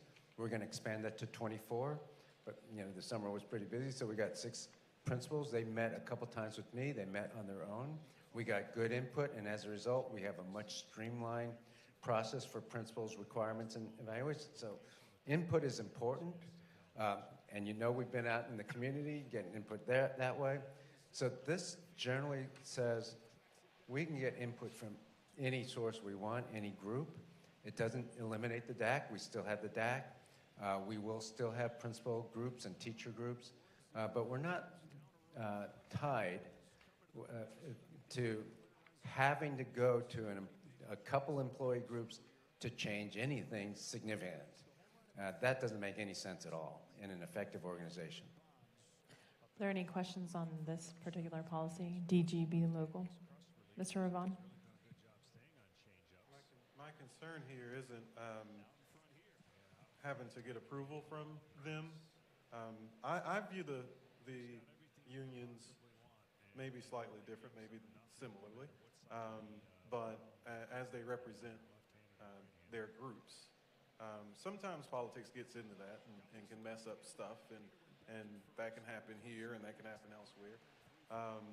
But I think it's important that, for this policy specifically, that we spend some time also understanding the feedback, not just yourself, but for us, and for me, I'll say, understanding the impacts and the secondary order effects of changing this, because it is a pretty drastic change in the way that we want to execute it. And additionally, like some of the things with payments that employees already have set up that will be impacted to union payments and that sort of thing. And I may have misread that, but again, it's just a lot of change. We're not. We wouldn't stop that process. We're not stopping the process for employees to be able to still belong to union groups. So the pay deductions and that kind of stuff, this policy does not impact that. Okay. This is about the consultation meeting that is held. And in this stage, the way our regulation is written, there's an election and only one employee group per area is allowed to participate in consultation. Got that. So it's restrictive? Yes. So all comers can't come in, right? What's that? So it's restrictive. It is restrictive. We're trying to open it up so that but more than opening it up, that is the macro view, yes. I've already given you some examples. I've collaborated with the teachers union, other groups of teachers, my whole career. The reason why we passed the largest pay for performance plan in Dallas was because of great collaboration. At the same time, this policy is written to where if I want to do anything major, and we had to waive it in order to do just the NES programs, we have to wait to get consultation with these groups. And that is not the way a good organization should run. And I understand consultation, and perhaps my understanding of it is different. My understanding was you needed to share with them what was going on. However, as I look on page 3, if you slip back from this policy at the top of the page, it says dues deductions would be paid by the district, and then it strikes that out, and I don't see it being written later. So I'm not disagreeing that we want to make things efficient. I just want to make sure that as we implement a new policy such as this, that I've got confidence that our stakeholders are being considered in all factors. Yeah, they will. I mean, we will have plenty opportunities for different groups to have input. What's challenging is stopping action by getting consultation. Ms. Wood, sorry. Yeah, I'm sorry. No, I was going to ask a specific question about the dues deductions, just to address that question. Is that covered by CFEA legal? CFEA I believe legal? so. Okay. So this may be duplicative language that's here.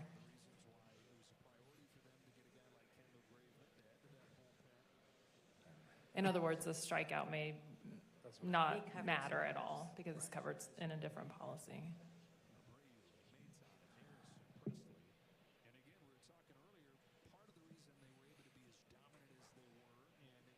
You're talking about the one where the superintendent. Well, I'm looking at I'm looking at the dues deductions, the strikeout that Mr. Ravan was referencing, and it cites to CFEA local. So, I mean, I keep saying that, CFEA legal.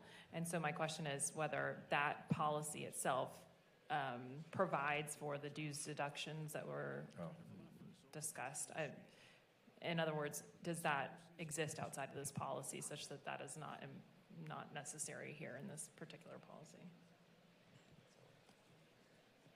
That's a minor, minor issue we can get to. Yeah, if I have a question. And so part of, as a follow-up to Board Member Adams' question about consultation, and I get it, again, being employed in a large organization the same size as HISD, there's mechanisms in which employees can participate and provide feedback. I'll say from experience, we don't have a policy in our workplace that says you must meet with this because it's the expectation that the leaders are doing this already. So I don't necessarily, I don't like a policy that forces somebody to have a conversation with somebody when it should be part of our natural process, right, of an organization.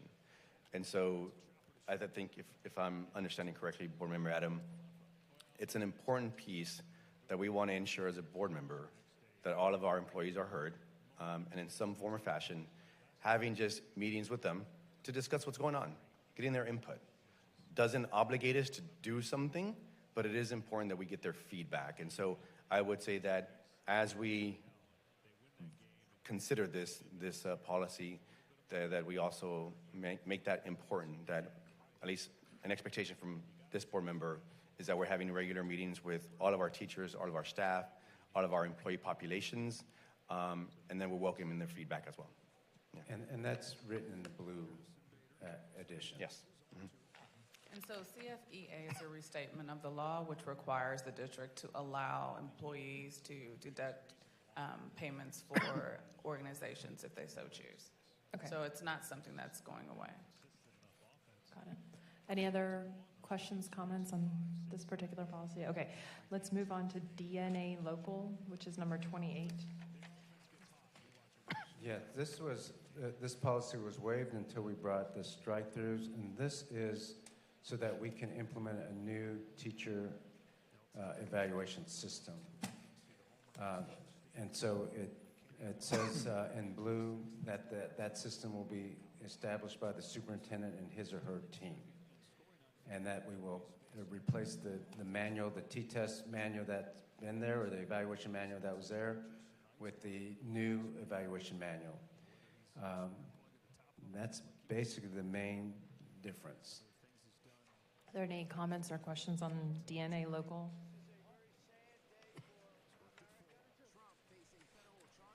No? Okay. Let's move on to DNB local performance. Oh, I'm sorry. Yeah, no, I'm sorry. Yep. DNB local is number 29, performance appraisal evaluation of campus administrators.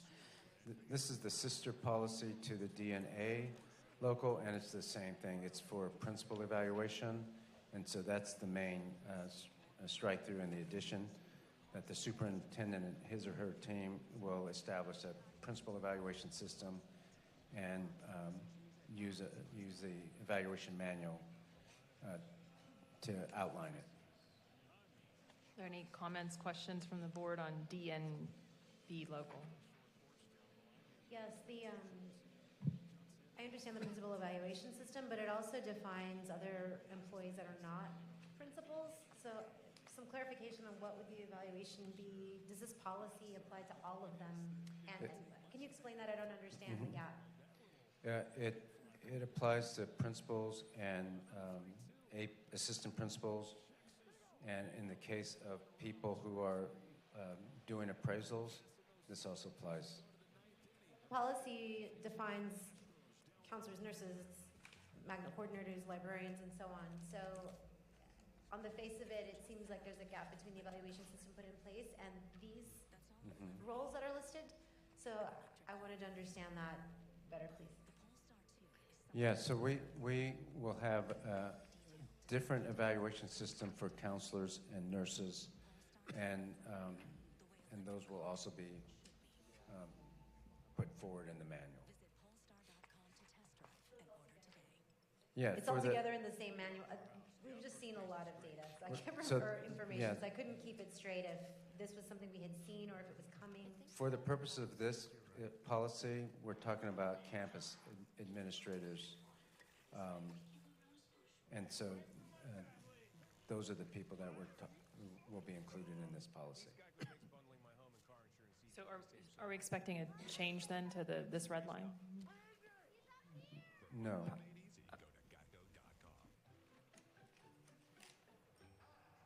So just a clarification, so the accountability measure for you and the superintendent role in this particular space is that you'll have that policy in place prior to the start of evaluation period. Yes, so in this particular case, we're going to bring it to the board. We're going to bring the evaluation system, which we also have to bring to the board. We're going to bring the principal one in September.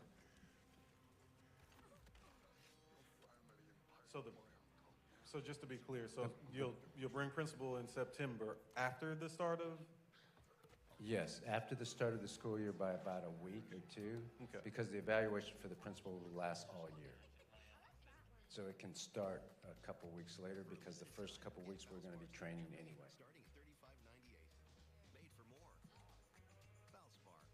Any other questions on DNB local on the board? No? Okay. We'll move on to DEC local, compensation and benefits, leaves and absences. Yes, there's two changes here that are of note. The first one is to change the amount of absences from 7 to 3 that an employee can have that requires medical certification. And then the second one is to change the number of leave days that an employee can use consecutively to 2 from 3. Does anybody have any questions or comments on this particular policy, DEC local? And I should clarify, Sure. because we've talked about this a lot. It doesn't do anything to change family medical leave or accommodations, which sometimes time off is a reasonable accommodation. So this is really about the discretionary leave that employees take. Very good. Any questions, comments? Just to make Ms. sure I understand Linder? it seems like the intent of this change is to make sure that we're able to plan and make sure that there's continuity in the school and in the classroom when there are potentially, people are going to be out for a little while. Do I understand that correctly? Yes, so it doesn't change the number of days, but what it does do is emphasize how important it is for us to be in the classroom. The number one variable for kids is the quality of instruction from an effective teacher. If teachers are not here, then that diminishes what we're providing for kids. I don't think it's unreasonable if you've been gone 3 days and you say you're ill to provide documentation or some sort of evidence that you are ill. Why wait 7 days? It's really important that you be there for the kids. And if you're ill, you'll be able to provide the documentation, and that'll be that. With regard to 2 days versus 3 days in a row, that's a strain on a school. It's obviously not good for students. Yes, there are some substitutes that are effective, but nobody can replace an effective teacher, not even a teacher apprentice. So we want the teacher to be here. If you ask the principals, teacher attendance has been a problem. And so what we need to do is just make sure that the teachers are showing up for our kids. Any other comments, questions on DEC local? Yes, Mr. Ravon. Just in general, this one seems to be sort of in the weeds from a policy standpoint. So I don't know, as we're working on this policy diet, if we can figure out how to shift this to regulation versus policy and kind of stick to the high level on the policy. I agree with that. Okay. Moving on to number 31, BP local administrative regulations. So this should be thought of as a companion to the DGB local that's changing the policy requiring that we consult with unions in a specific manner. This policy requires all of the regulations concerning wages, hours, and working conditions to go through that consultation process. So it's just a deletion there. And then we still have the process that the superintendent discussed that we will be using in its place. So it doesn't say we're not going to ever, seek input, but it doesn't attach itself to the DGB requirements. Any questions on BP local? Questions, comments? No. Okay, number 32, which is BQA local, planning and decision-making process, district level. And this is the policy on the DAC committee. There are some the changes. The most significant one is to change the meetings from 6 to 3. Doesn't say that there can only be 3, but at least 3 meetings. And then it also clarifies that the board members are allowed to select representatives from the entire district. Previously, with the Board of Trustees, it was designated in 9 separate districts, and that doesn't really apply anymore. So it's just to clarify that you can pick from district-wide. Any questions or comments on BQA local? I have a question. Yes, ma'am. So I understand it's not applicable because we were appointed and we are not tied to districts, but how do we ensure, and again, maybe you're going to fire this right back at us, how do we ensure that we have geographic representation of our community if there's not some specification around that? I don't think it prescribes that you're not allowed to do that. And so I think in terms of who you pick as board members, you have the ability to do that. And if geographic representation is important, then when we're picking members of the DAC, we can, emphasize that. The only issue is we don't want you to be in violation of the policy because you don't have, a district from which to pick from. And so that's the only clarification. And I think when you put something in policy that makes it a requirement, then that's the only way you can do it. Here you have the ability to pick on geographic. You can also pick on socioeconomic status or whatever other issues that you think would bubble up and make good individuals to make up the DAC committee. So you can have some freedom in choosing who you think would best represent, your values on the committee. And the superintendent will also try to do the same with regard to his or her pick on the DAC to make sure it's geographically more representative. Yeah. Thank you. Any? Yeah, so I'll say as a previous member of the DAC, it's important. I know we have another board member that was part of the DAC as well. In policy and then some commentary as well. So it's important, and I'm glad we're keeping the DAC. That's important. And to your point, Board Member Cassandra, it is important that we have geographic representation. So I encourage board members to consider that. And I see a note that I think it's going away from the district office advisory, or that office. I'm assuming that office is non-existent now, or is it still around? There's been some confusion about that. I was told that it rarely, if ever, met, and it's for office staff more than anything. So. Yeah, and that's going to be my commentary as well. So, so I would say it could definitely be better. There were meetings that they were canceled. But there's also important information that, although it's called advisory, at least during my tenure there, it wasn't necessarily advisory, but it was good for our community members to be aware. And I kind of, with this policy in my head, it kind of also kind of lies with the consultation policy in the sense that it's an important aspect in the sense that it gives people another venue or avenue to provide some feedback. And so I'm glad we're keeping it. And I'm glad, Ms. Katasha, that you mentioned that it's at least 3. It doesn't obligate to just minimum of 3, but at least 3. And so I would definitely encourage us to look at that, how it's designed, how we're sharing information, and what's the actual ask of the DAC. I think that's going to be important as well. Yeah. Any other questions on BQA legal? local, BQA local? No? Okay. We're moving on to number 33, EHBJ local. This is the policy on the magnet program, and the change is on page 3 of 4. It allows the superintendent to modify a magnet program.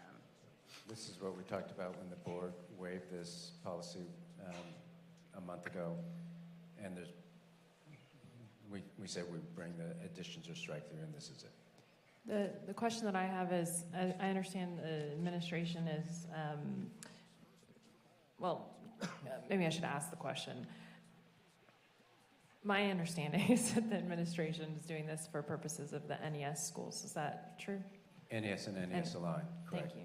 Is there a reason why that isn't clarified in this particular policy? Or limited, I guess I could ask. I suspect we could do that. I'm not sure it'll make any difference. I think, flexibility is always the order of the day for me, but, again, it's one more constraint that may not be necessary. The intent is, as we talked about when we waived the policy, is to allow NES and NES aligned schools to run its schedule. And in the cases where, in most cases, we'll be able to accommodate either through the dyad or electives, these magnet programs, not magnet schools, but magnet programs. That hasn't changed, and so far the principals have been working with the team, and it seems like we'll be able to accommodate almost everything. Any other questions or comments on this particular EHBJ local? Yeah, I have a few comments and questions. So I echo the sentiments that this insert is vague.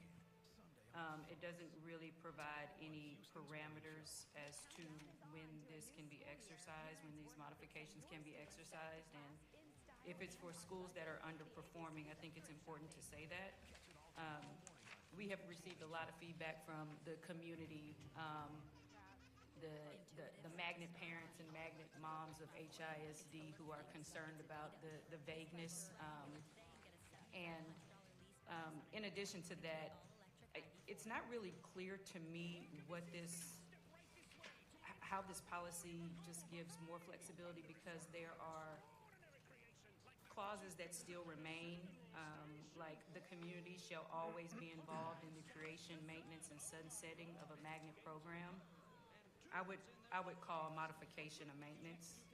I'm not sure if that is exactly that, but I'm trying to understand that, the community should still be involved in any modification. So how does this really offer the flexibility, I guess? So it does. It still allows the community to be involved in opening or closing a program. But it also, at the same time, allows the superintendent to modify. And we have other policies that, grant some privilege, and then, for example, the superintendent can override the consultation when it's in the best interest of the district. It'd be the same thing here. The superintendent will be able to modify if it's in the best interest of the school or the district, and we're only talking about NES and NES aligned schools. Again, if that needs to be in there, I think that's an easy fix. I'm not sure it does, but if it makes sense to do that, we can. But it doesn't. It still allows for consultation with the community. Yeah, I would ask that we put some parameters around what the modification means. Because, when we waived this policy, there was a very strong narrative around it's only about the NES and NESA schools, extremely strong narrative, so that a lot of other schools could feel very comfortable with that. But now it's not as important to include in here is what it looks like. So that would be my comment. Any other comments or questions on this particular policy? Ms. Mendoza, okay. Yeah, I was just going to add, if there's another way to do this, if you're going to make changes, that we just waive this again for that. Yeah. That way that goes through this process. But does this have to be the way to clear that path for you? Yeah, meaning outline NES and NESA. And if there's another thing we need to do, we can waive it and change it. Yeah. Yeah, I would even say, I'm not sure if the term NES and NESA is even explicit enough. If it's an underperforming school, then, I mean, because that's kind of a brand that may not live in perpetuity, right? So. Right, except that not all NES and NESA schools are underperforming because they're part of the feeder pattern. Understood. So what you're saying is, even if they're underperforming, they could still be modified. Is what kind of what we're going through today. Yes. Right. If they're NES and NESA. And remember, the NESA schools volunteered to do this, even though they knew all the things that were going to happen. 57 schools. So they know that we can accommodate most of their programs, and that's the intent.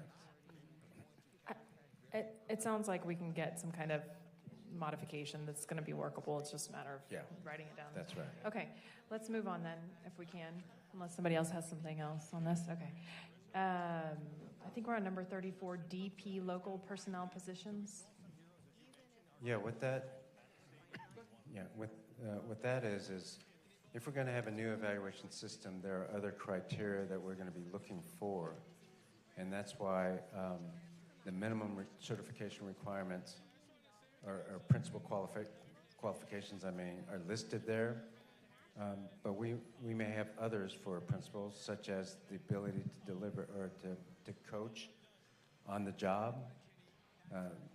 That would be one of the qualifications that come to mind, or the ability to understand special education certification or requirements. That would be another one that we could do. So it gives the superintendent the ability to waive or add specific requirements. Are there any comments or questions on I just want to ask a question about this. So any specific requirements includes the minimal certification requirement? Yes. So hiring uncertified principals? No, we wouldn't have uncertified principals. Oh, okay. We would not have uncertified principals. Oh, okay. Okay, so, okay. any other questions on this policy, DP local? Mr. Martinez? So again, HR hat.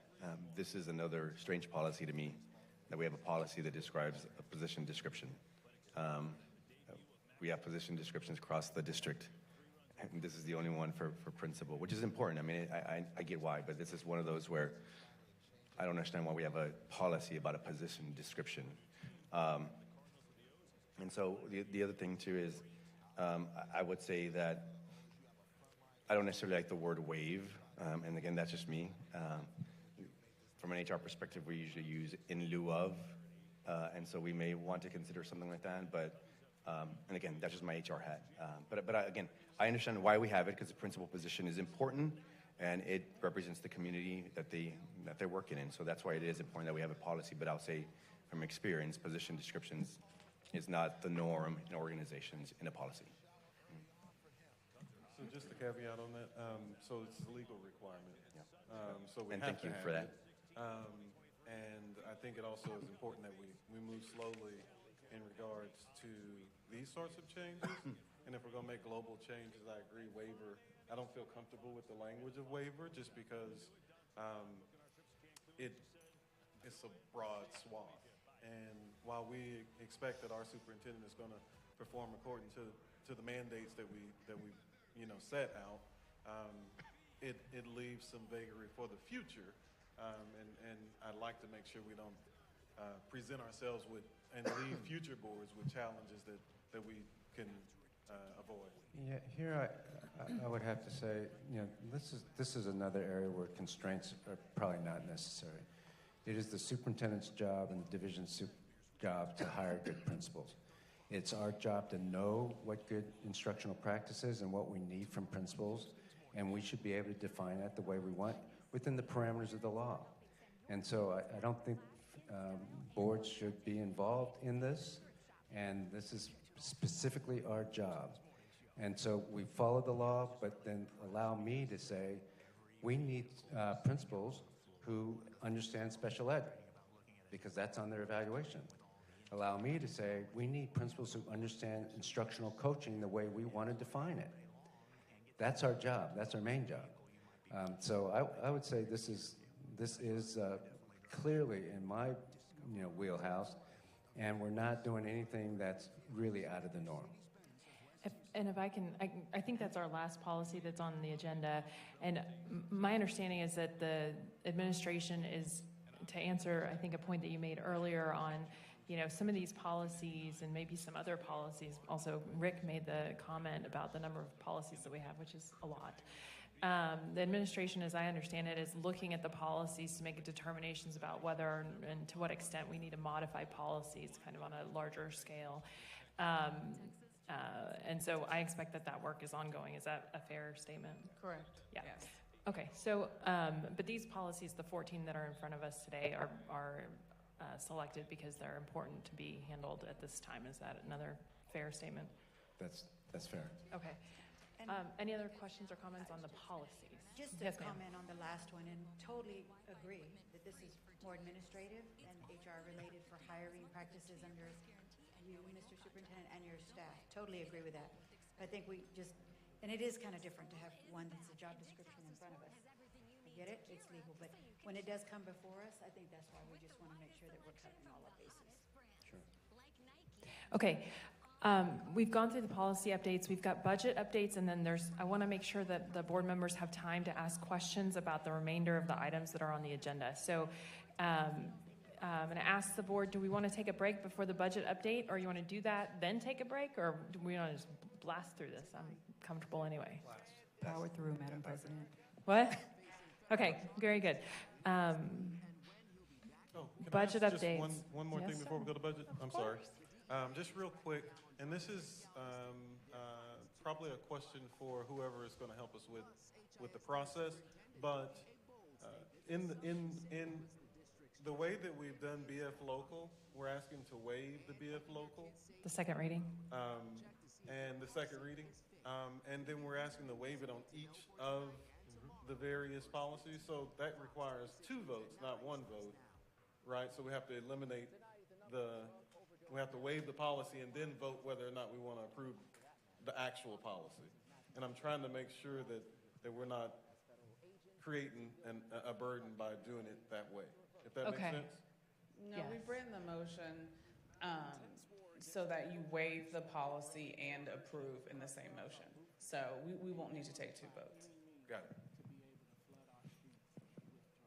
Federal DEA agents in Galveston County seizing large amounts of meth, heroin, and fentanyl. What do you think is the number one problem right now?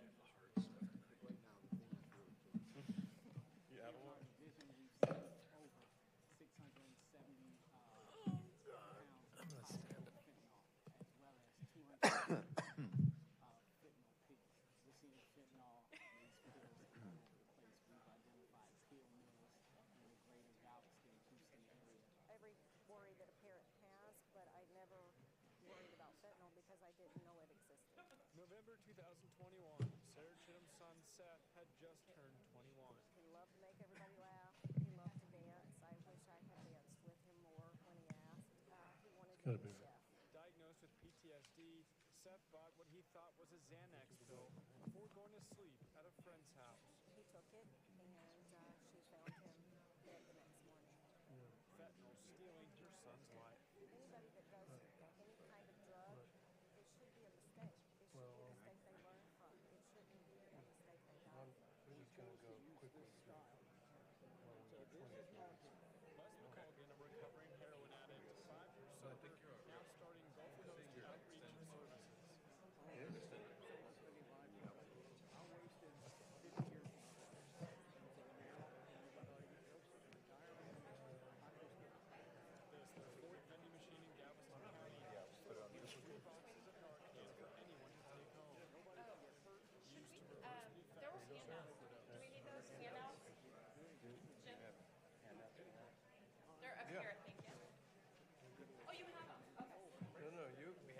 should have them. I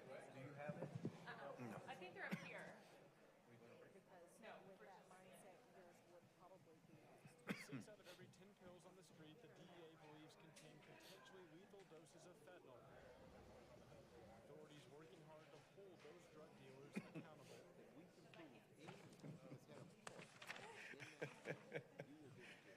Reporting in Galveston, Matthew Cedar, Fox 26 News. Today, former President Donald Trump pleaded not guilty in a federal courtroom to criminal charges related to the special counsel's probe investigating election interference. This is the third time the president has been under arrest and arraigned in just 4 months. His next hearing is set for August 28th, and in just a few minutes, we're going to dig deeper into his day in court and how many years in prison he's facing. And we are continuing to follow the murder trial of A.J. Armstrong. Today, the prosecution's alarm evidence seems to be more effective in this trial than previous ones.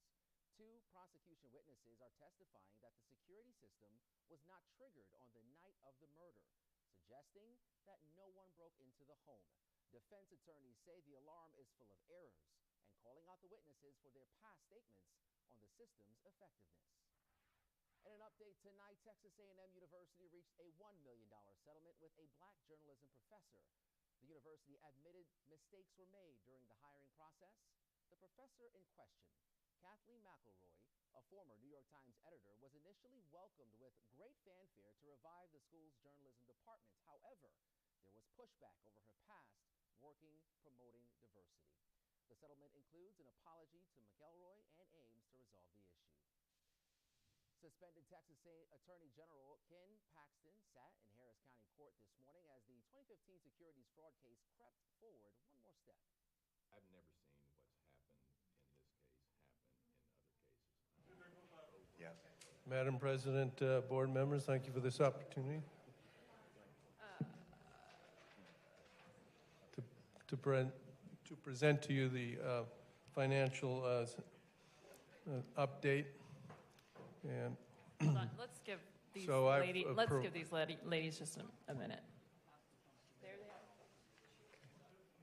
Okay, go ahead. Sorry. I've provided you a big paper with big numbers on it. That's a double entendre there. Okay, what I'd like to do is first start with the fiscal year end 23. So this is looking at the revenue for where it says final budget 2023. This first blue line is the revenue line, and we come down on the far left, you will see the function codes, which by law you pass budgets and budget amendments, and we will bring the budget amendment to you at the next board meeting for you to adopt. This next blue line here is the expenditure line. If you take the revenue line and you subtract out the expenditure line, you get what we call the bottom line, which is what right here it says net change. And you can see for fiscal year 23 in the final budget, they thought that they would lose $164 million. But in reality, this next column D, if you look at the revenue minus the expenditures, is that the bottom line turned out that an $18 million plus, meaning that the revenue over the expenditures was $18 million, and that increased the fund balance down here at this line, the last line, which is $1.145 billion. So you can see that we made up. Now, let me tell you, this projected actuals is only a projection, and what will happen is that as we go through the audit process, which we're doing now, there'll be adjustments and audit adjustments, and that number will change. This line here that we call the variance is just an accountant's way to say the difference between the final budget and the projected actuals. And this last column here for 23, which we're calling the PO commitments carryover from fiscal year 23, is $115 million, which is going to be included in the 24 amendment that we're going to bring to you. And what that is, with the new team coming in, there are a lot of items that we were able to go out with purchase orders, which we must follow the law and do purchase orders. And in those purchase orders, you have to receive the item by the end of the fiscal year end, which is June 30th. We didn't receive those, so we carry that over into the next budget year. So if you now go to this where it says adopted budget 2024, in June, this was the budget that you all adopted, which was $2.194 billion. That's the revenue. And on the expenditure side, it was $2.377 billion. And again, the bottom line was predicting right now $168 million loss, which would eat into the fund balance, which is that last line, which would leave the fund balance at about $1 billion. In the budget amendment, which we're still working, and what has happened now, the new team has come in, we've made a lot of changes, we're still in the process of making changes, and we're just trying to determine, all of the costs. Also, let's look at the revenue. This revenue here under the budget amendment working is $2.2 billion, which is $10 million more than the original budget, and that's because the assessed value has come in, which is $247 billion across the whole district. That number will change because there are people that will protest their assessed values.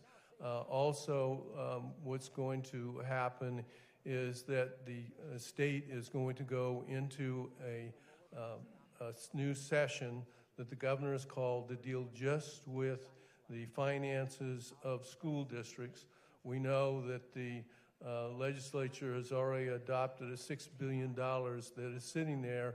If the governor and the legislature can come into some kind of agreement, that will pass in some way back to the district. So this number, this revenue line will change and probably sometime in September and October. We already know that what has passed is there is the homestead exemptions gone from $40,000 to $100,000, and that will be a constitutional amendment on the ballot in November. We expect it to be adopted because people like to save money, and when that happens, we will get less money on the revenue side, and we just don't know what's going to happen with the state in terms of making up that difference. We also know, because of the assessed value and the changes, the tax rate, and I will bring to you in September the tax rate that you all will have to adopt for this district. So this here is the budget amendment that we'll bring to you. The numbers will change a little bit when we bring it to you in a week. Here are the expenditures. These are the expenditures that have been added that we think in terms of what needs to be implemented to bring about an effective program at Houston. This variance column is essentially, again, the difference, and if it's in the brackets, it means that we're adding money. So you can see from an accountant's point of view, when it's in brackets, it's unfavorable variance, meaning that on the expenditure side, we're adding money in these areas. So the total is increased to $4.67 billion, the expenditure line, and the deficit, the bottom line here in little green, is $248 million. And the difference here on the very last line on the far right, that $90 million, is what we've increased that original budget that we brought in June to what we're going to bring in the amendment, and it'll be somewhere around there. We don't know the exact number. That will leave us at the last line of this paper, fund balance of just under $900 million. Questions? It looks like Put you all to sleep. 2 questions. First question, it's the budget amendment that you're bringing is next week on the Yes. August 10th. Okay.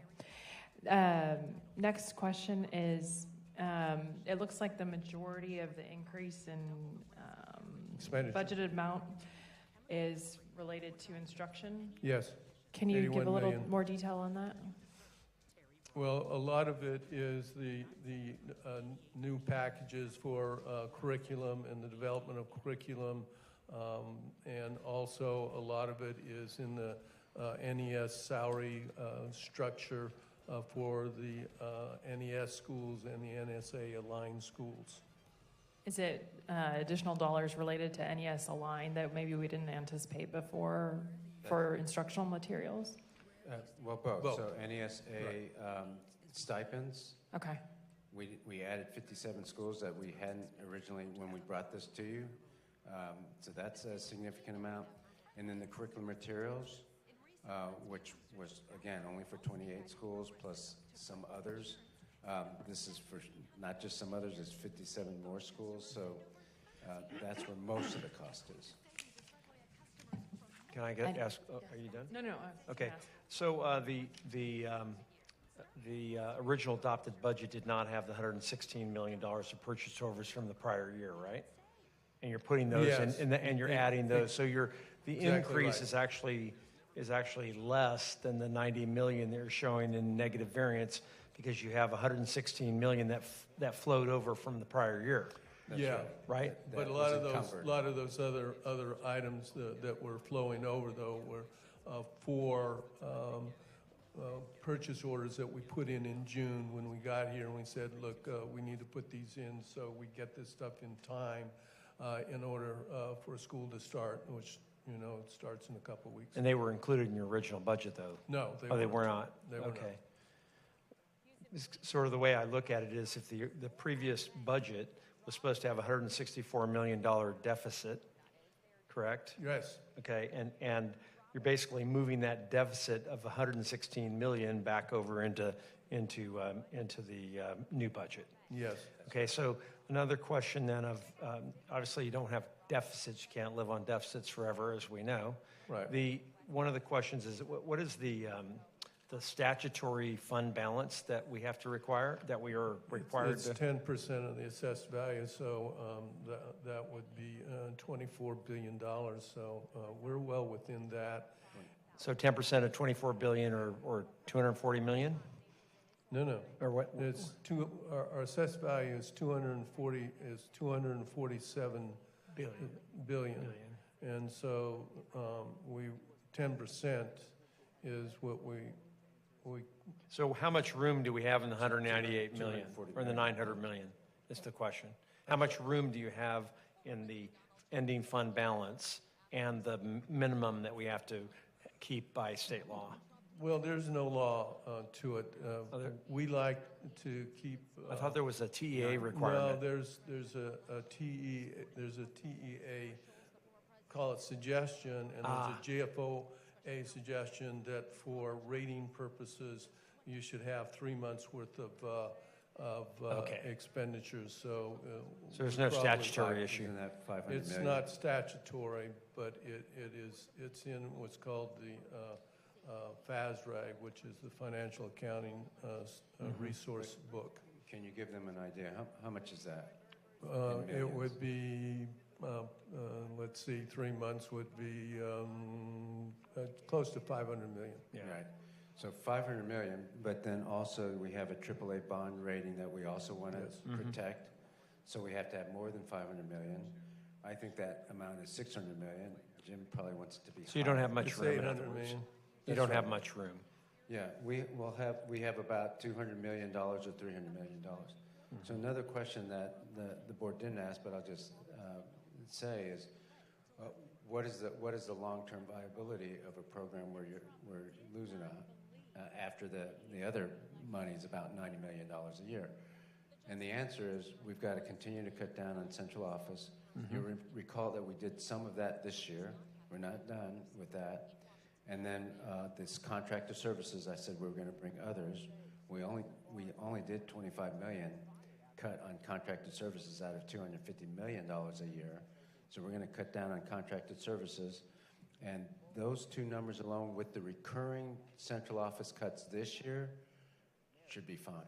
The other thing is, and I've said this out publicly, the stipends won't last forever because we're going to go to a pay-for-performance system. So the stipend of $10,000 at the NESA schools and the NE schools, we'll calculate how long we can keep that going. We can go at least another year, but they won't stay there forever. Okay. Any other questions on the budget? Mr. Vaughn? Thank you. So one of the things that I would like to see in the future is kind of how we continually track towards, the fact that we're going to be in a deficit in the future and what our plans are and how we continue to make sure that we're on track for that. Because right now I'm seeing where we are today. I'm not seeing how it really is going to impact and what the plans are to make sure that we're not going outside of that guideline so that we can keep each other accountable. We are developing control reports that actually are new to the district, doing that on the grant side, and we're also doing it for the general fund. This is the general fund, and we will have a variance report on a monthly basis and we project what that bottom line will be at the end of the year, and which you will see when in the future when I bring a budget amendment, you will see what our projection for the end of the year is. And we will track that, and when we know that we're going to be negative, we will be working on that to bring that, back to at least the budget, and of course it would be zero at the bottom line, meaning the revenue is equal to the expenditures. And on top of that, to support what Trustee Ravon is saying is sometime in November we can probably do what you want us to do, not wait for just the financial statements, which is how are we going to pay for this over time? If the budget's decreasing here, how do we get it back up to 900? How do we stay at 900 million or 800 million so that we keep our AAA bond rating? And I would ask your patience just until the legislative session is over, because that's going to have an impact on the budget. And so we'll have a better idea there when this special session is done. Okay. And then also so there was reference to the Homestead Act and things changing in that regard. Since we're a Robin Hood district, it doesn't really have an impact on our budget, right? I mean, it does. It does have an impact. Okay, help me understand that impact, because my understanding was going to balance out, because we're giving away the money now. In the future, if we have less overall revenue, we would just give away less. You're right in a certain sense, is that we have, if you look at the line, it says function code 91, that 26 million dollars. That's money we give back to the state. That's recapture money. Right. And so what will happen is that we will, because the money for the homestead exemption goes up to 100,000 from 400 to 600,000, it means that we will get less money, local money. And if you go back up the top, you can see that locally right now we're predicting 1.99 billion. That number will probably come down, but it'll depend on what happens with the state in the special session. But if it was just based on the assessed value without anything coming from the state, that number would go down. Now, what that means is that revenue line goes down, and that the expenditure line right now wouldn't change. Okay, so we would increase the deficit just based on that. There is, but one thing that will happen is that by bringing down our assessed value, okay, what happens is that our what's called wealth per average daily attendance goes down, and then that means that our recapture would go down. Right. But I don't think that the recapture will go down to the same level that the revenue, so it's not a one-for-one reduction. Jim, correct me if I'm wrong, there's been talk that the legislature will try to hold us harmless Yes. on that. Yes. And also, there's also been talk, and I don't know if this is dead, but there was a time where the state was going to give significant revenue to the district to give teachers a higher salary. That's right. So I'm an optimist, so I'm hoping that, one, they hold us harmless on the taxes, and then number two, that they give us money for teachers. And there was also a bill that also got stopped because of the fight going up in Austin, which essentially, if you pay your recapture in February, they give you a 14% discount, and that would be total money to us. And we hope that that's going to be resurrected, because what people do now is, it's like you probably do. You pay the bill at the very last minute, and you like keep the money earning, right? So. Rick doesn't. Any other questions on the budget? I do have a question. I may be incorrect, but wasn't there a bill that passed that gave money to districts for safety and security? Yes. As well? But that's not in the general fund. What that is a separate bill. We right now have a grant for $7.9 million, and we're using that to build fences. And Wanda Paul is working with the police department and with her people to harden our facilities. But this grant that was out is going to be out there. We have to get a plan, and we have to go after that money. We have grant writers on staff. They earn their keep, and they will go after that money and bring that money to us for the plan that we will develop. How much it is, we don't know. The other thing is it's a limited amount, so it's not. It depends on the competition and who else goes for it. And I've always found that when grants like that go out and it's limited, it's always first come, first serve. First comes get the biggest piece of the pie. So we hope to be out the gate pretty quick. Any other questions on the budget? Okay. Our next order of business is to consider the items to be presented at the regular board meeting that we haven't already discussed. I am going to turn to page 2 of 7 of our board agenda and start down the line. See how efficiently we can get through this.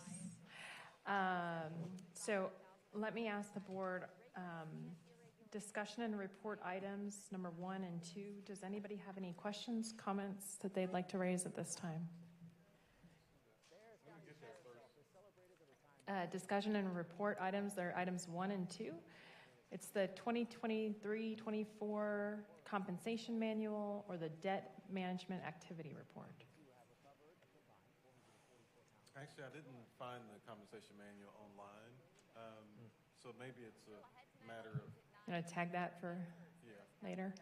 Any? I think it was sent by email. Does anybody have any comments, questions, concerns they'd like to raise at this point on the compensation manual or the debt management activity report, which I assume is going to be presented at the meeting? Yeah. Yes. I do have a question about compensation manual. Okay, please. So I know historically, from what my understanding is, individuals who have shared this, compensation manual is usually available after the budget. But if I understand correctly, and if I read the email correctly, that manual will also be effective for next school year, or did I misunderstand that? Is that going to be the same? I think it's just this school year, but Okay. I can get clarification. Okay. And then so moving forward, can we expect the compensation manual, because I know it was a big concern for our community, can we expect that to be available within 2 weeks after budget approval, or what is that time frame? Yes, you can. Okay. Any other questions? Okay. Looking at the consent agenda, the items that are currently on consent, number 3 through 6, let's do those as a group. If there's anything there that anybody would like to raise or question, I've put in a question, just so the board's aware, on number 5 relative to just some language, but no other issues there. Does anybody have any comments or questions 3 through 6? Ms. Bandy? I have a question about optional flexible school day program. That's number 6, yes. Go ahead, please, yes. Okay.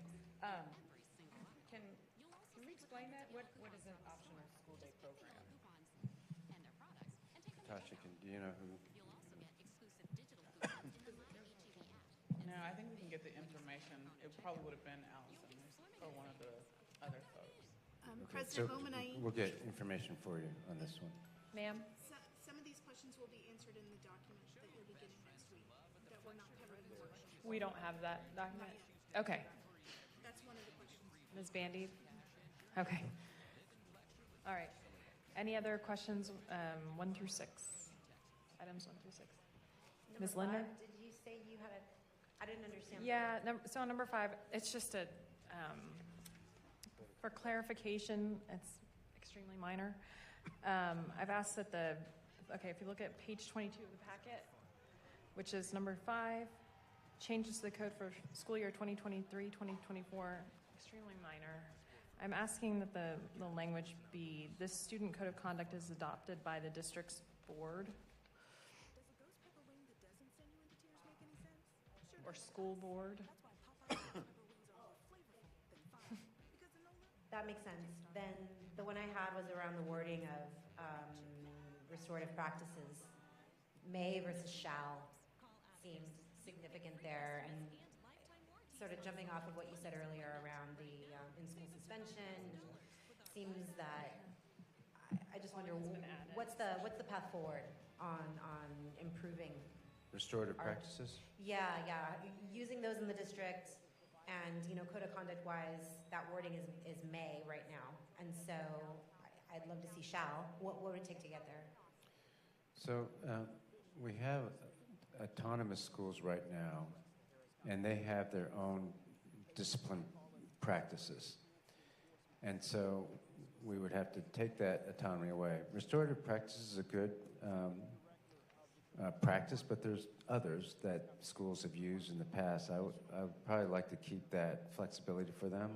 Positive behavior incentives supports, for example, PBIS is another one. There's the one that NES schools are using. So I think that's why a may probably is more in order than a shall. It lists others, but it doesn't necessarily say that you must use any of them, that you can just use, whatever the school decides based on how it's written right now. So we don't need to discuss that. I think it's just an important point. I think a lot of community members are interested in moving away from, I think, what are considered sort of out-of-date practices into better ones for conduct. Okay. Thank you. Any other comments through number 6? Yes, sir. So I'd like to just make a comment on 2 and then also 3. And first for the CFO, based on the summary of the debt management policy, it looks like roughly $38 million in savings for the activities, the financing activities. And I was interested in what the expectation and uses of those funds were going to be going forward. Well, it's not actually funds in our pockets. So what happens is we originally will sell bonds after the voter approval. Mm-hmm. And then we have a debt structure kind of like a mortgage, right?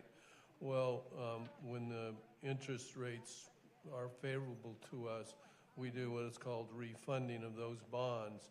And instead of that original mortgage payments, they change to where it's less in terms of total dollars. So we don't see any dollars, but what it is, it's a savings to us on our debt service side. When I bring you taxes next month, next month, you're going to see an M&O side, and an INS, and the INS pays that debt service.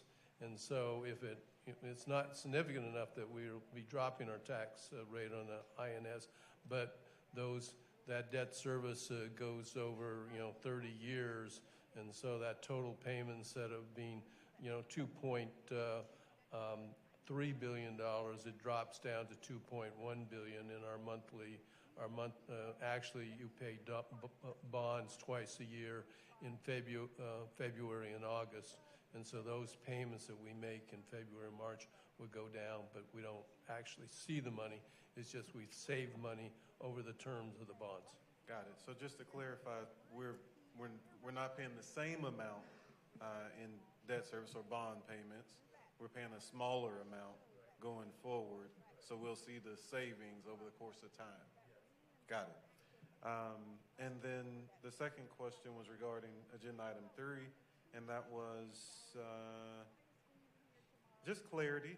Was there an investigation, and what was the summary? Was there something found at fault, or I was a little confused as to what the intent of that agenda item was? It was talking about self-recovery, but I wasn't quite clear. I think the intent is, can we accept the money from the insurance company? Is that the intent? Yes. Okay, got it. Any other questions on those? Okay, let's move to the, we talked about number 7, which was BDD local. Let's go to 8. Yes, we did already.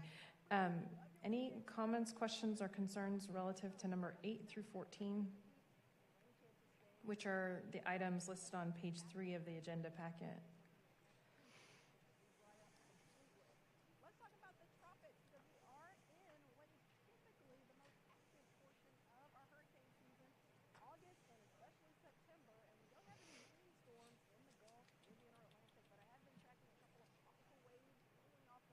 Would it be helpful for me to read those, or?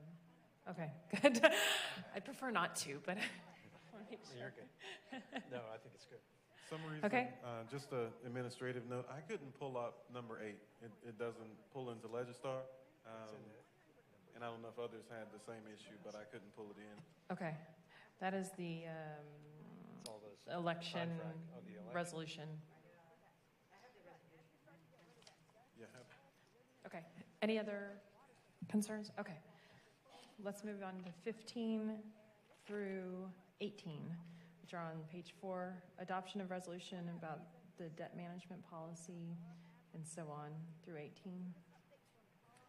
Comment on 18. Oh, go ahead. Go ahead. Ms. Lindler. Yeah, around the plan to increase pre-K. I mean, pre-K is super important. So what's the plan to increase it overall? And then from the data presented for this item, I can't tell what the change was from actual to projected enrollment from 23 to 24. My reaction to this was I'd want to be aggressive in increasing pre-K, and I can't tell from this data how this is, doing that. I've got no issue, I think, improving what's stated here, but I think there's a larger discussion around pre-K itself that I want to see. And also, this data doesn't give any idea around who's not getting pre-K, who's eligible and not in this group. So a lot probably to cover there. I have one comment on that also. Once you answer. Yeah, so I don't know what was provided, so we'll do a separate report, or we'll upgrade it so that it's a little bit more clear about who's getting pre-K and who's not, or how we're expanding it. But I do want to make the point that this is for us to continue in you're giving us authority to continue in the partnerships that are already existing. So this is a request for that, and then there may be additional requests in the future, but this is for us to continue what we've been doing. So mine was kind of in that regard, and going forward, I was trying to see if we could pull in like beginning of year data on a rolling basis to see how the students who are in the program are actually prepared or not, and how they compare to other students, if you will. And so essentially what are the results of the program?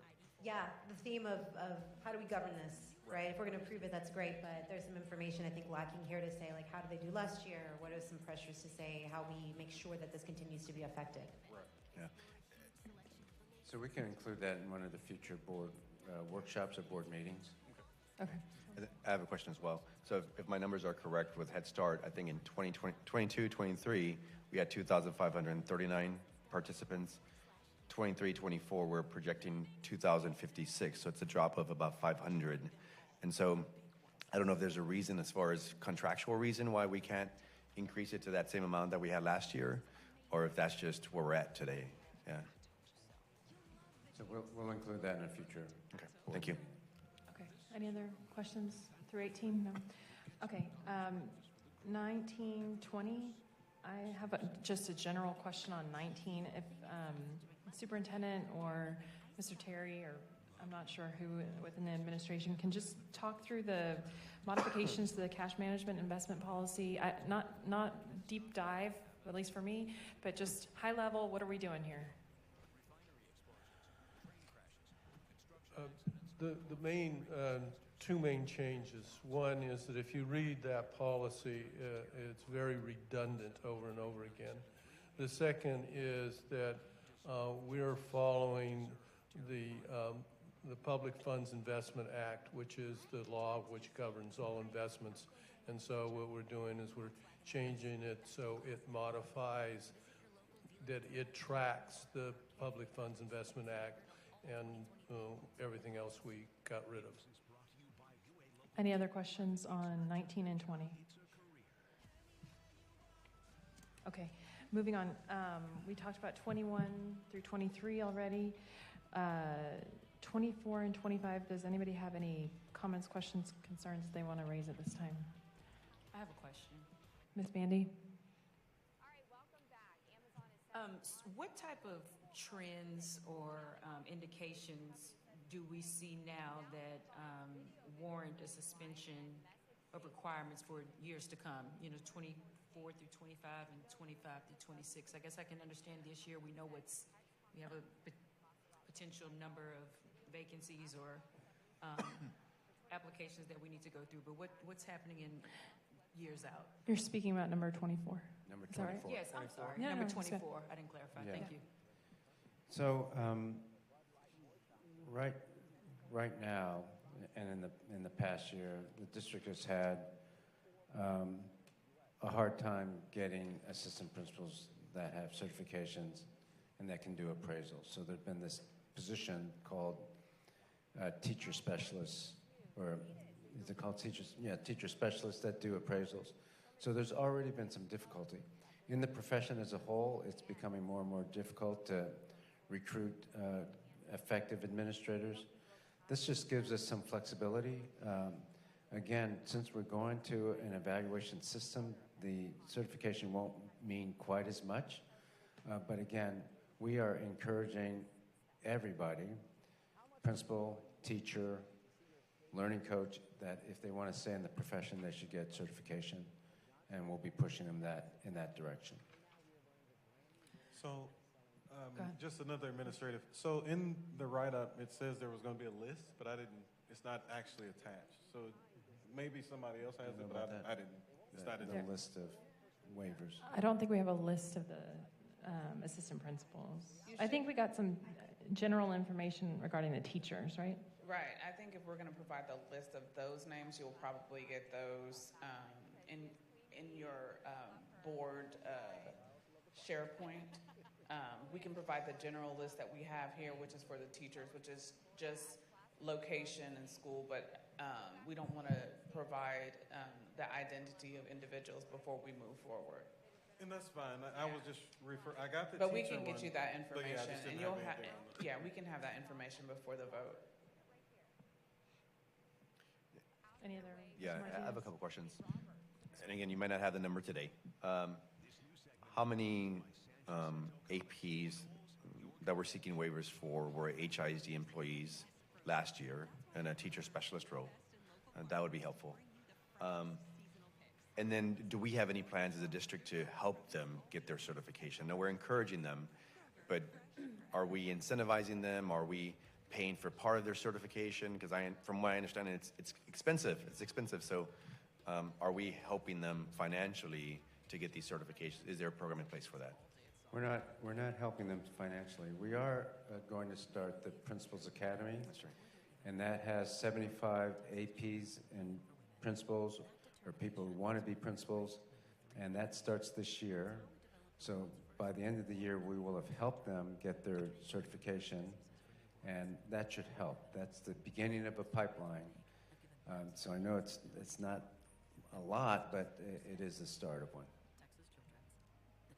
So the program includes certification? It Payment, doesn't source, require some sort? certification, but we're going to help them move towards their certification. Any other, Ms. Bandy?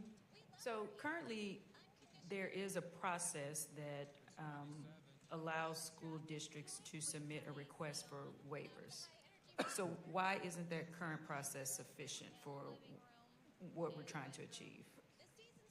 This is a requirement for that process. So we have to get the board approval in order to submit the application to TEA. The board has to approve the waiver request, essentially, is that right? Correct. And then if you vote and approve this, then we will submit the other materials required by TEA to the waiver unit. So help me understand how it was done previously then. So if for last school year, if there was an assistant principal that we needed to hire that didn't have a certificate, the board had to approve it? We didn't do it last year. What they did was use teacher specialists, which is the issue he was saying. So a teacher specialist is an individual on a teacher contract who performs administrative duties. It's better for kids, better for teachers if you have an AP who's getting trained as an AP, who's attending the instruction as an AP, who's getting paid like an AP, who's doing the spot observations like an AP instead of a teacher specialist. So we do the waivers, we'll train them. Again, they'll be evaluated rigorously. If they're not up to par, then they won't be hired back as an AP. If they are, we'll continue to move them forward. Okay, it's late, maybe it's me. I'm just not clear on if there's a process that exists today to waive an AP certification, why isn't that process sufficient? I think it is sufficient. Maybe I don't understand the question, Maybe because that's in order for us to take advantage of the waiver that the state allows, the board has to approve. And this has not been done in previous years, is what you said? Correct. Okay. So I'm sorry. So if I understand correctly, then essentially they've remained teacher specialists for long periods of time, for many of them. And I can't speak a lot to what was done before. I just know that that's a process. I mean, a lot of principals in the trainings have asked, can we keep our teacher specialists because they need to do appraisals, and they're not certified. They're not even paid as APs. I think this way is much better, more transparent, but also those folks are going to get paid the right way, and they're also going to get trained the right way. And then just a question. Remind me, what are the requirements to become an AP? Yeah, so in order to be certified, you have to go through, I don't know exactly, I can't remember all the things that need to be done, but you have to have so many years of teaching. You have to go through the certification process in the state. There's an actual courses that you have to take and pass. You have to have a master's degree. Anything else? 24 hours of coursework. But here in HISD specifically, non-certified, what are the requirements to become an AP? Be hired by a principal to be an AP. That's it? Yeah. Yes. All right. Yeah. But are we talking about like years, like 10 years of experience, 5 years of what I want to, again, I may be getting into the job description, I think, says 3 years of instruction. Do you have the job description? We can get you the job description. That's fine. Thank you. Okay. Any other questions on 24 and 25? Ms. Just to Linder? clarify, then the impact to kids if we don't do this waiver, right? I just want to kind of get clear on what's the impact. The impact is that we would have teacher specialists, or we'd have gaps or vacancies. Could you just repeat that, please, so we can all be clear on the impact to our students. Yeah, so if we don't have the waiver, we'd have to do what the district has done, which is have teacher specialists. They're not really administrators, although they're doing appraisals. That's kind of a gray area. I'd rather do the legally allowable thing, which is to waive, and if not most, many districts do waivers for APs, especially large ones. And so this person that we would waive, there's 72 of them, we would train them. First of all, they had to get hired. We would train them, we would evaluate them, and they'll be instructional leaders. And if they don't make it, then they will be removed. Unlike a teacher specialist who are not evaluated, not trained as well, and they're still appraising teachers. That doesn't, this way seems much better for students and teachers. And just to be clear, so this group of 72, as you cited, are different than the Principals Academy. That's right. That's There's another group of 75 people who joined the Principals Academy. Got it. Okay. We have already talked about number 26 through number 34, which leaves us with 35 through 37. Does anybody have any questions for the superintendent this evening on 35 through 37?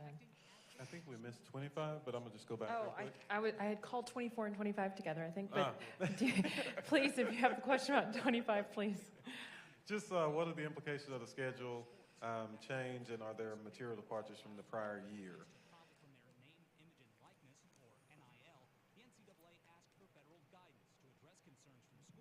For the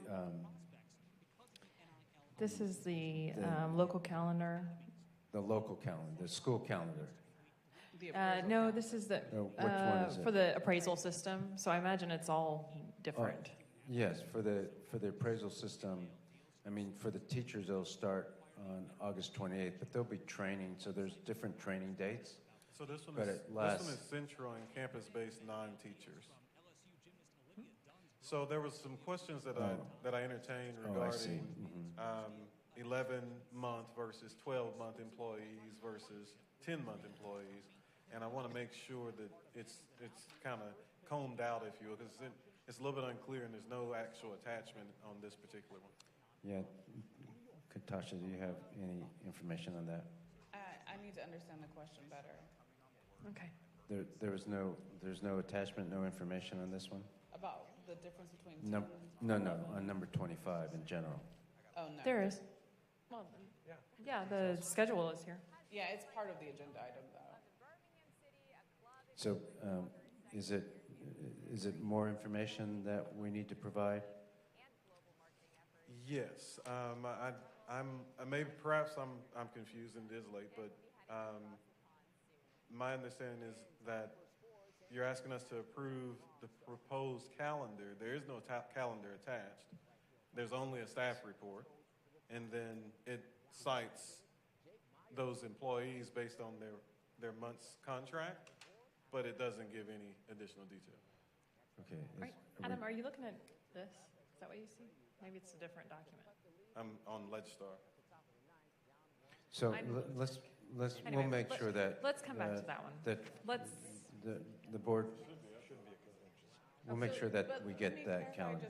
So this is supposed to be the calendar for when certain steps in the appraisal calendar need to take place. So for 12-month employees, for instance, the goal-setting conference, which is the conference for when an employee meets with their supervisor to decide what is the goal going forward, that needs to happen by October 27th. And so it looks like, regardless of your duty schedule, it's going to happen on October 27th.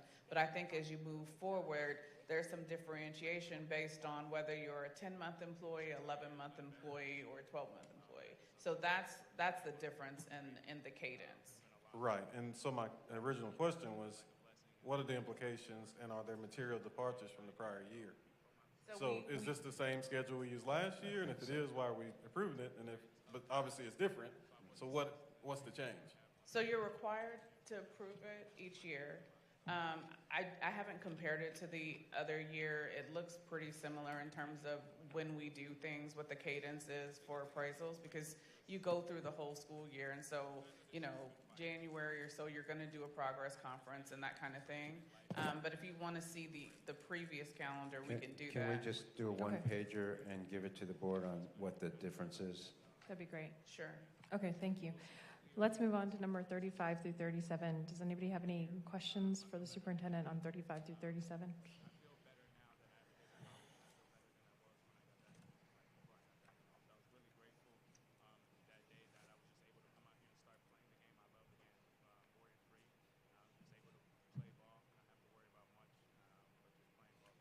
And just to confirm, 37,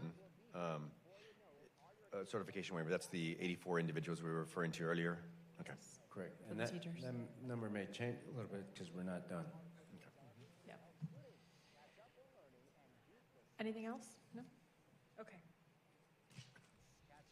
I hope that's I think that concludes the review of the agenda. The board will now adjourn to closed session under Chapter 551 of the Texas Government Code, Open Meetings Act, subsections 551.004 through 551.089.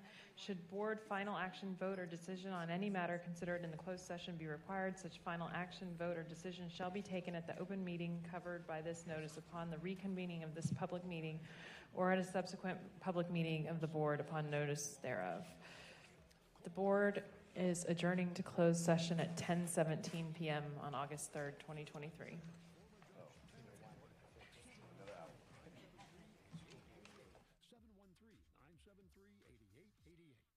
America, it's time to gear up and get out there in a new Ford vehicle. And it all starts at your local Ford dealer during the Discover Summer Sales Event. Choose from a great selection of trucks and SUVs equipped with the tech and comfort you need to discover your best summer ever. With a large inventory in stock, now is the best time to trade in, trade up, and discover summer with Ford. Now choose from these best-selling vehicles and get 2.9 financing for 60 months. Includes complimentary maintenance. See your best in Texas Ford dealer.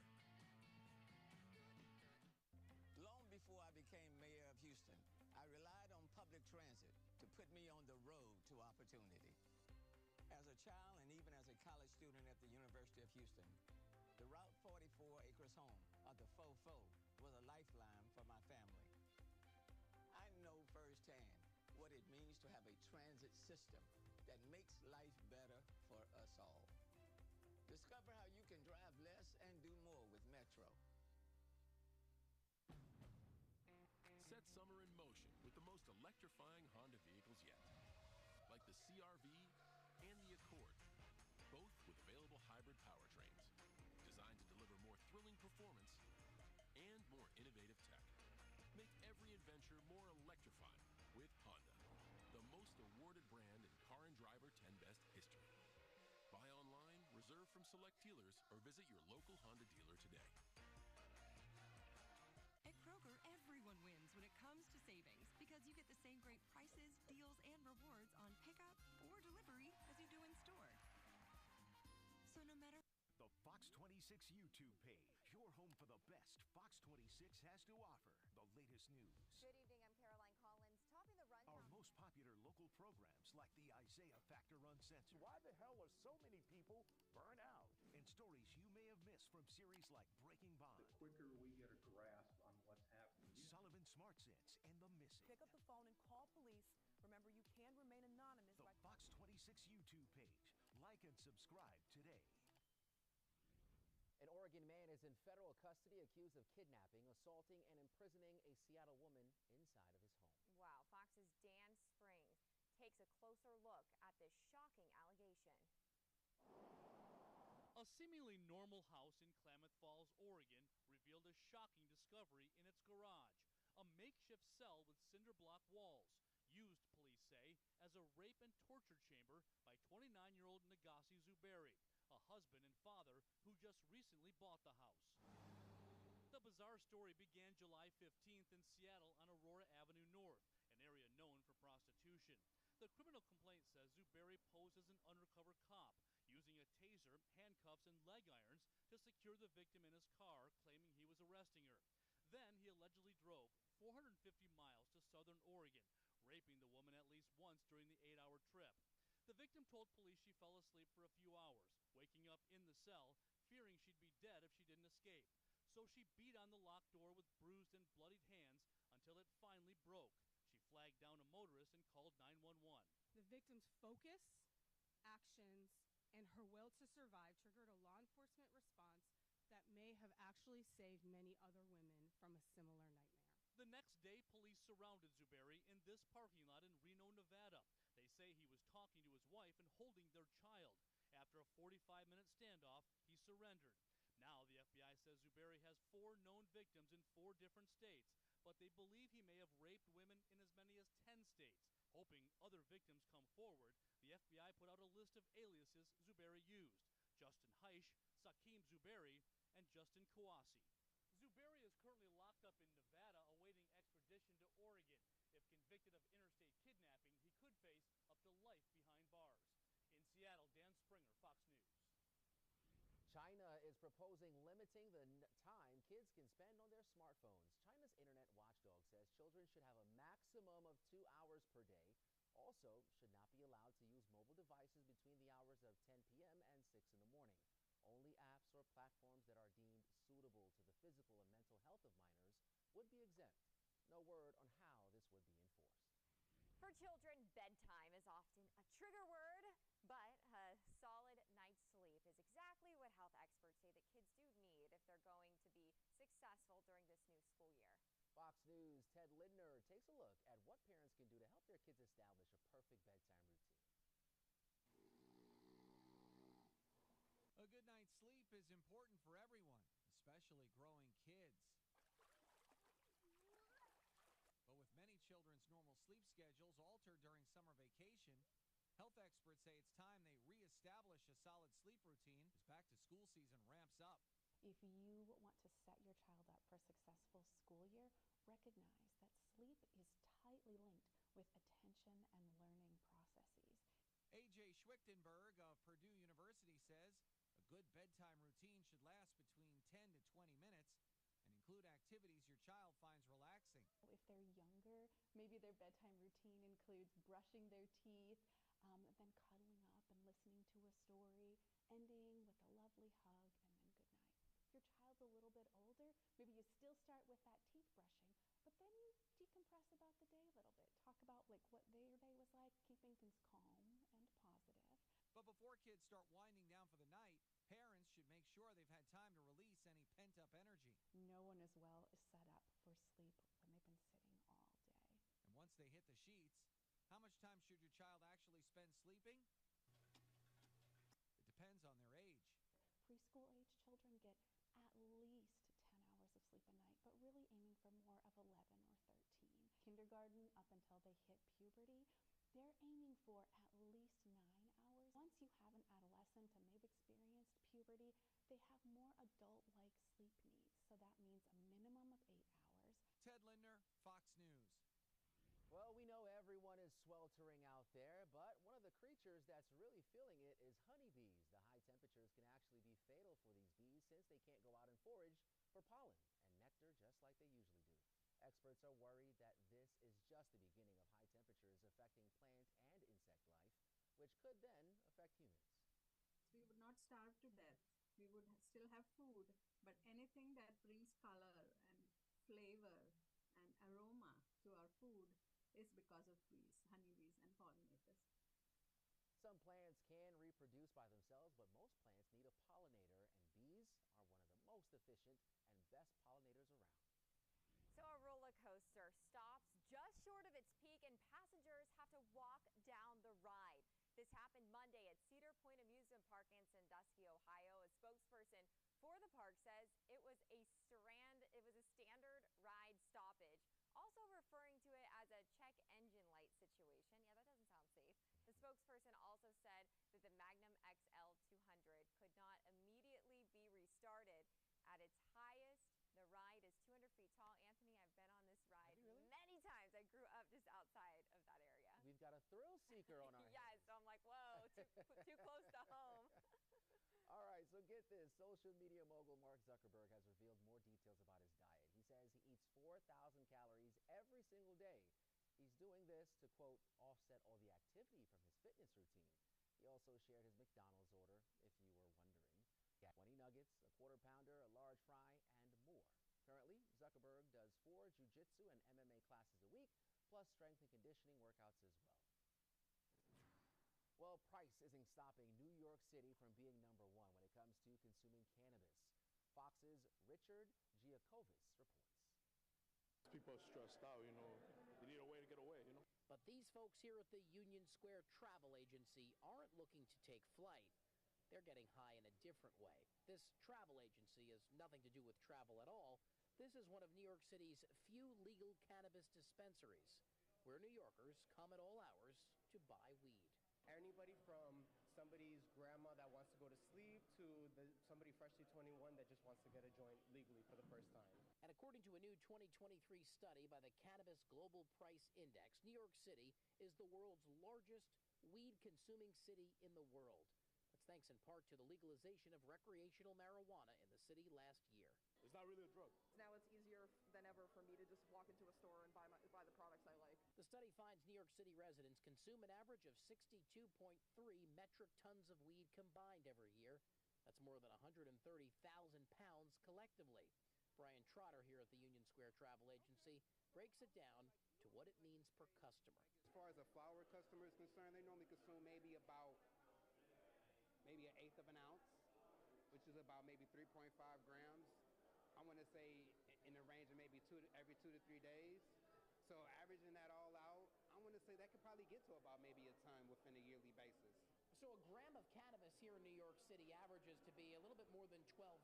That's the 4th most expensive city on the list. But it's not stopping people from coming to buy weed, especially at recreational shops like Union Square Travel Agency, where they say people are coming in by the hundreds, even on an average weeknight. It's so accessible for everybody. So if you have the munchies tonight, just know you're not alone.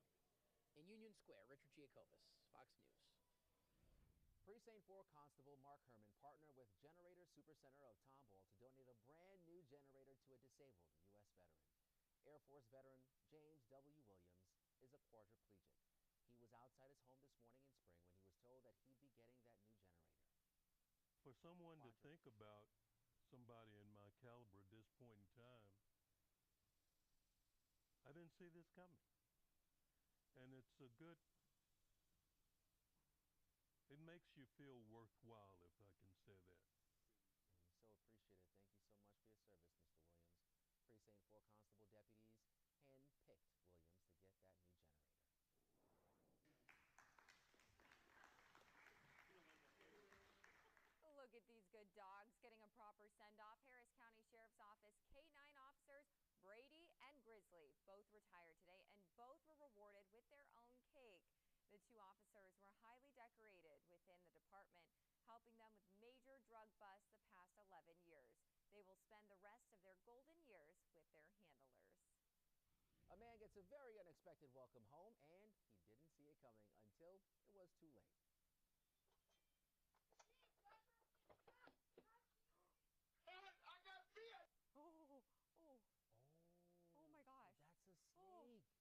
It was hanging out at the top of a storm door when it bit the man on top of his head when he walked by.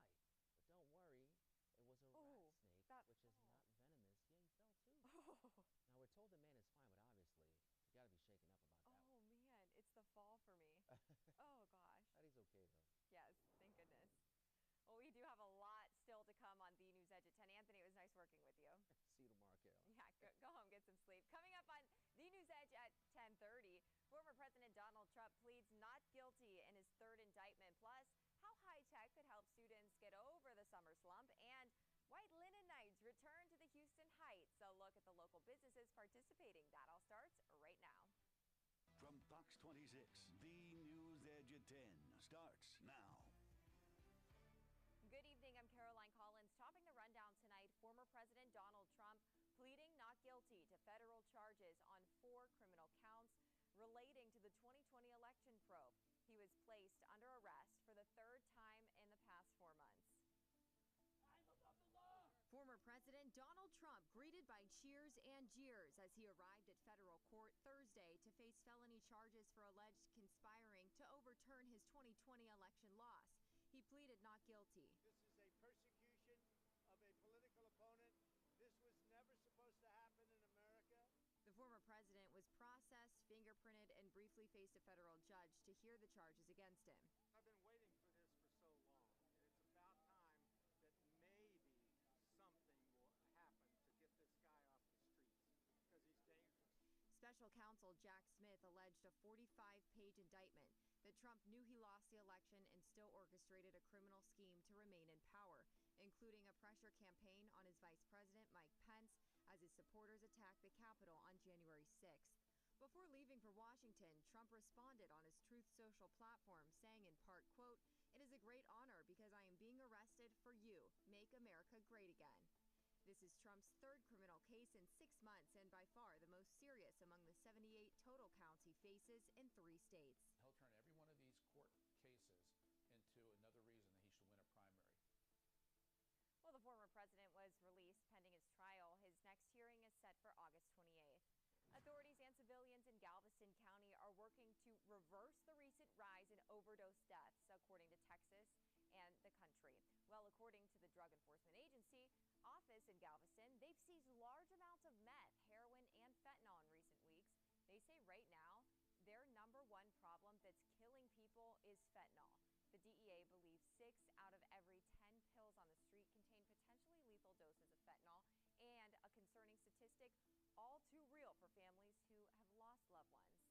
You have a huge generation of kids that are dying because they are taking their first Adderall so they can stay up all night and study for a test. They don't know that they're getting fentanyl. Here in our division, we've seized over 670 pounds of powder fentanyl, as well as 230 pounds of fentanyl pills. We're seeing fentanyl laced pills all over the place. We've identified pill mills in the greater Galveston, Houston area, and so it's definitely a major concern to us.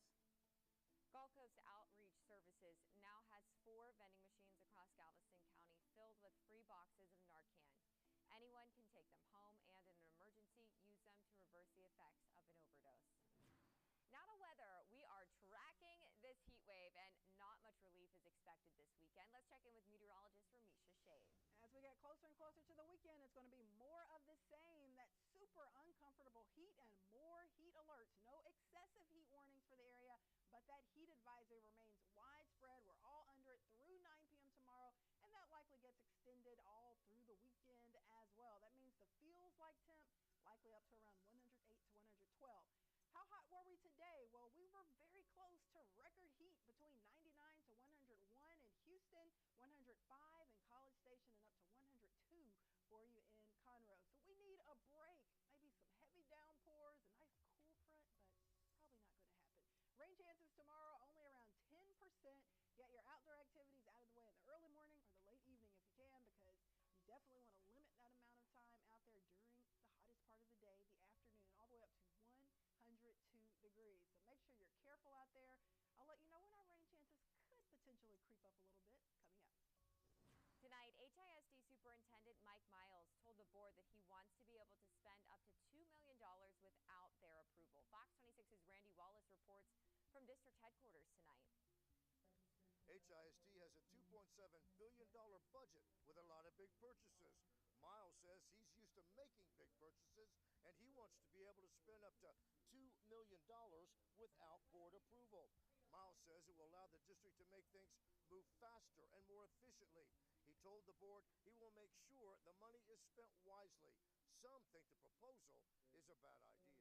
Let's look at item 22. If approved, the superintendent will have sole authority to execute contracts up from $100,000 to $2 million without board approval.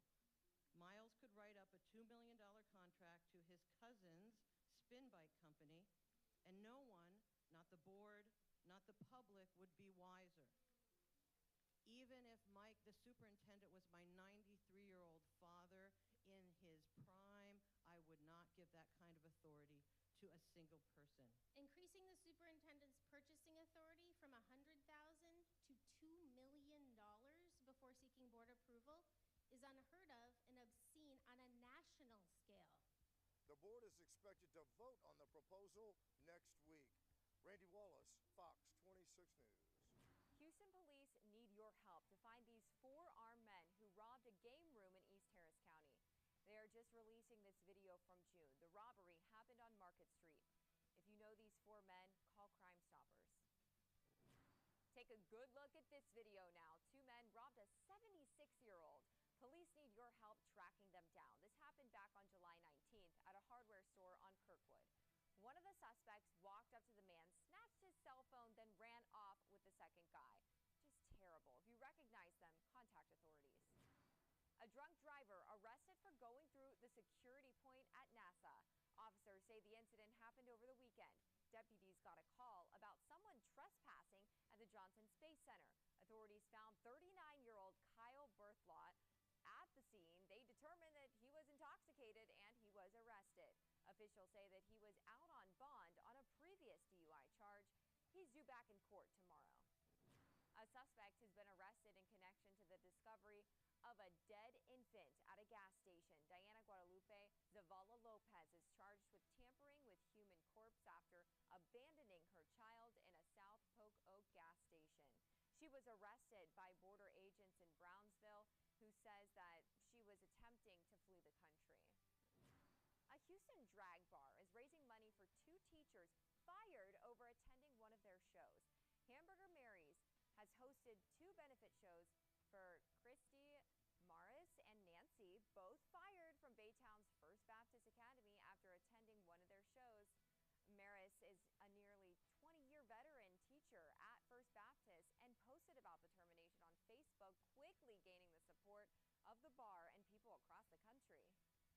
It's very unfortunate as well because I feel like in 2023, you would think a lot of people would, be able to express love, happiness, and joy, but instead they want to, put light on hatred and negativity, and it's just like, for what? You don't have to do that. You can literally just go out into the world with a positive vibe and just put a smile on someone's face.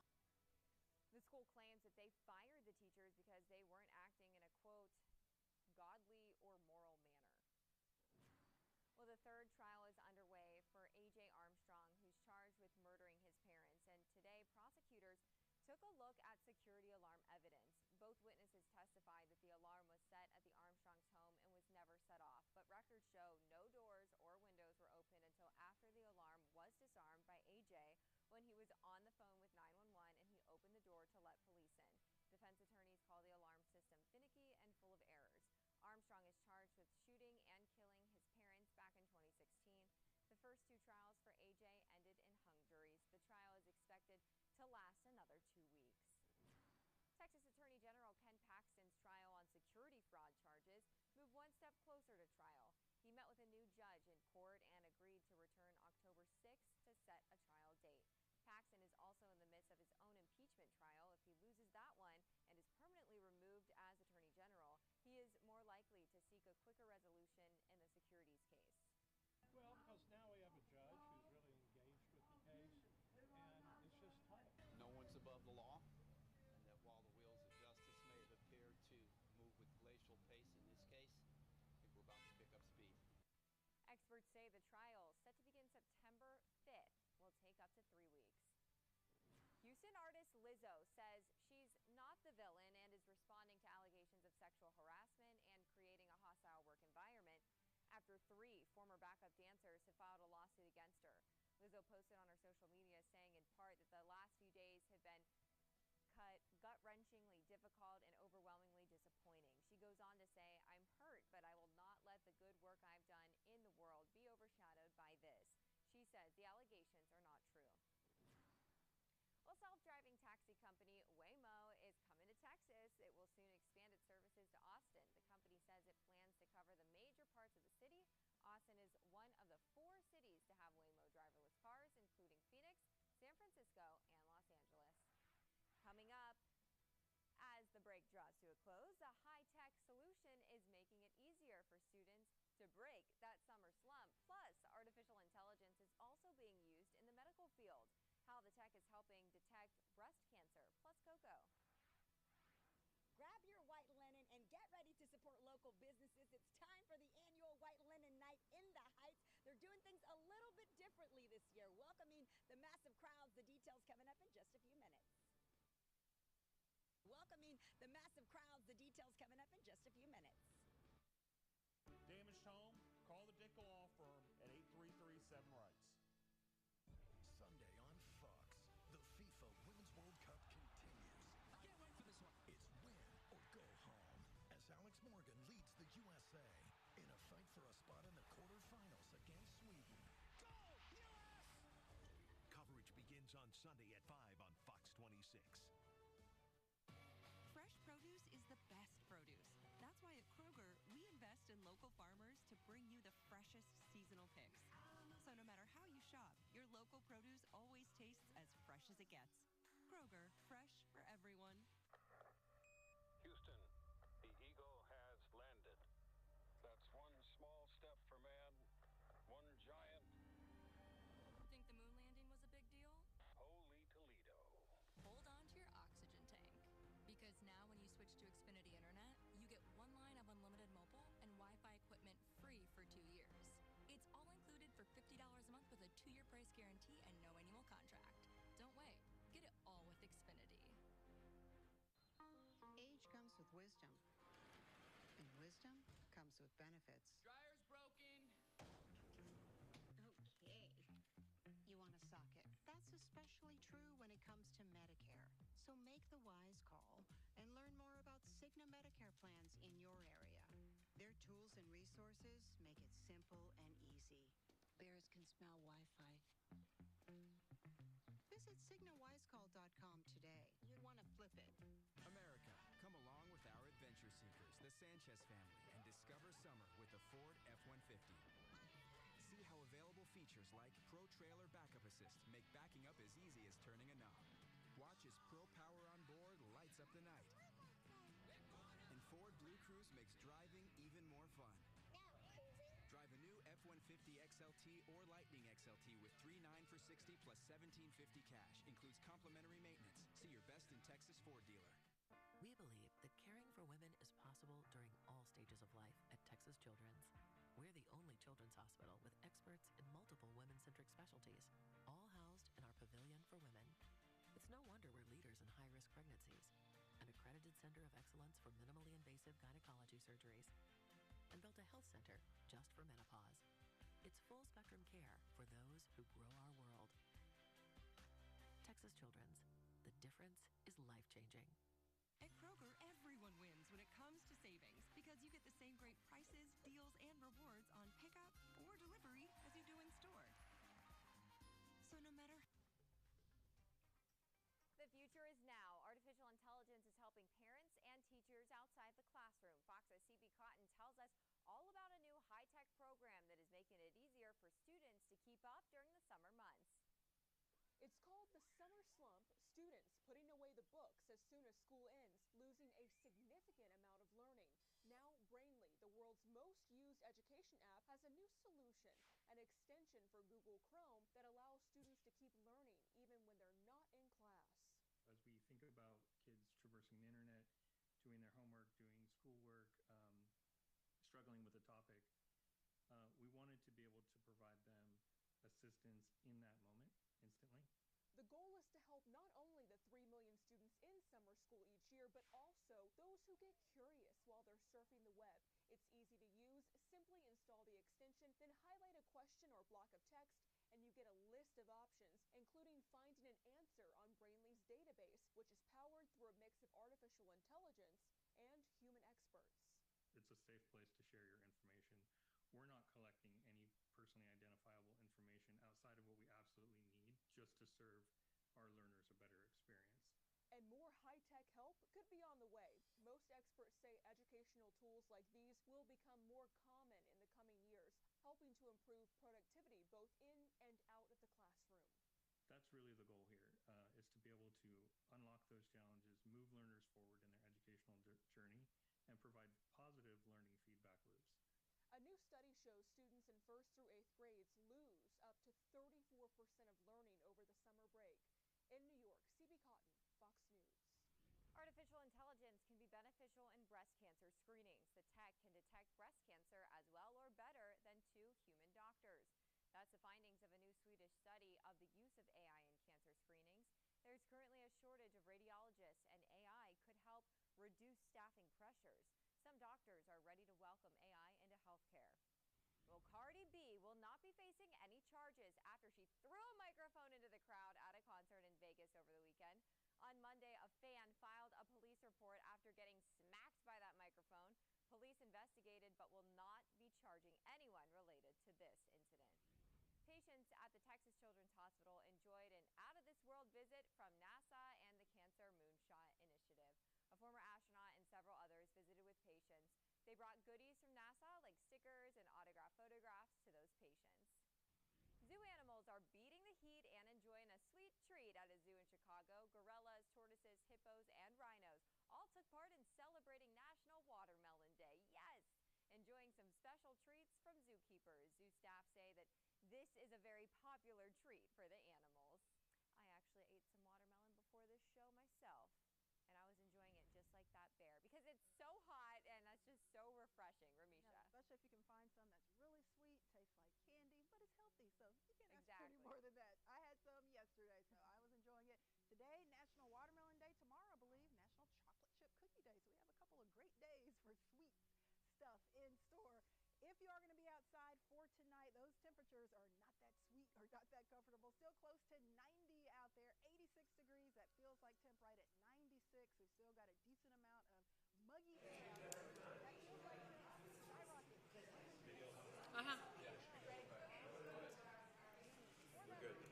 Good evening. This meeting is reconvened at 10:47 p.m.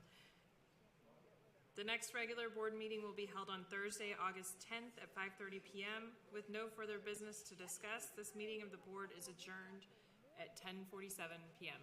Thank you. And the drought, of course, getting worse. So make sure to grab our Fox 26 weather app to keep track of the latest happenings with our weather across the area, because eventually this is going to change, and even now you can get the latest heat alerts. We've got a slim shot for a little bit of rain tomorrow, only about a 10% chance for an isolated shower storm.